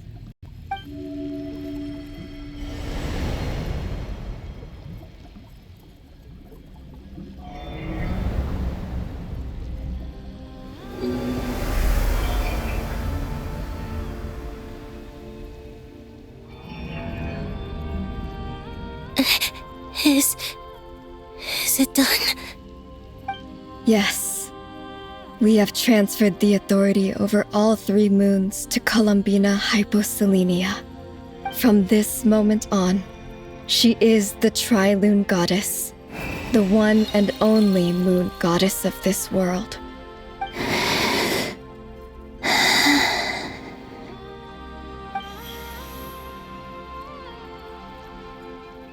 Thank you. Thank you, my sisters. Now go, and do what you believe is right, Columbina Hyposelenia. Be aware that we cannot grant you the power of the 3 moons beyond these prison walls. The conflict that arose over their remains following our disappearance will still take place. I understand. Sisters, oh, my body. It feels... Now that we have given up our power and authority, our bodies are merely mortal shells. This prison is dissolving them as we speak. It's okay, Sonnet. The end must come for every god, just as it does for every human. That's all this is. The final destination of our lives. Canon and I will be by your side the whole way. We have one final request, Columbina. Could you use the 3 moons' power to send us back into the real world? Now that we have lost our powers, I doubt this space will seek to hold us further. It's just... we would like to spend our final moments together in the only place we ever called home. Of course. Gladly.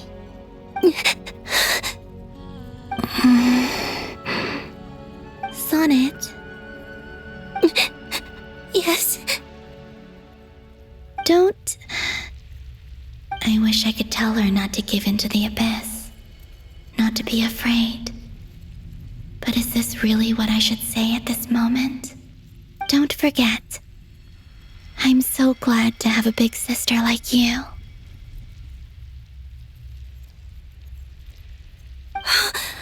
No, Hypo. Thank you. I'm okay. I'm not afraid. As long as my sisters are with me, I won't be afraid.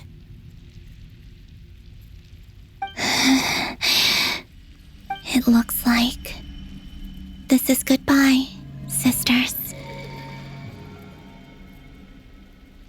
Goodbye, Columbina. Take care of this world in our stead. I will.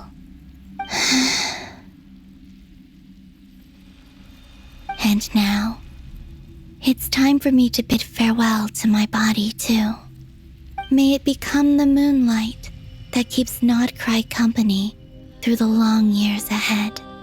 So this is why Not Krai was not always home to Kuvaki. It only appeared after I poured my body out upon this land, and only this land.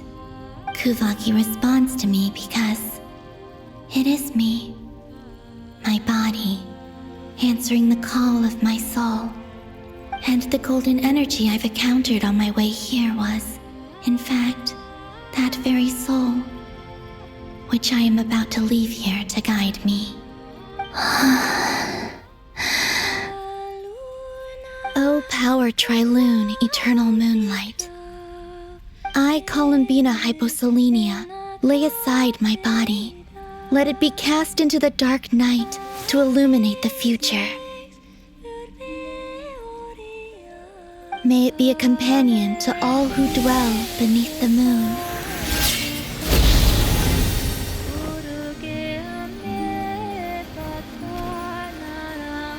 Until the time comes for me to return home.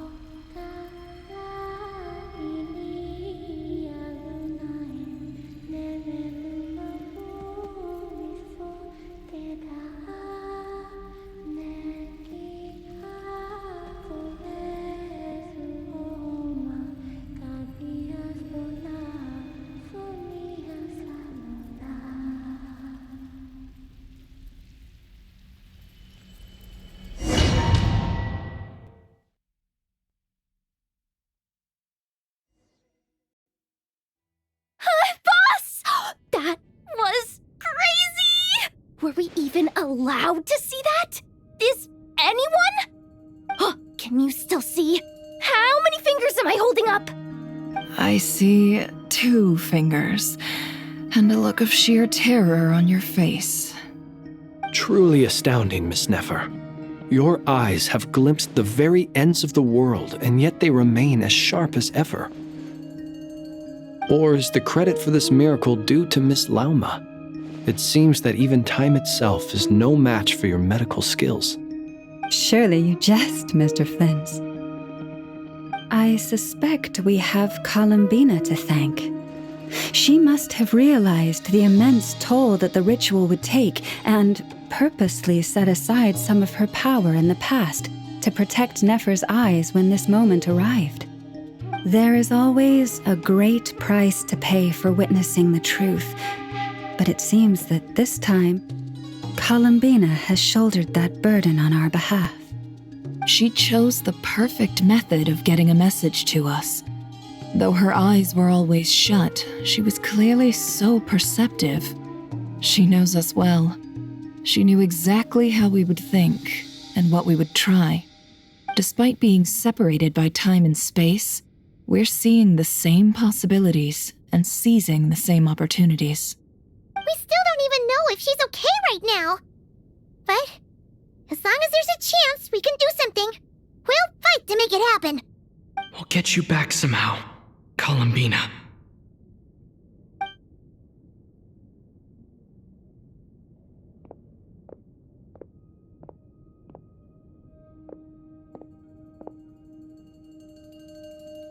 Well, based on the information we now have, let's figure out our next moves. Thanks to these gentlemen, we have a much clearer picture of the situation with Dottore. The civilian population has been moved to safety, so we no longer need to hold back. Miss Androne, how are the calculations going? So far, so good. I'll keep seeing how far I can push the system, though. Can't have Hatman being powered down for nothing. There's still a long road ahead. Where should we begin?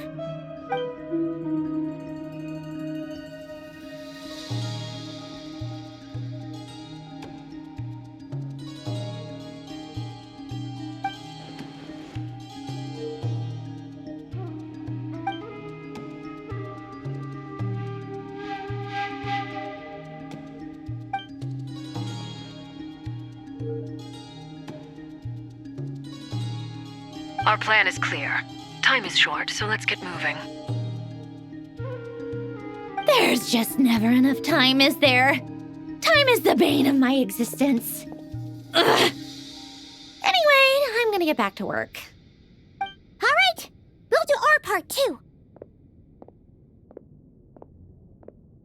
Yeah.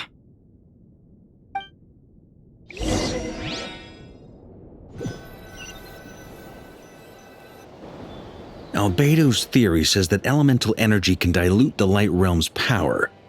but I'm no expert in building elemental defenses. Sounds like something out of the advanced elemental theory section of the library. Whew.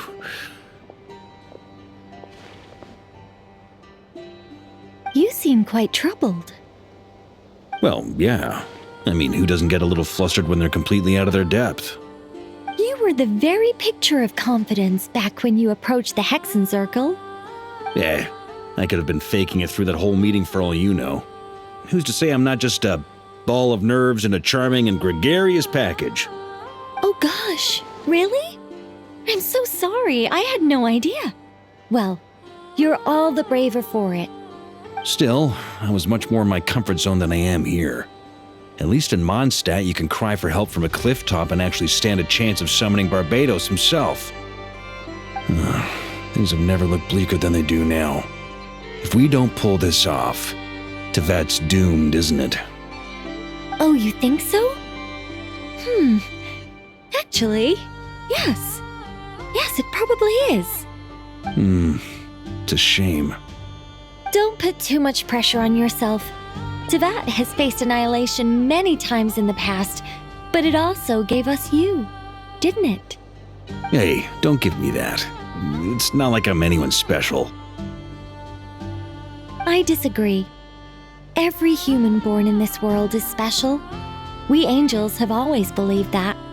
In that case, this humble human being has a big favor to ask of you. I thought you might say that. I'm sure Alice, in her great wisdom, sent you here precisely to help us in this difficult time, yes? Well, that has less to do with her wisdom and more to do with my power. Of course, of course. Well, the thing is, these elemental defenses we're about to build, I don't think it's a question of if they'll fail, but when. Durin's findings from his patrols make it clear that Dottore is constantly expanding his territory. First it was his lab, then the design bureau, and now this. It's not realistic to completely stop him encroaching on the rest of Krai. Rather, our goal should be to stall him for as long as possible. If Miss Sandroni's calculations are correct, well, they're the closest thing to certainty we have in this situation, so let's assume they are. Anyway, her calculations suggest that our best hope for victory lies in Miss Columbina's return. It's up to us to slow Dottore's advance and buy time for her to make a return. Are you asking me to help you with building the defenses? No. I'd like you to prepare for what comes next. When he eventually reaches us, we will have to fight him. You were an angel once and a mage now. I'm asking you to lend us your protection. Oh. Can I take it that you're triggering the terms you fought for during our three-way talks? Well, technically those terms were about protecting Mondstadt. But if you're happy to agree to the change in location, then yes, let's do that. You're cashing in on this much sooner than I'd imagined. Well, yeah. The way things are going, I might not get another chance. Very well. The mages have heard the knight's plea, and we will respond. To tell the truth, Alice and I had already discussed how we might help you all, so I didn't come empty-handed. I always like to be prepared.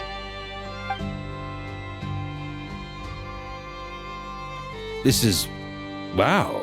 Yeah. This is great. Seriously, thank you. It's been many long years since I had a chance to dazzle humanity with a little divine intervention. To humbly serve as a reliable and responsible guide. Anyway, Knight of Boreas, please accept this gift in recognition of your great virtue. Go now. May the angel's blessing deliver you safely to your destination.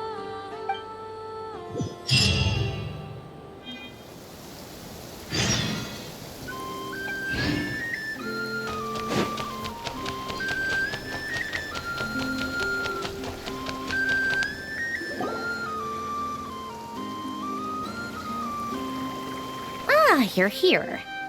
Sandroni, how are things going? Glad you asked.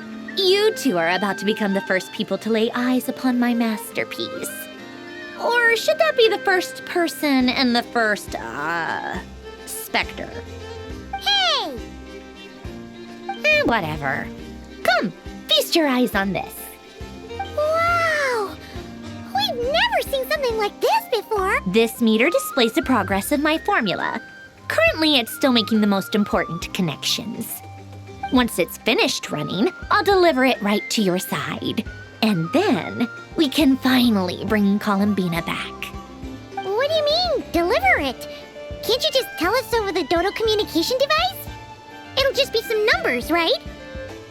Ugh, you're such a greenhorn. This isn't the kind of formula you solve in math class. It's a highly complex algorithm capable of constructing a framework of rules. Ugh, whatever. We'll be here all day if I start trying to explain it. All you need to know is the formula must be completed before we can bring Columbina back. I'll share the data with you. Nicole's agreed to let me use her information channel, so we just need to use the Dodo communication device like so. And there. Now you can check in on my progress. Wow! Look at that! You're amazing, Zandrone. About time you recognized my genius. Took you long enough. Anyway, that's all for me. You should check on the others if you have time. Make sure we don't have any weak links in the chain.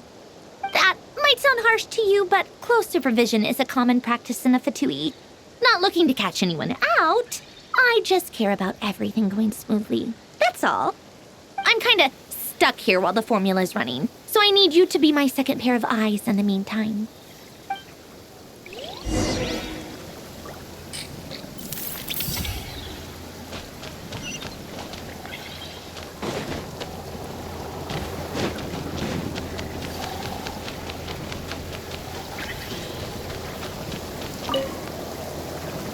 Traveler, Paimon, a pleasure to see you both. Twins! How's everything coming along? Fairly well, if I do say so myself. Personally, I am ready to confront Dottore head-on. Ooh, you sound much more serious than usual. To be honest, I am not usually fond of exercising my full strength. For one thing, it's hardly conducive to maintaining a low profile. Besides, I believe one should have the right to choose when to show their hand. I am conserving my strength until the moment of battle is upon us. Anything to boost our chances of victory. Seeing you get into the zone like this really puts Paimon at ease. Huh, Traveler? I consider it an honor to have your trust. Rest well. I look forward to seeing you both in your element during the battle.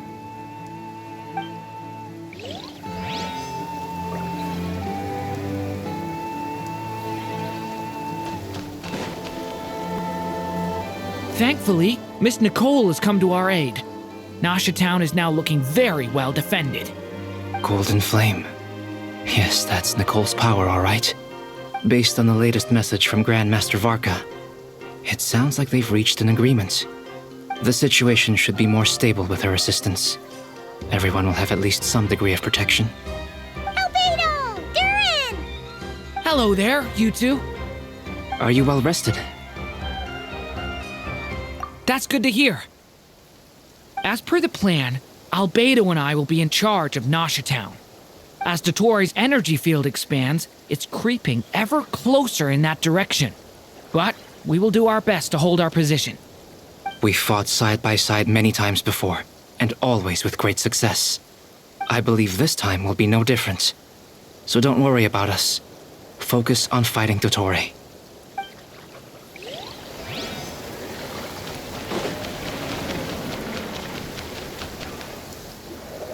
Yes, Miss Moonchanter? What are you staring at? You always address me in the strangest ways. Lady Moonchanter 1 minute, Miss Moonchanter the next. Yes, and? Are either of those incorrect? Not as such. It's just that I simply call you Nefer nowadays. Uh-huh. That's my name. What's your point? The point is, I don't add any honorifics or titles. Meaning what?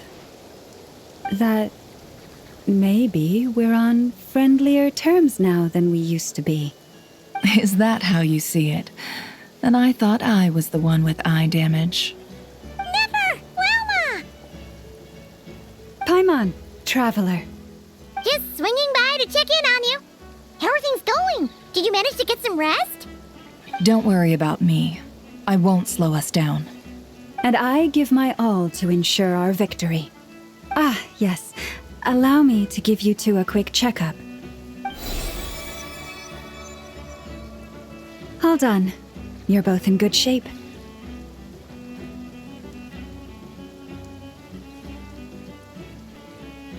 You're welcome. You'll have your work cut out for you in this battle against Dottore, so make sure to get some rest in first. Paimon will keep an eye on him, don't you worry. I'm glad to hear it. Take good care of yourself, too, Paimon. Sure thing!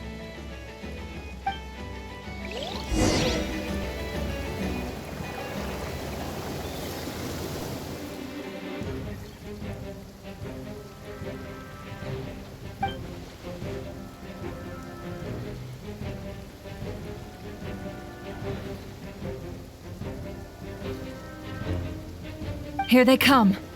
That's quite a horde. As we expected. Get ready, everyone! Take your positions and prepare to engage. Let's begin. I'm at the ready.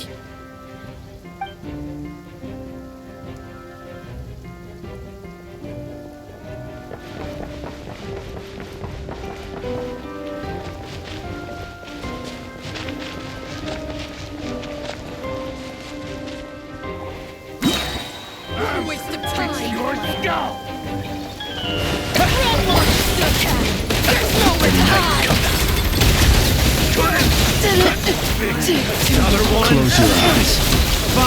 Do you fear the dark? Go! Yeah!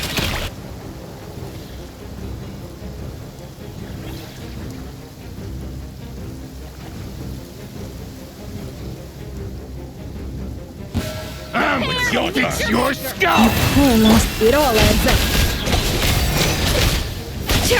Couldn't. Absurd. These creatures cannot stand against us. Oh, fighting talk. Just don't let your guard down. That goes without saying. I'm hardly the risk taker in this group. Excuse me?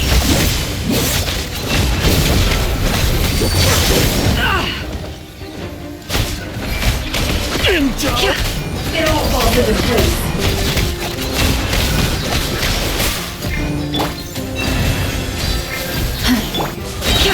The deception ends here.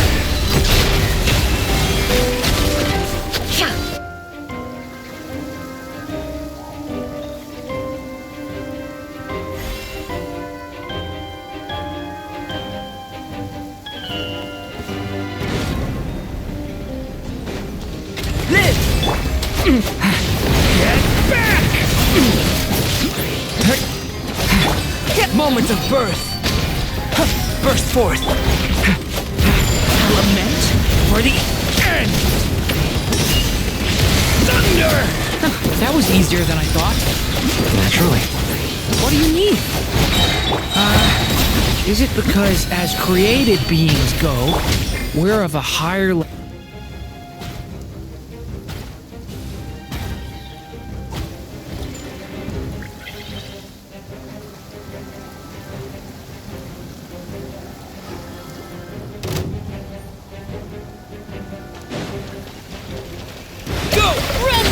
Wipe out! There's nowhere to Leave hide! this place. By the frost, it all adds up.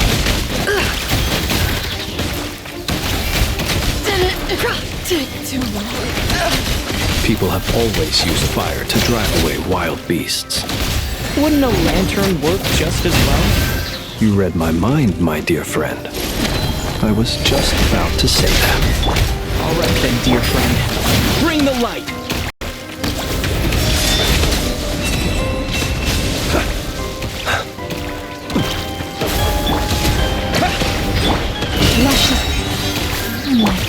No more lies.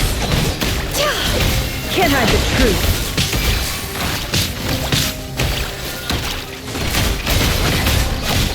Observe. Beware the creatures of the night.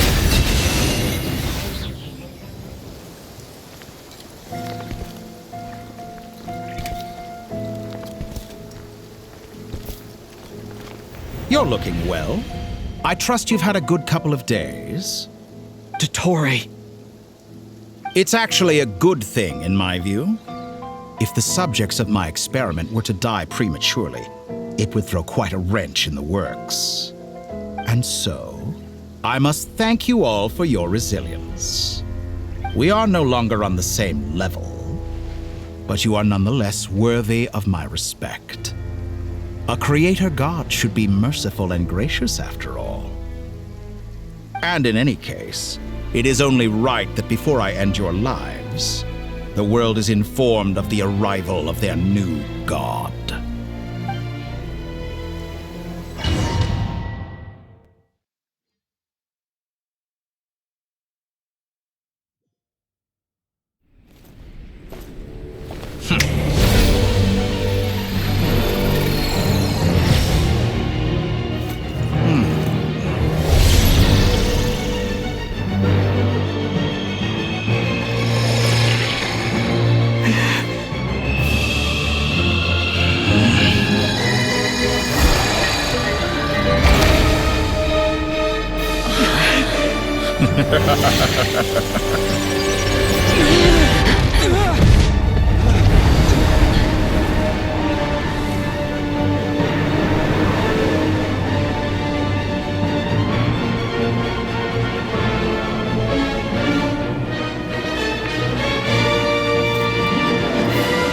The experiment begins.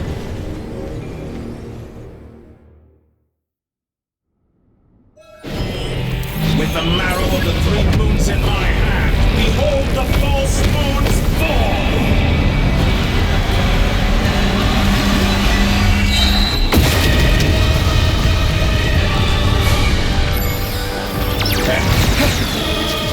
Go! Yeah! Go! Reverse. With one heart, we pray. The long sleep beckons.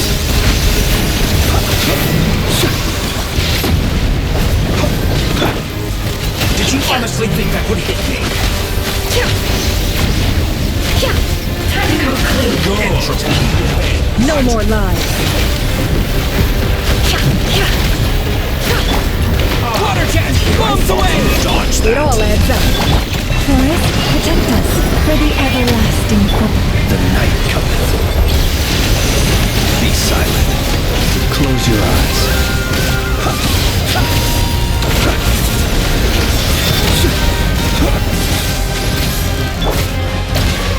Can't hide the truth.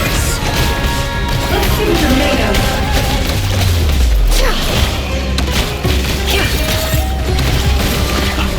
First, like an ant in my palm! Oh. I've been moved inside another space. And it's sealed off. Looking at the structure of it, it seems like the Dottore intends to trap us here. There's no exit. Our endurance is about to be put to the test. To me! Water jet! Such a simple attack, and you're already striking. Let's see what you're made of. Did you honestly think that would hit me? Go! Cannot face me! Found! Moon's remnant!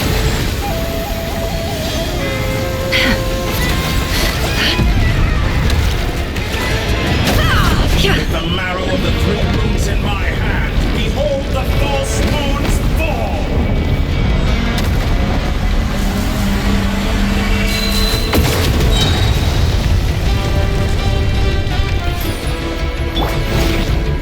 Go!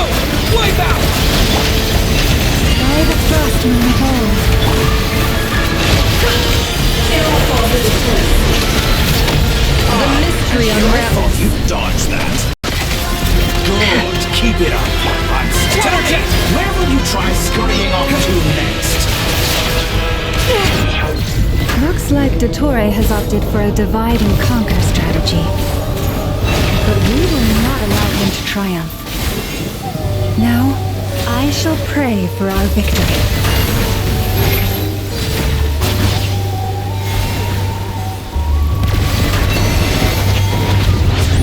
Entry bends to me.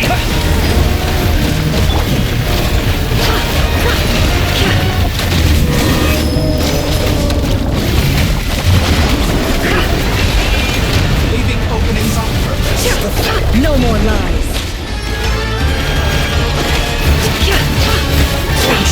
Water jet! Found. Moon's remnants. Go! Can't hide the truth.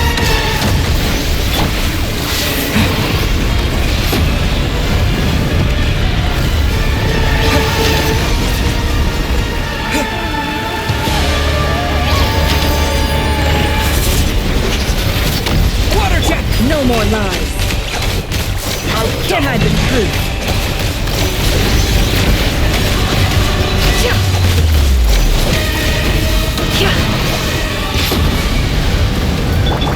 Water jet! No more lies.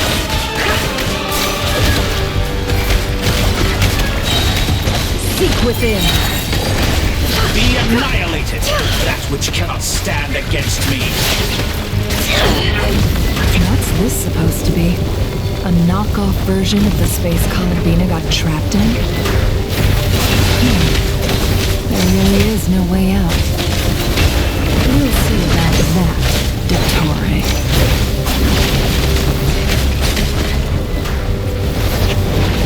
Did you honestly? My apologies. I had not intended to take your teammates from you. Obey, and I will.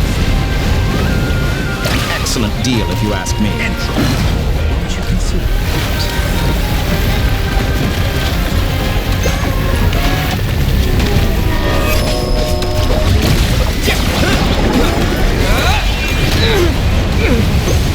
How dull.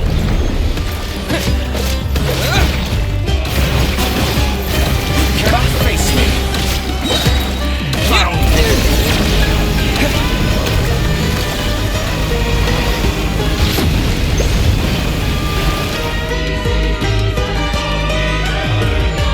I'm aware you've been working on some little tricks to surprise me with, but it appears that none of them have come to fruition. My guess would be that you're trying to bring Columbina back. But then, where is Sandrone? Or are you trying to buy time for her? I always found their friendship to be a curious phenomenon. Two highly incongruent personalities, and yet they share a deep connection. Speaking of Columbina, I once saw her as like a younger sister. We got along quite amicably while she was with the Fatui. But then one day she suddenly decided she would refuse to take part in any further experiments. To this day, I truly don't understand what I could have done to upset her so much. It's such a pity. I could have had a sister, a family. But alas, she grew to dislike me. You're not fit to be family to her. That I can't deny. So many people, all obsessed with playing out the same tired old dramas. This world is rotten to the core. And then there's you. You had every opportunity to reach the right conclusion. The thought of killing you off like this? But I maintain that I approached you in good faith, so I will offer you another chance. Will you work with me? You have until I count to 10 to make your choice. 1, 2, 3. Not in a million years.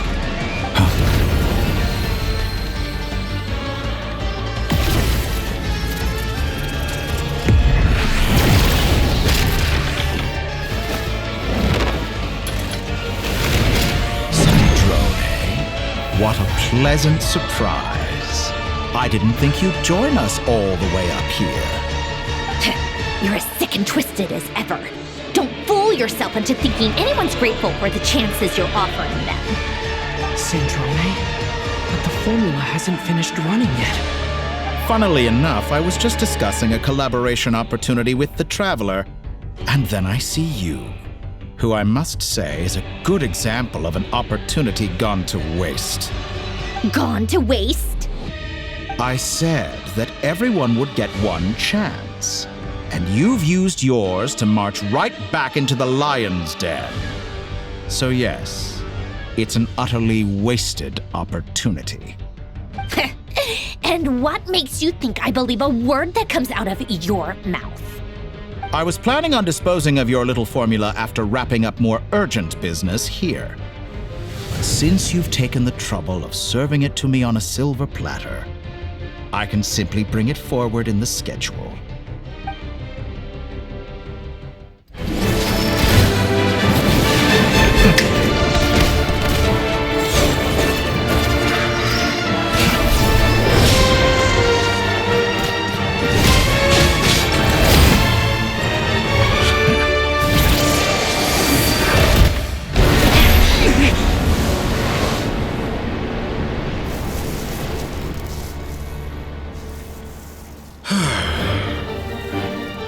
Is this your life's work?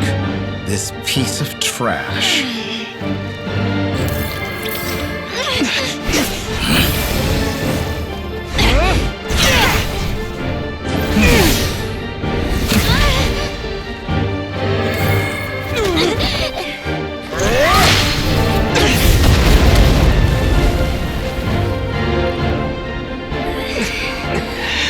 Your formula runs too slowly, Sandrone. You put your hope for success on others instead of fighting dirty. That is why you have failed. Now, whom should I slay first? Any volunteers? No one? How nice of you to leave the decision to me.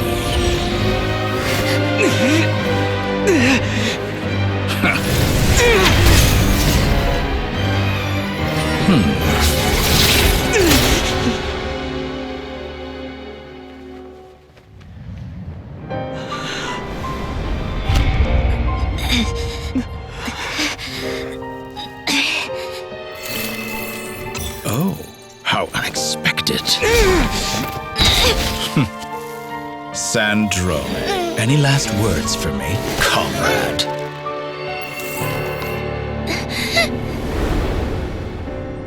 Is there anything you wish for? Not really. But I've always known what I don't want. Go to hell, Dottore.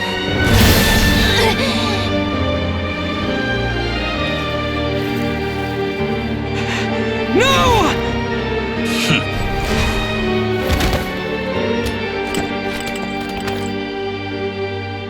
And now, you have failed.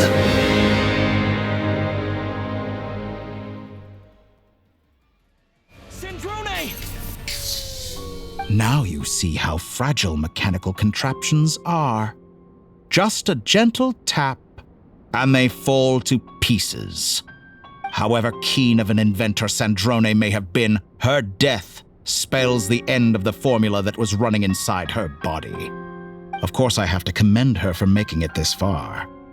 As her colleague, I have to admire her stubborn tenacity. Now, it is time for you to take your place by my side. My count was interrupted, but the second chance I extended to you still stands. Once again, you are welcome to join me. By now, I'm sure you have gained a greater appreciation for the power and authority I wield. What is stopping you from embracing a new world of endless possibilities?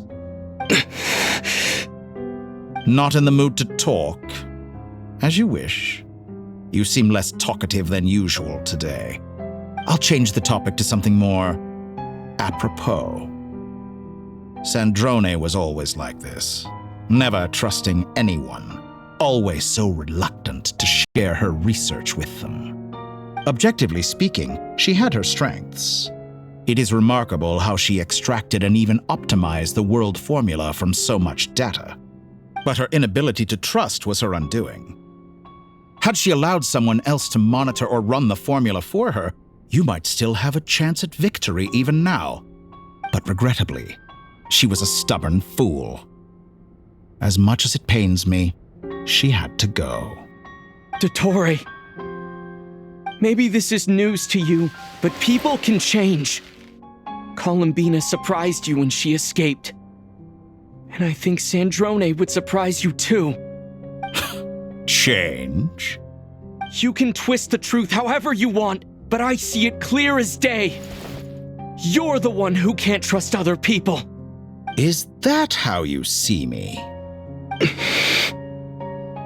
By this point, what can you hope to do about it?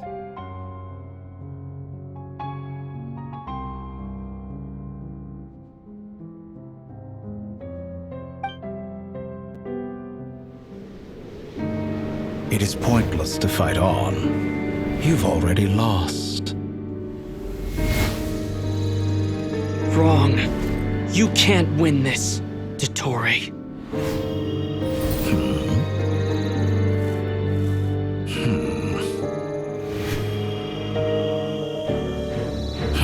What?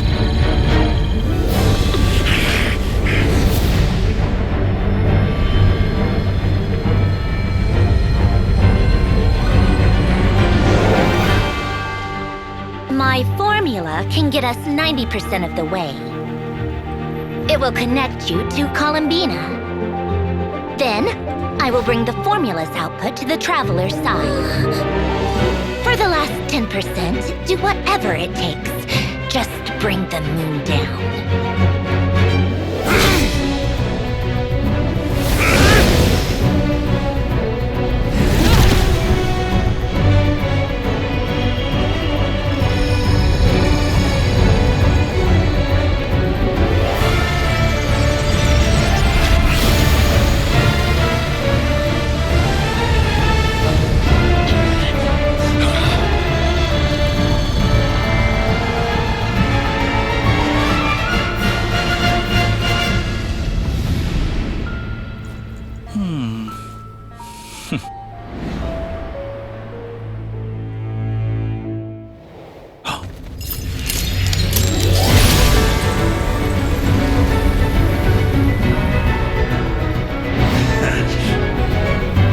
The moon will never be yours!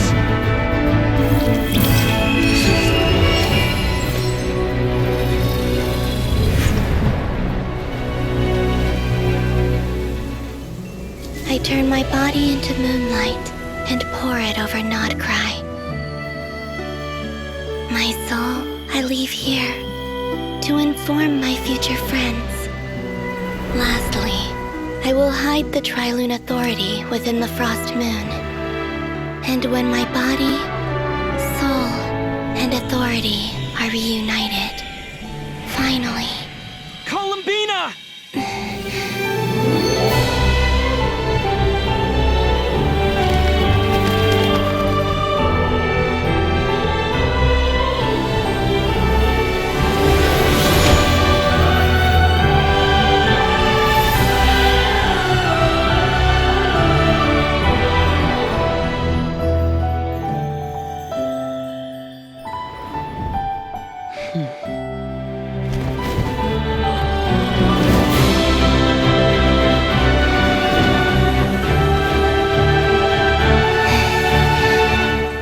It's been too long.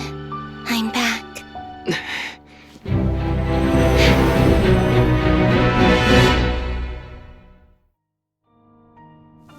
Stay focused on the battle, Traveler. What a touching reunion! Though I personally find myself repulsed by the sight of weaklings huddled together for war. Now, quite finished patting yourselves on the back, show me how long you can struggle before you drown! Watch out, Columbina! He can make the space itself! strike together. Moon's remnants fall!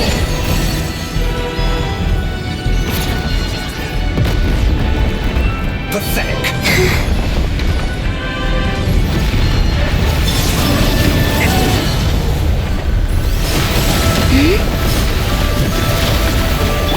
Bombs away!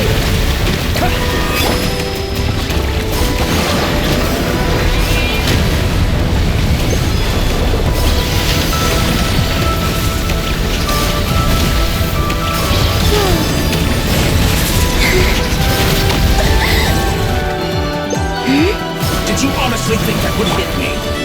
Water jet! Enough! First, like an ant in my palm!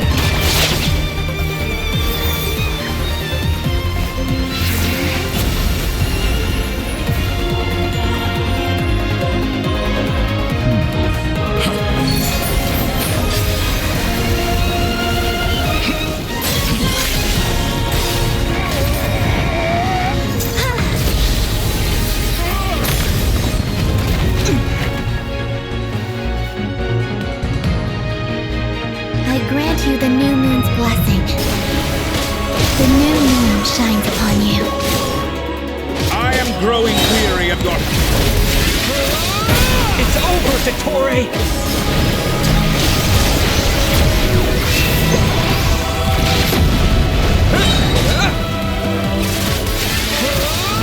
Time to pay for your heinous...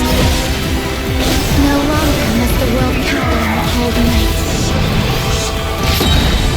Close to the new world! Future is no... Let the moonlight dispel the darkness.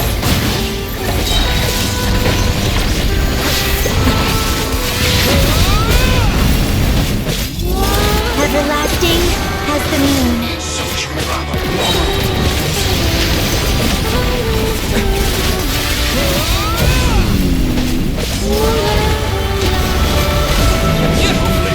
Could have shaped the new world! Only I...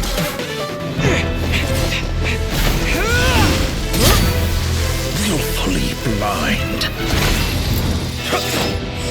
How can you be so satisfied with your fate?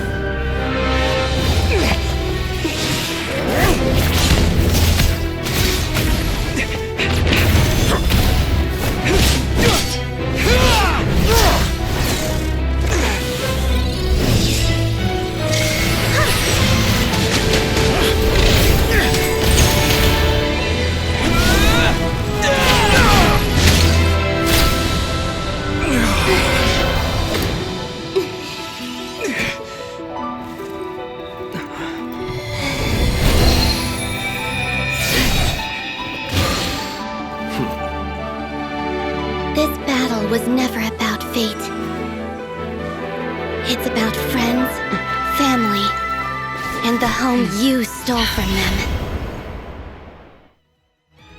So dull. Only the weak rely on each other for comfort.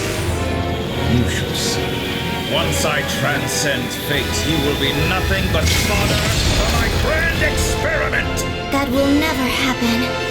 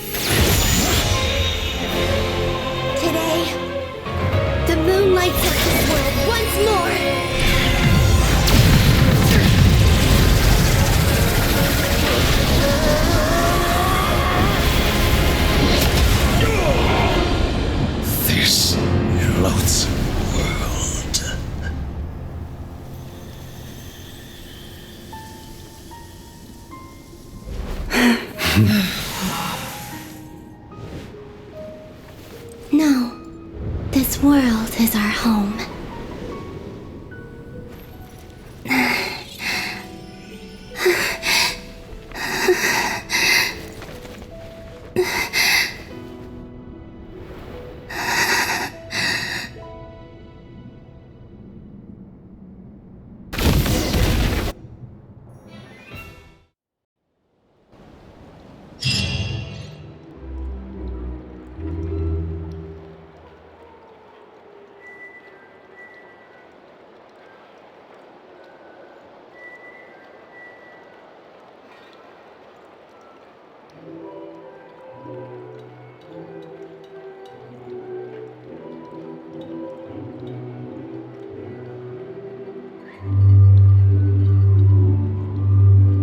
No, you're doing it wrong. The moon looks like this now. What are you trying, children? The new moon, Mom. It looks different than before, doesn't it? Also... Can I go buy a sugar sculpture today? Please? Just one? All right. I suppose today is a special day after all. Almost like a festival. Extra, extra! Get the latest Nasha Express here! Post-disaster report! Nasha Town reborn beneath a new moon! The voyage begins today! The future looks bright thanks to the League. Want a copy? I knew things would be different, but I didn't think that would include the moon. They say a new moon goddess has been born. A new moon goddess? Who's saying that? The Frost Moon Scions? I guess so. I'm not too clued up on the details. As far as I'm concerned, the moon's still in the sky and it's business as usual. Hey, since we've come all this way, shall we grab ourselves a free meal while we're here? Are you a convert now? Or are you just here for the free lunch? Oh, come on. What does it matter? After everything we've all just been through? That smells good. All right, that's it. I'm hungry. Time to eat. Come on! We gotta get there early, or there won't be any good spots left! Shh, keep it down. This is a residential area. What if people are still sleeping?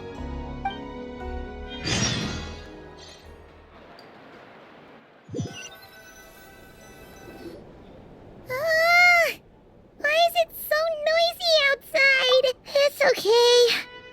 Paimon was pretty much awake anyway. It's been so long since we last had a chance to relax, huh? Feels like time is moving slower than usual. What about you? Did you rest well? Still winding down from everything that's happened? Or are you wondering how our friends are doing? Or is it about what Dotori said to you? Okay, if you say so. But don't push yourself, alright? Let Paimon know if you need to talk. What we just went through was a lot. It's totally normal if you need some time to get back in your groove. Lunatar disappeared after Columbina came back. Apparently, she was part of Columbina's soul or something. Still, Paimon kind of misses Lunatar somehow. But anyway, you did great. So did Paimon. We all worked our butts off to contain this disaster, and in the end, we made it! So, chin up, Traveler. You should be proud of yourself. Hey! Don't poke fun. You should be glad that Paimon's growing as a person.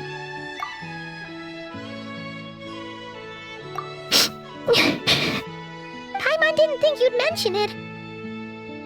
You have no idea how anxious Paimon was.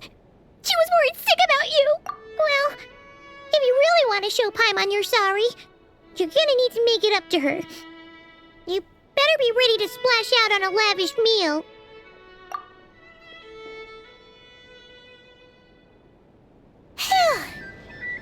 Okay. Paimon's full now. Huh? Oh, well... Hey there, Traveler and Paimon! Good morning! Morning, Yehuda! Here for some breakfast? Oh, I've already eaten. Just need some water. I I was mostly worried you might forget what day it was today. So, I came over to remind you. Careful there, Paimon. Too much food will make you drowsy. Don't let anyone catch you hiding at the back and nodding off during the league meeting. You should probably be saying that to Aino. She's the baby of the group, if anyone. True. You know, I'm surprised that all these competing groups are actually coming together to try to solve things together. Definitely a first for Nod Krai. Well, nothing like a region-wide calamity to bring people together. After that, surely even the most self-interested people have to realize that going it alone isn't worth the risk, right? Try telling Boss Neff that. She's not exactly convinced that people are gonna get with the program. Really? But if she's so pessimistic about it, why'd she agree to be the Curatorium's representative in the league? Probably 'cause even though Unity sounds like a pretty far-fetched idea, the benefits it would bring make it worth a shot. I think things will work out, though. I swear, Nod Krai feels like one big family now with everything that's happened. More than it used to, anyway. Paimon's with you on that one. And it seems like plenty of other people agree, too. Just listen to the bustling streets. All right. Everyone's been rebuilding these last 2 weeks, and the evacuees have been coming back in droves. Life's slowly returning back to normal.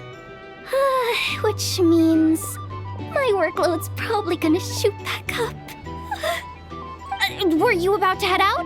There's still some time before the ceremony begins, you know. Yeah, we were gonna take a stroll around the square and say hi to some friends first. Sounds good. See you later then.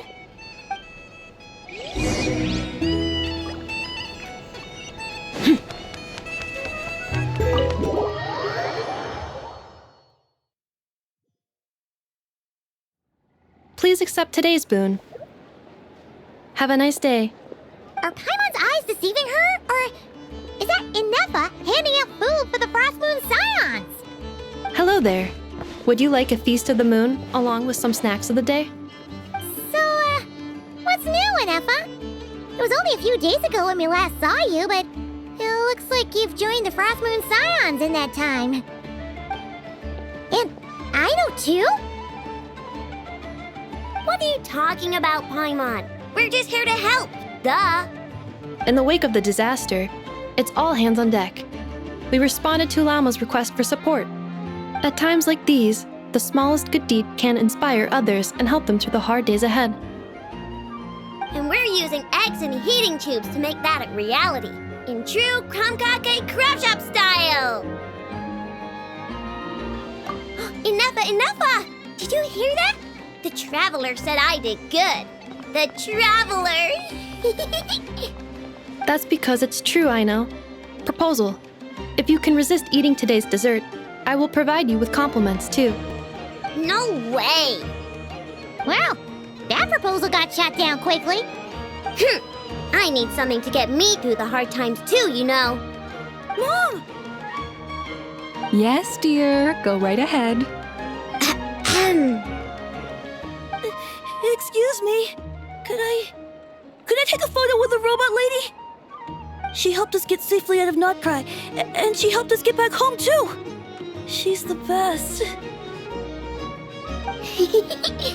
Of course she is. And since I'm the whiz kid who built her, that makes me even better than best, right? But you stole my snacks though. Oops. Shall we move to the open space near the center? The view there is better. Thank you! Aren't you the better pick for this job, Flint's?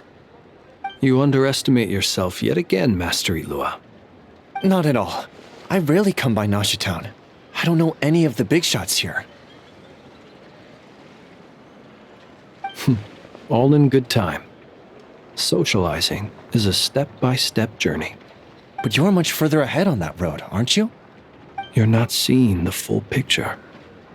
You know the truth now. My friends do not understand my habits. There is no question about it. The Lightkeepers need a representative in the League. Someone who is upright, cares about other people, and can realize their self-worth through group action.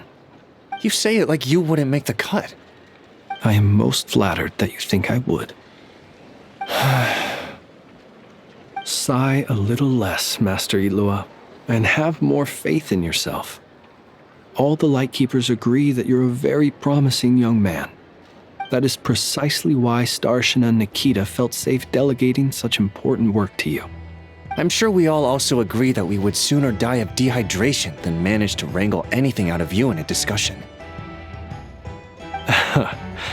My apologies.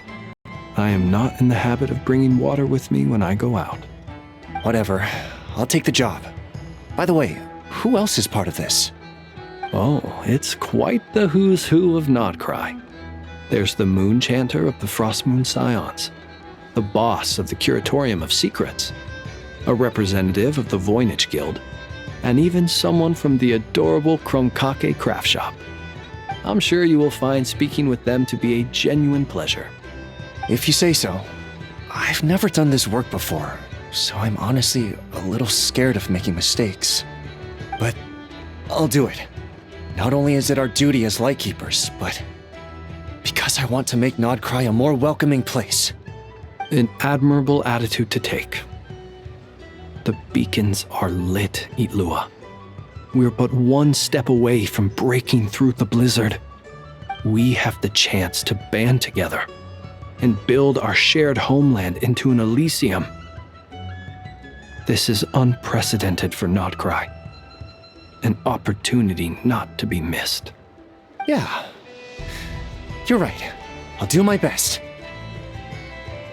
Quite a few familiar faces have arrived.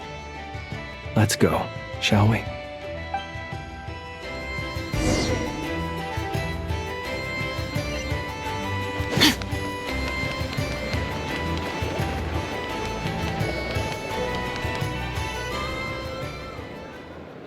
Wow! Everyone's here! You seem well rested. I know no one's asked, but I'm sure you all want to know, so let me just say, we're doing great. Thanks. Well, great, but not perfect. Starting to lose my mind from boredom.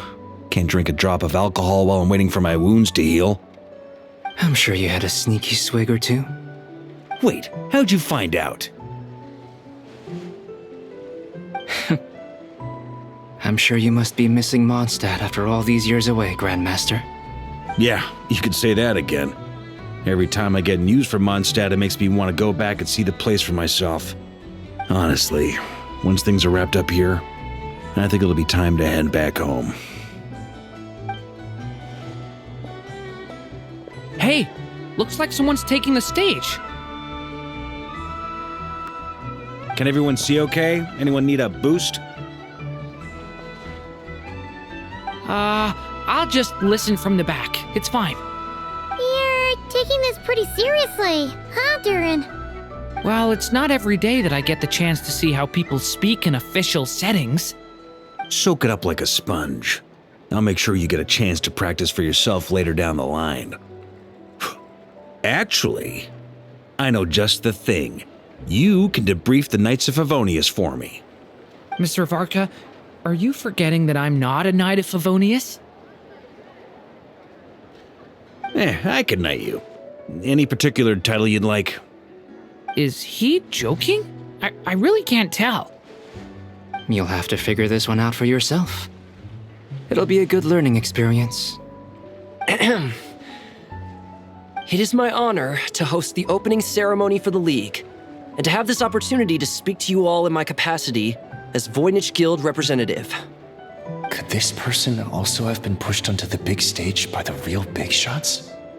Guess I'm not the only one then. We come here today, having weathered the trials and hardships of yesterday, and having learned from them the importance of unity and cooperation. All right, here we go. Uh-oh. Looks like Aino's off in dreamland already. Wait, Boss is looking kinda drowsy too. What's up with her? Come on, get this speech over with already. Nod Krai is our home, the land we rely on for survival.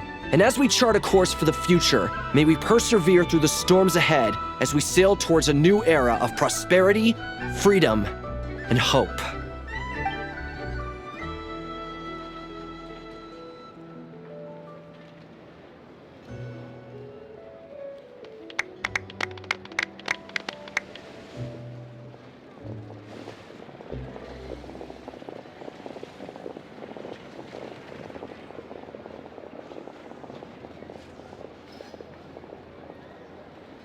Looks like we'll have more opportunities to travel in the future. I'm sure you'll cope, Lady Moonchanter, given how fleet of foot you are. Unfortunately, I suspect I'll be too busy at the curatorium to act as your host. We have a busy schedule, not to mention an international network of contacts to manage. That'll be all right. I'll just check your schedule with Yehoda well in advance. And if she's not available, I can simply ask Ashru. So giving my employees extra workload isn't enough for you? You're really going to drag my cat into this too? I thought you'd approve. Aren't you forever increasing your employees' workloads? That's a bold statement. Are all the Frost Moon Scions feeling more audacious now that your moon goddess has returned? Columbina's return has brought joy to all who care about her. That includes both you and me. As for the Frost Moon Scions, we are learning how to thrive independently, without relying on the moon goddess. It is up to us to make our home a more livable place. Joining the League is one of the steps we are trying towards that end. I like the word try. It's nice and non-committal. You can opt out at any time and still say you tried. You don't see a bright future for the Frost Moon Scions? Or did you mean the League? I'm just not as optimistic as you. The Frost Moon Scions should count themselves lucky that they have a leader as stubborn and enterprising as you. But Nod Krai's a big place, with all kinds of people. Most of them don't enjoy answering to a leader, or even listening to reason. Well, that's where you and your methods come in. Unless the Curatorium of Secrets is only here for appearances. For now, yes. And that won't change until this venture becomes worth my while. What would make it worth your while? Getting out more than I put in. Right now, I'd barely break even, but I'll grant that it's a good start for Nod Krai. Then maybe it's worth a try. All right, you can stop now. Or do I have to join the Frost Moon Scions before you'll get off my back? You'd be very welcome to join us. Hey, you two! Congrats on all your hard work! What are you chatting about? Nefer was trying to dissuade me from adding to her employees' workload. Also, she's considering joining the Frost Moon Scions. Sorry, what? Your conversations are always the most interesting. Would you two care to join me for some tea before heading to your next destination?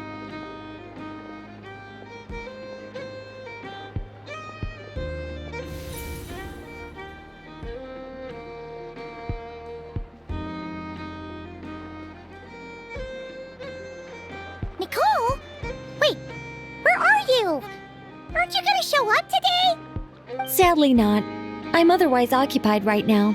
I'm sorry, Paimon. I can hear how disappointed you are. If it's any consolation, let me say that how things appear on the surface is a far cry from what they are at their core. Perhaps you'll feel better if you focus on the fact you have a special line of communication with the great mage herself. Okay? Has something happened? No.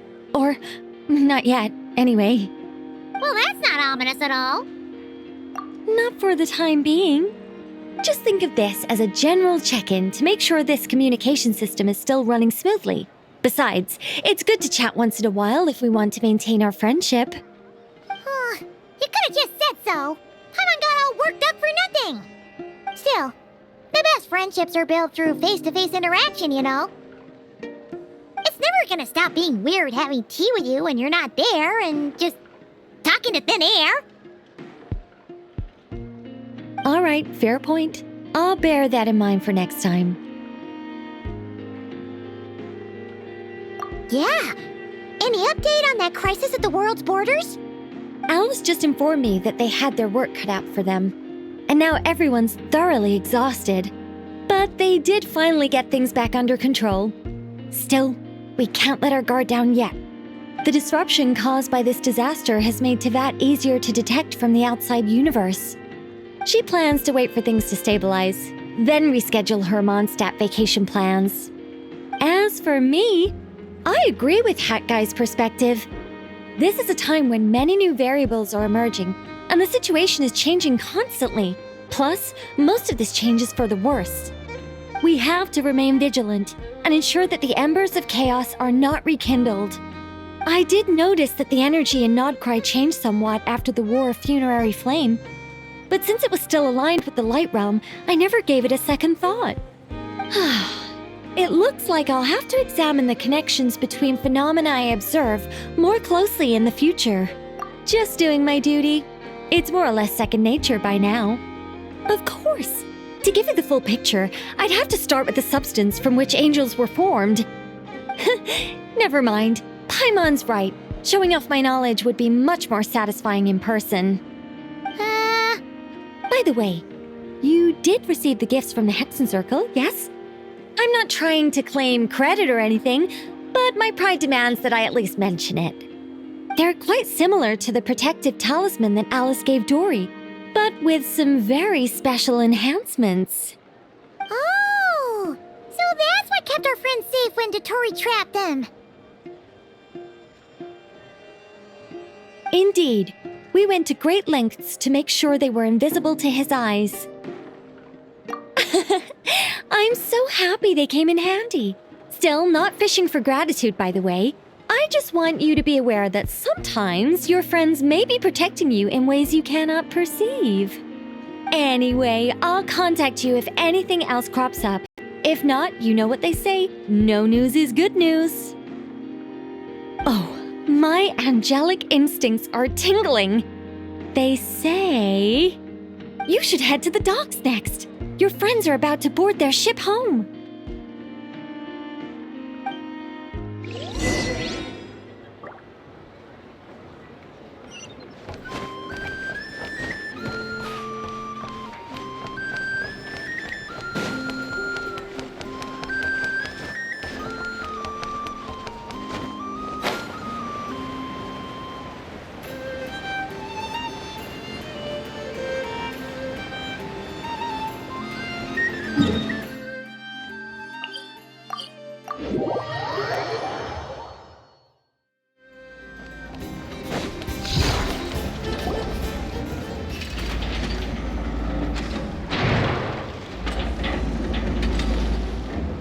You're here. You're here too, Hat Guy. Are you heading back together? No. I'm bound for Sumeru, and she for Fontaine. We just happened to cross paths at the harbor. Everything seems fine. Sandrone may have an abominable temper, but she's always been very responsible with important calculations and things entrusted to her by valued friends. You always speak as if you know us inside out, Mr. Hat Guy. Maybe I'm just a good judge of character. I certainly hope that's all there is to it. Regardless, you have been a significant help in this matter. For that, you have my gratitude. I didn't do anything special. Sandrone's the one who completed a seemingly impossible formula and turned the tide of the entire battle, even giving her life in the process. She's the one we should be thanking. Even we were unaware that Sandrone had hidden the real formula inside Polonia's body. She managed to fool Dottore into thinking the formula was running in her system by installing an identical-looking decoy within her. She probably realized that she didn't have the strength to stop Dottore. But this way, she could at least get him to lower his guard. She always worked like that. Always had a backup plan. Well, that's why I'm traveling to Fontaine. She made a request of me long ago, and the time has come to fulfill it. Think of it as her will. She said that should she ever fail in a mission, she'd like me to deliver her core and Polonia's to the Fontaine Research Institute.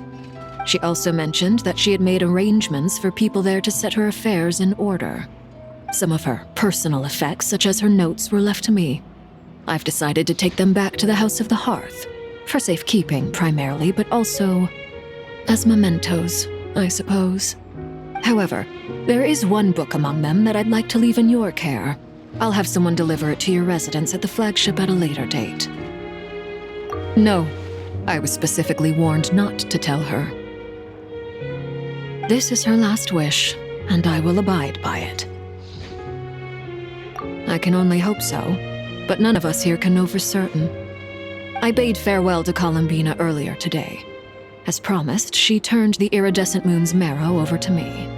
She spent a long time with Sandrone's body, saying her goodbyes. Oh, is she all right? Sandrone's passing has left a great wound in all of our hearts. It will take time to heal, but Columbina surprised me. She offered me some words of comfort before I departed. Despite being grief-stricken herself, she showed an awareness of the feelings of others around her. She never used to act like this. Clearly, she has grown. And I suspect that we have you to thank for much of the change we are seeing in her. After these recent events, the Tsaritsa has revoked the Pale Star Edict. Snezhnaya now realizes that the arrest warrant for Columbina was just a ploy by Dottore, who coveted her powers. I shall return to Krai to see her as soon as I find the time. I hope that from now on, she too will explore more of the world. Columbina Hyposelenia's journey is only beginning. My ship is here. Traveler, Paimon, we shall meet again. You too, Hat Guy. What are you still bumming around for? Isn't Columbina waiting for you? I thought today was the day you'd agreed with her to go find out the truth about your sibling. You're afraid you won't like the truth when you see it. Well, this is new. I was starting to think that nothing could scare you. Don't say that! Wouldn't you be if you were in this situation? Fair point. But I'd say I have more experience facing up to unpleasant truths than the Traveler. They say blood's thicker than water. I know how much you need your family back. More than you need any of your friends. And I'm sure that all your real friends understand that too. No matter what the truth turns out to be, they will stick by you and support you, whatever decision you make. Finding the truth is important. But more important still is what you choose to do once you've found it. At least, that's the life lesson I've learned from my experience, grappling with the truth. What? Now that Dottore's dead and gone? A little, I guess. But it hasn't solved everything. Maybe I regret not getting to end his life with my own hands. Or maybe it's something else. But for whatever reason, I still feel like I have a chip on my shoulder. Either way, I'm going back to Sumeru. Lesser Lord Kusanali is gonna need help dealing with all the chaos Dottore left in his wake. Not just from this incident, but everything he did in the past, too. You should continue with your journey, as you've always done. Who knows? Maybe we'll meet again someplace else. So, what should we do now? If you want to explore a bit more to steady those nerves, Paimon's game! After all, when Columbina said she knew where your ship was hidden, Paimon promised to give you two some alone time with the truth. It hasn't been all that long since we were last apart, sure, but with Columbina there, Paimon's sure things will be just dandy. Ain't no biggie. Paimon might be all about that food and fun, but she knows how to do right by people. Paimon's sure you'd prefer to digest the news about your sister in peace. But, no matter what you see, just know you can share it with Paimon. Of course, as long as it's not super private. If you can't make sense of something, let's give it some thought together. Glad to hear it. Feel better now? Alrighty. Next up, time to meet with Columbina.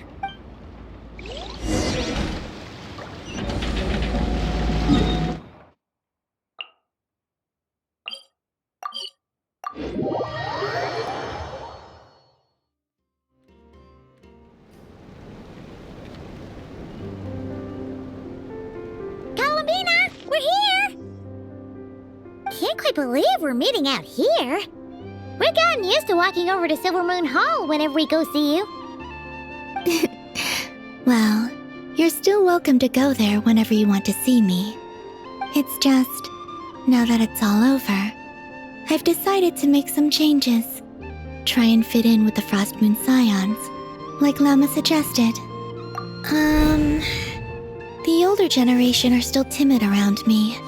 They don't dare get too close, and they bow their heads when I walk by. But things are much better with the children. I see more curiosity in their eyes. Hopefully, by the time the next Moon Prayer Night comes around, I can enjoy the festival with them as myself, without having to pretend that I'm only dressed up as the Moon Goddess. You'll do fine, Columbina. Paimon's sure they'll realize you're super nice once they get to know you better. You really think so? When we first met, you thought I was a little up in the clouds.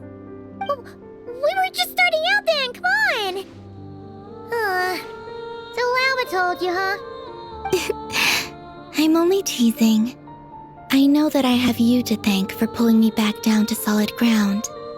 It feels good to finally stand firm on the earth where I was born.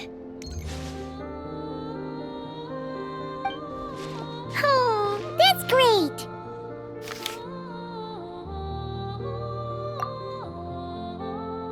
Thank you. I'll make sure not to lose it this time. Well then, are you ready? Lumine, what happened to our spaceship back then? Why did you leave? It's time to learn the truth at last. Ready as I'll ever be. Good. Then let me open the way for you.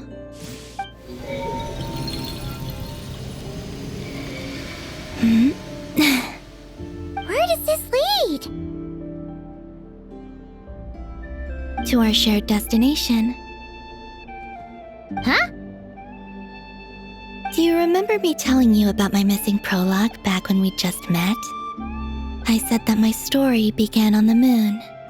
But while I was inside the moon's reflection, I realized that my prologue was really hidden in the future. I just had yet to discover it at that point. The story of the time before I was born was in fact the story of my distant future. It's truly fascinating. But when I obtained the Trilunar Authority and returned to our present reality, I sensed something I hadn't expected. Your prologue. So you mean... Yes, your spaceship. All this time, it has been hidden on the Frost Moon, which lay beyond the sky. The great ruler of the firmament. The heavenly principles. Wait, them? Why would they do that? I don't know. Perhaps your ship contains something that is incompatible with Tevat. Or something that cannot be known. Oh, did I pick a bad time to say this?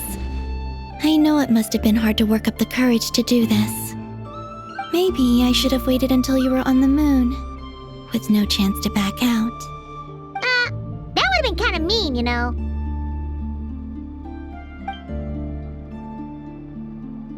Take me there. Oh? Whatever is hiding in that ship, it belongs to me and Lumine. Those memories belong to us. No one else has the right to decide whether I should or shouldn't know about it. Not even the heavenly principles. Very well. Then let's go. Yeah, you two take care, alright? And don't forget to come back soon! Rest assured, Paimon. We will. Traveler, after you. Thinking about the story that we'll find hidden on the moon? Yes, and hoping that it has a happy ending. Stories like that don't exist, you know? You don't believe in happy endings? I don't believe in endings.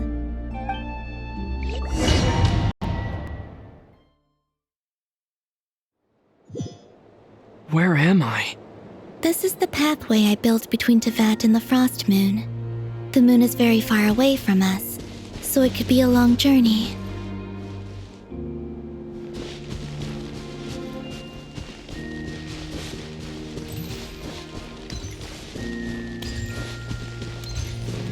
After I obtained the Trilunar Authority, I unwittingly saw past events from many of my friends' lives. One was Lauma. She was so young when they chose her to be the Moon Chanter. From then on, the Frost Moon Scions looked to her to bring messages from their goddess.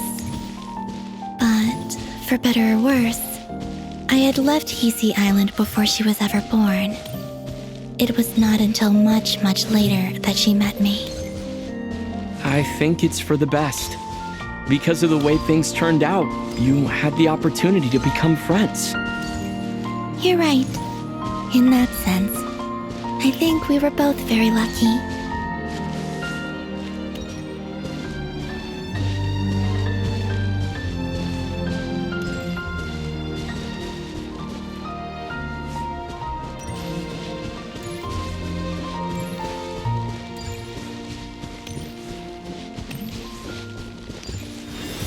Oh, and about that mage, Nicole. I only recently learned that she has lived in Tevat since the time of the Three Moon Sisters. The Moon Goddesses always had a good relationship with the angels. I suppose our friendship continues that tradition.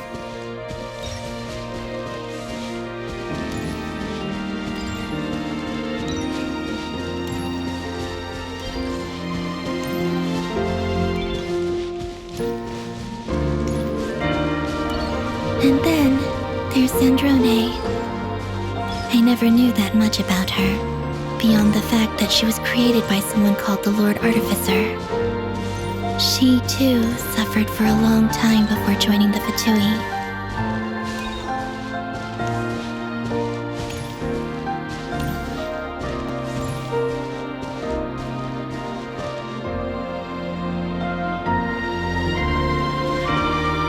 How I wish I could talk to her again, even if only to hear her say nasty things to me.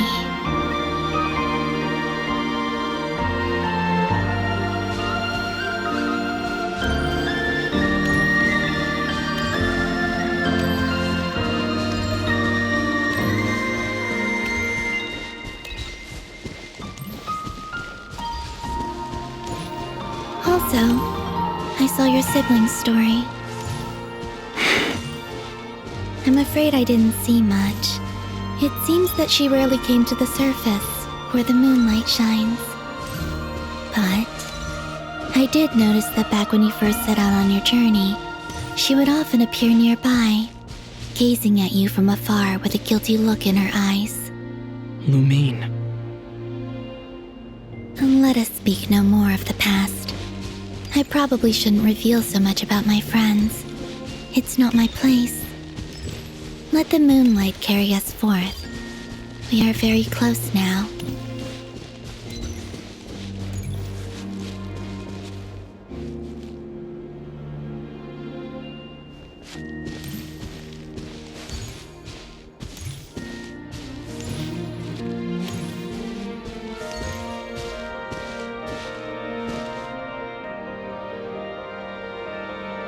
After this, I'd like to bring some kuhenki to the moon as well. If they're willing, of course. What about your other friends? Will you bring them to visit too? Certainly. But I'll need to tidy the place up first. This home hasn't received any guests in a long, long time.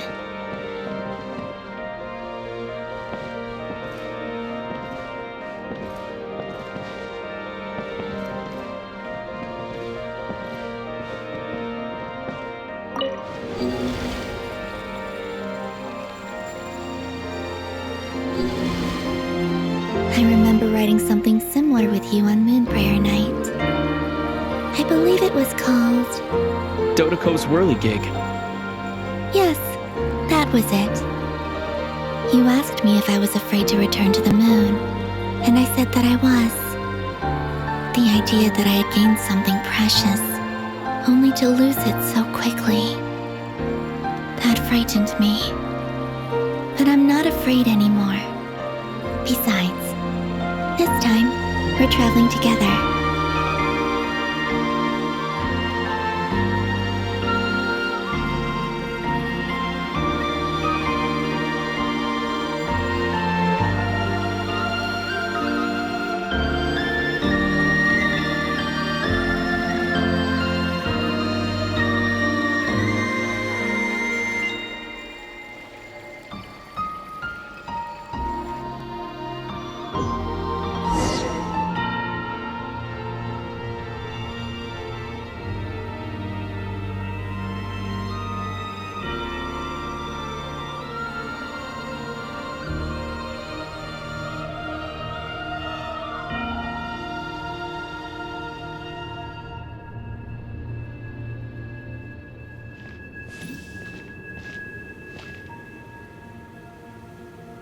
We're here.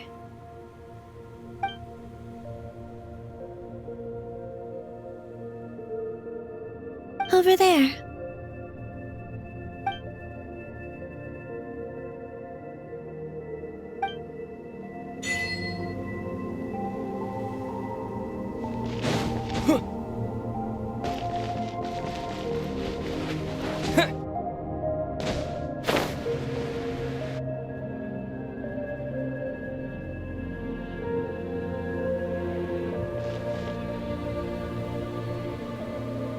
Our spaceship. It's huge. I suppose that the moon is the only place one could hide it. It'll be all right. Huh? The way you feel in this moment, I went through it too, on Moon Prayer Night. The door was right in front of me, but I struggled to find the courage to step through. Solitude for me once meant living a life in which even I was absent. Before I met you, that was the only life I knew. But that night, solitude meant throwing away the life I had gained after meeting all of you. Columbina. Go. Retrieve the part of your life that was once lost. Trust me, you will lose nothing by doing so. Look, Tavad is right there. All of our friends are down there, waiting for us. You're right. Thanks, Columbina.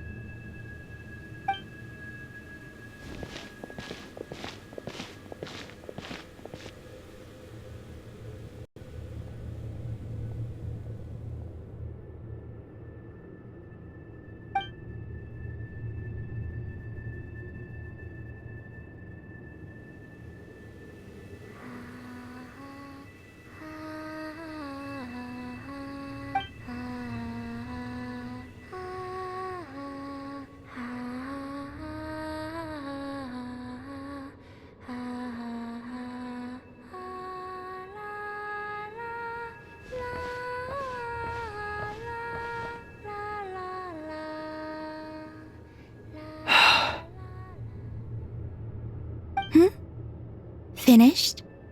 Yeah. Why did you take your eye mask off? Well, since my return, I've decided to take more opportunities to see the world with my own eyes. Besides, I've always wondered how Tevat looks from the moon. And what do you think? It's beautiful. I could spend a whole day here just gazing at it. What about you? What do you think of the truth you found? I haven't looked at another person's expression in a long time, but I think yours is saying it was neither good nor bad. Keep this up, and it won't be long before you give Nephra a run for her money. Oh, I don't think that's going to happen. I'm much more used to sensing what's going on around me with Kuvaki. I think I'll save my eyes for seeing special moments I really want to remember. I read the spaceship's flight logs. I always assumed that this was my first time in Tevat. I thought that Lumine and I must have been hibernating in space for centuries on end. But the logs show that our spaceship flew over the skies of Tevat once before. A long, long time ago.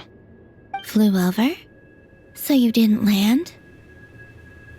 No, the ship barely came to a stop before flying on again. After that, it continued traveling through space for a long time. Some of the data is corrupted, but I suspect that it kept flying for thousands of years. It was only after that the ship made a forced landing in Krai. When Lumine found me, she came from outside the ship.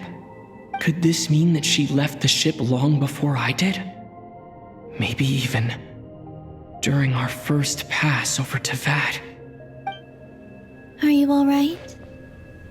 Yes, I can feel that the truth is coming together, one small piece at a time. I remember Lumine telling me that when she first arrived in Conria, she could not recall the past. So this might be something that even she doesn't know. Here, I made some space for you. Your mind must be racing, and this seems like the perfect place to relax and clear your head. Oh, wait, there's one more thing. What is it? Wait here a moment.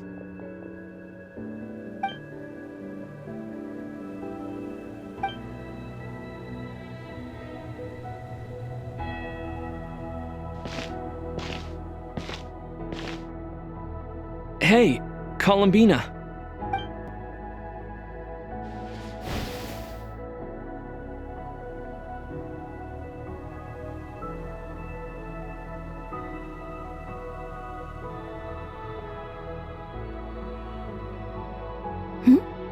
Is that a new outfit? An old one, technically. It's been in a cabinet inside the ship this whole time. It's a matching pair with Lumine's. She always liked this set more. Huh. I don't think there's a huge difference. Really? Yes, it's still the same you. You're the same person, no matter what clothes you wear. Only Columbina would make an observation like that. Traveler, do you consider Tevat your home? Home is wherever Lumine is. But then after all the time I've spent here, and everything I've been through, yes, I'd say it's my home. Would you change your answer if Tevat changed appearance? I mean, if the truth about Tevat turned out to be different than what you thought. I don't know, but I don't think so. The truth is not what matters most to me about Tevat. When I was first born, I longed for a home. And when you get something before you're mature enough to understand the world, you just take it at face value. I thought that a home was a transaction. You give me what I want, and I'll do the same for you. But you and your friends taught me what a true home should look like. You never asked for anything, yet you gave so generously to me. That's because your friendship matters to us. It was worth it. In the past, I thought that my birth in Krai must have been a mistake. But after journeying to the distant past where the story began, I realized that it was I who chose Krai to be my future home. Now, I am glad that I made that choice. I'm sure your friends are just as glad. In fact, I intend to make the same choice today as I did back then. What do you mean? Well, I've given the Eternal Moon's Marrow to Lauma, and the Iridescent Moon's Marrow to Arlecchino. And now, I shall return my Kuvagi to Krai again, that it may continue to protect my chosen home. Wait, but what about your body? Oh, are you worried that I'll disappear again? I won't. Not this time. The Frost Moon has now entered the fall sky, and I am the Tri-Lune goddess. I am only returning to Krai the part of me that it needs. I am giving what I can, because my home is worth it. Oh, and I have something for you, too. For me? Yes. Come closer.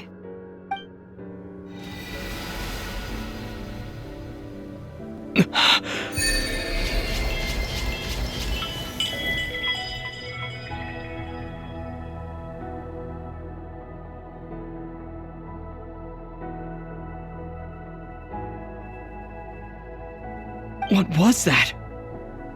I lifted some of the restrictions this world placed on you. I trust this will help in your future adventures. My power. It feels like it's grown. I can use the elements more freely now. Thank you. This will be a great help. You're welcome. I see you as family, and after everything you've done for me, In fact, no. It's not because I owe you. It's because you're worth it. Here, this flower is for you.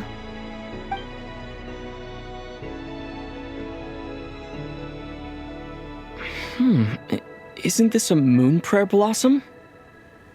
Yes. Don't worry. You will never see these flowers lose their color again. I'm finally discovering the joy of giving. How I wish I'd learned this sooner. Hey, better late than never. What are you thinking about now? Why don't you take a guess? You get 1 shot. I don't think I'll get it in one guess. But I'm sure it's a happy thought. That's kind of a sneaky answer. I can't say you got it wrong. Down into that, the moon seems so far away. I felt it might always lie beyond my reach. But on the moon, everything feels so close by. The haze that once enshrouded the skies has finally been dispersed.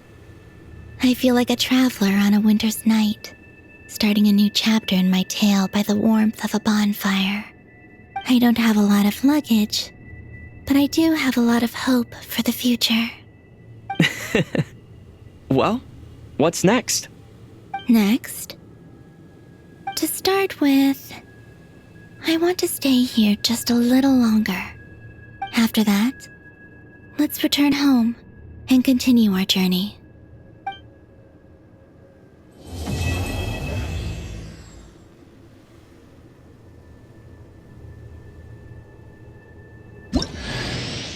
These clothes bring back so many memories.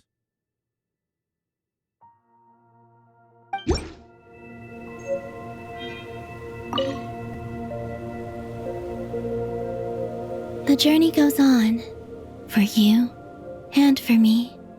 Like I said, this is not the end. I don't believe there has to be an ending.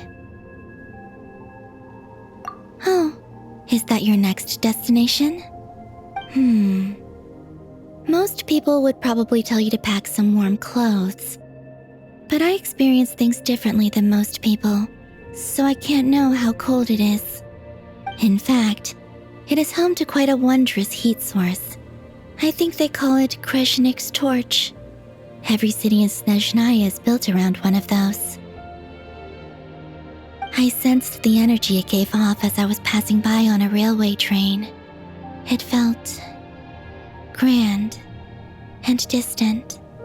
I also recommend the Korolievsky troupe in Snezhnograd. They give performances quite regularly, and entry was free for harbingers. I liked them a lot. Ice cold and sharp. Crystal clear in some ways, yet profoundly unfathomable in others. Like the thick layer of ice on top of a frozen lake. That's just the impression that Tsaritsa gives me. I was never able to glimpse what truly lies beneath that icy exterior. In fact, I don't think the people of Snezhnaya even know what kind of power their god wields. Maybe that's because the Tsaritsa herself has never acknowledged, nor accepted that power. There's Regrator, the Rooster, and the Jester. Between them, they control a lot of what happens in Snezhnaya, but I can never wrap my head around how exactly power is split between them.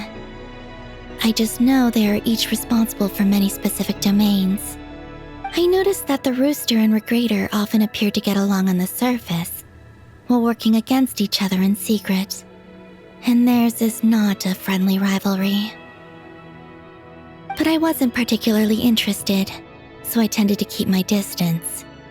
Now that I think about it, the term Mistelton often seemed to come up in connection with Project Stuja. Once things settle down in Krai, I'd like to explore the world beyond Snezhnaya. You've told me so many stories about the other places you've been to, and all the friends you've made there. I'm curious to visit those nations and see them for myself. It would also help me learn more about the journey that has made you into the person you are today. Okay. As you continue on your journey, don't forget to gaze up at the moon once in a while. It is, after all, no longer an illusion. It shall cast down its true moonlight, connecting us in truth.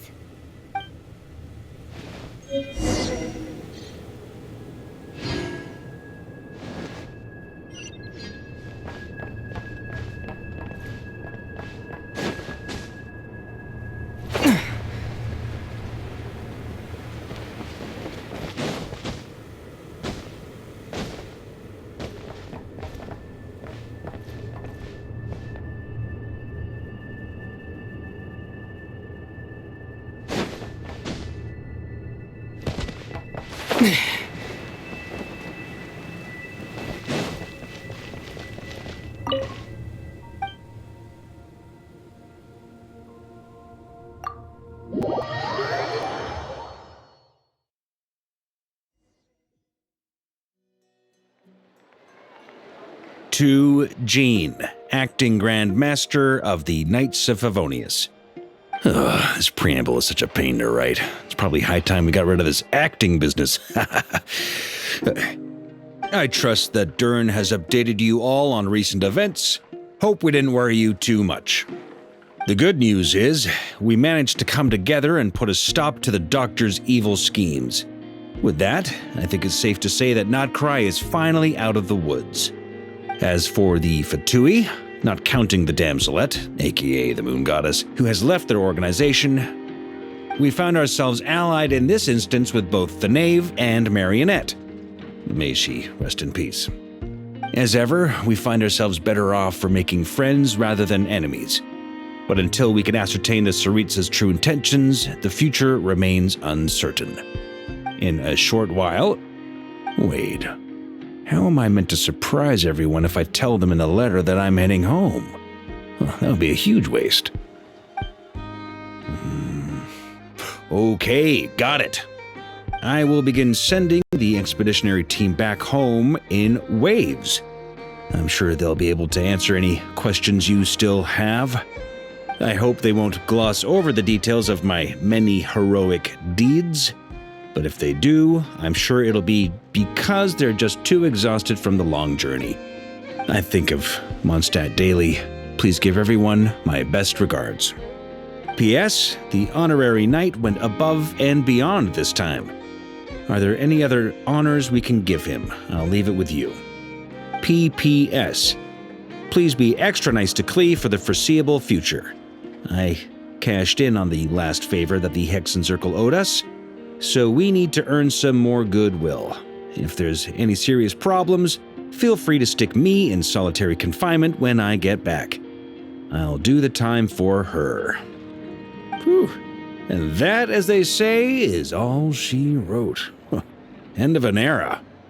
And with the moon shining down brighter than ever, I think everyone is going to sleep well tonight.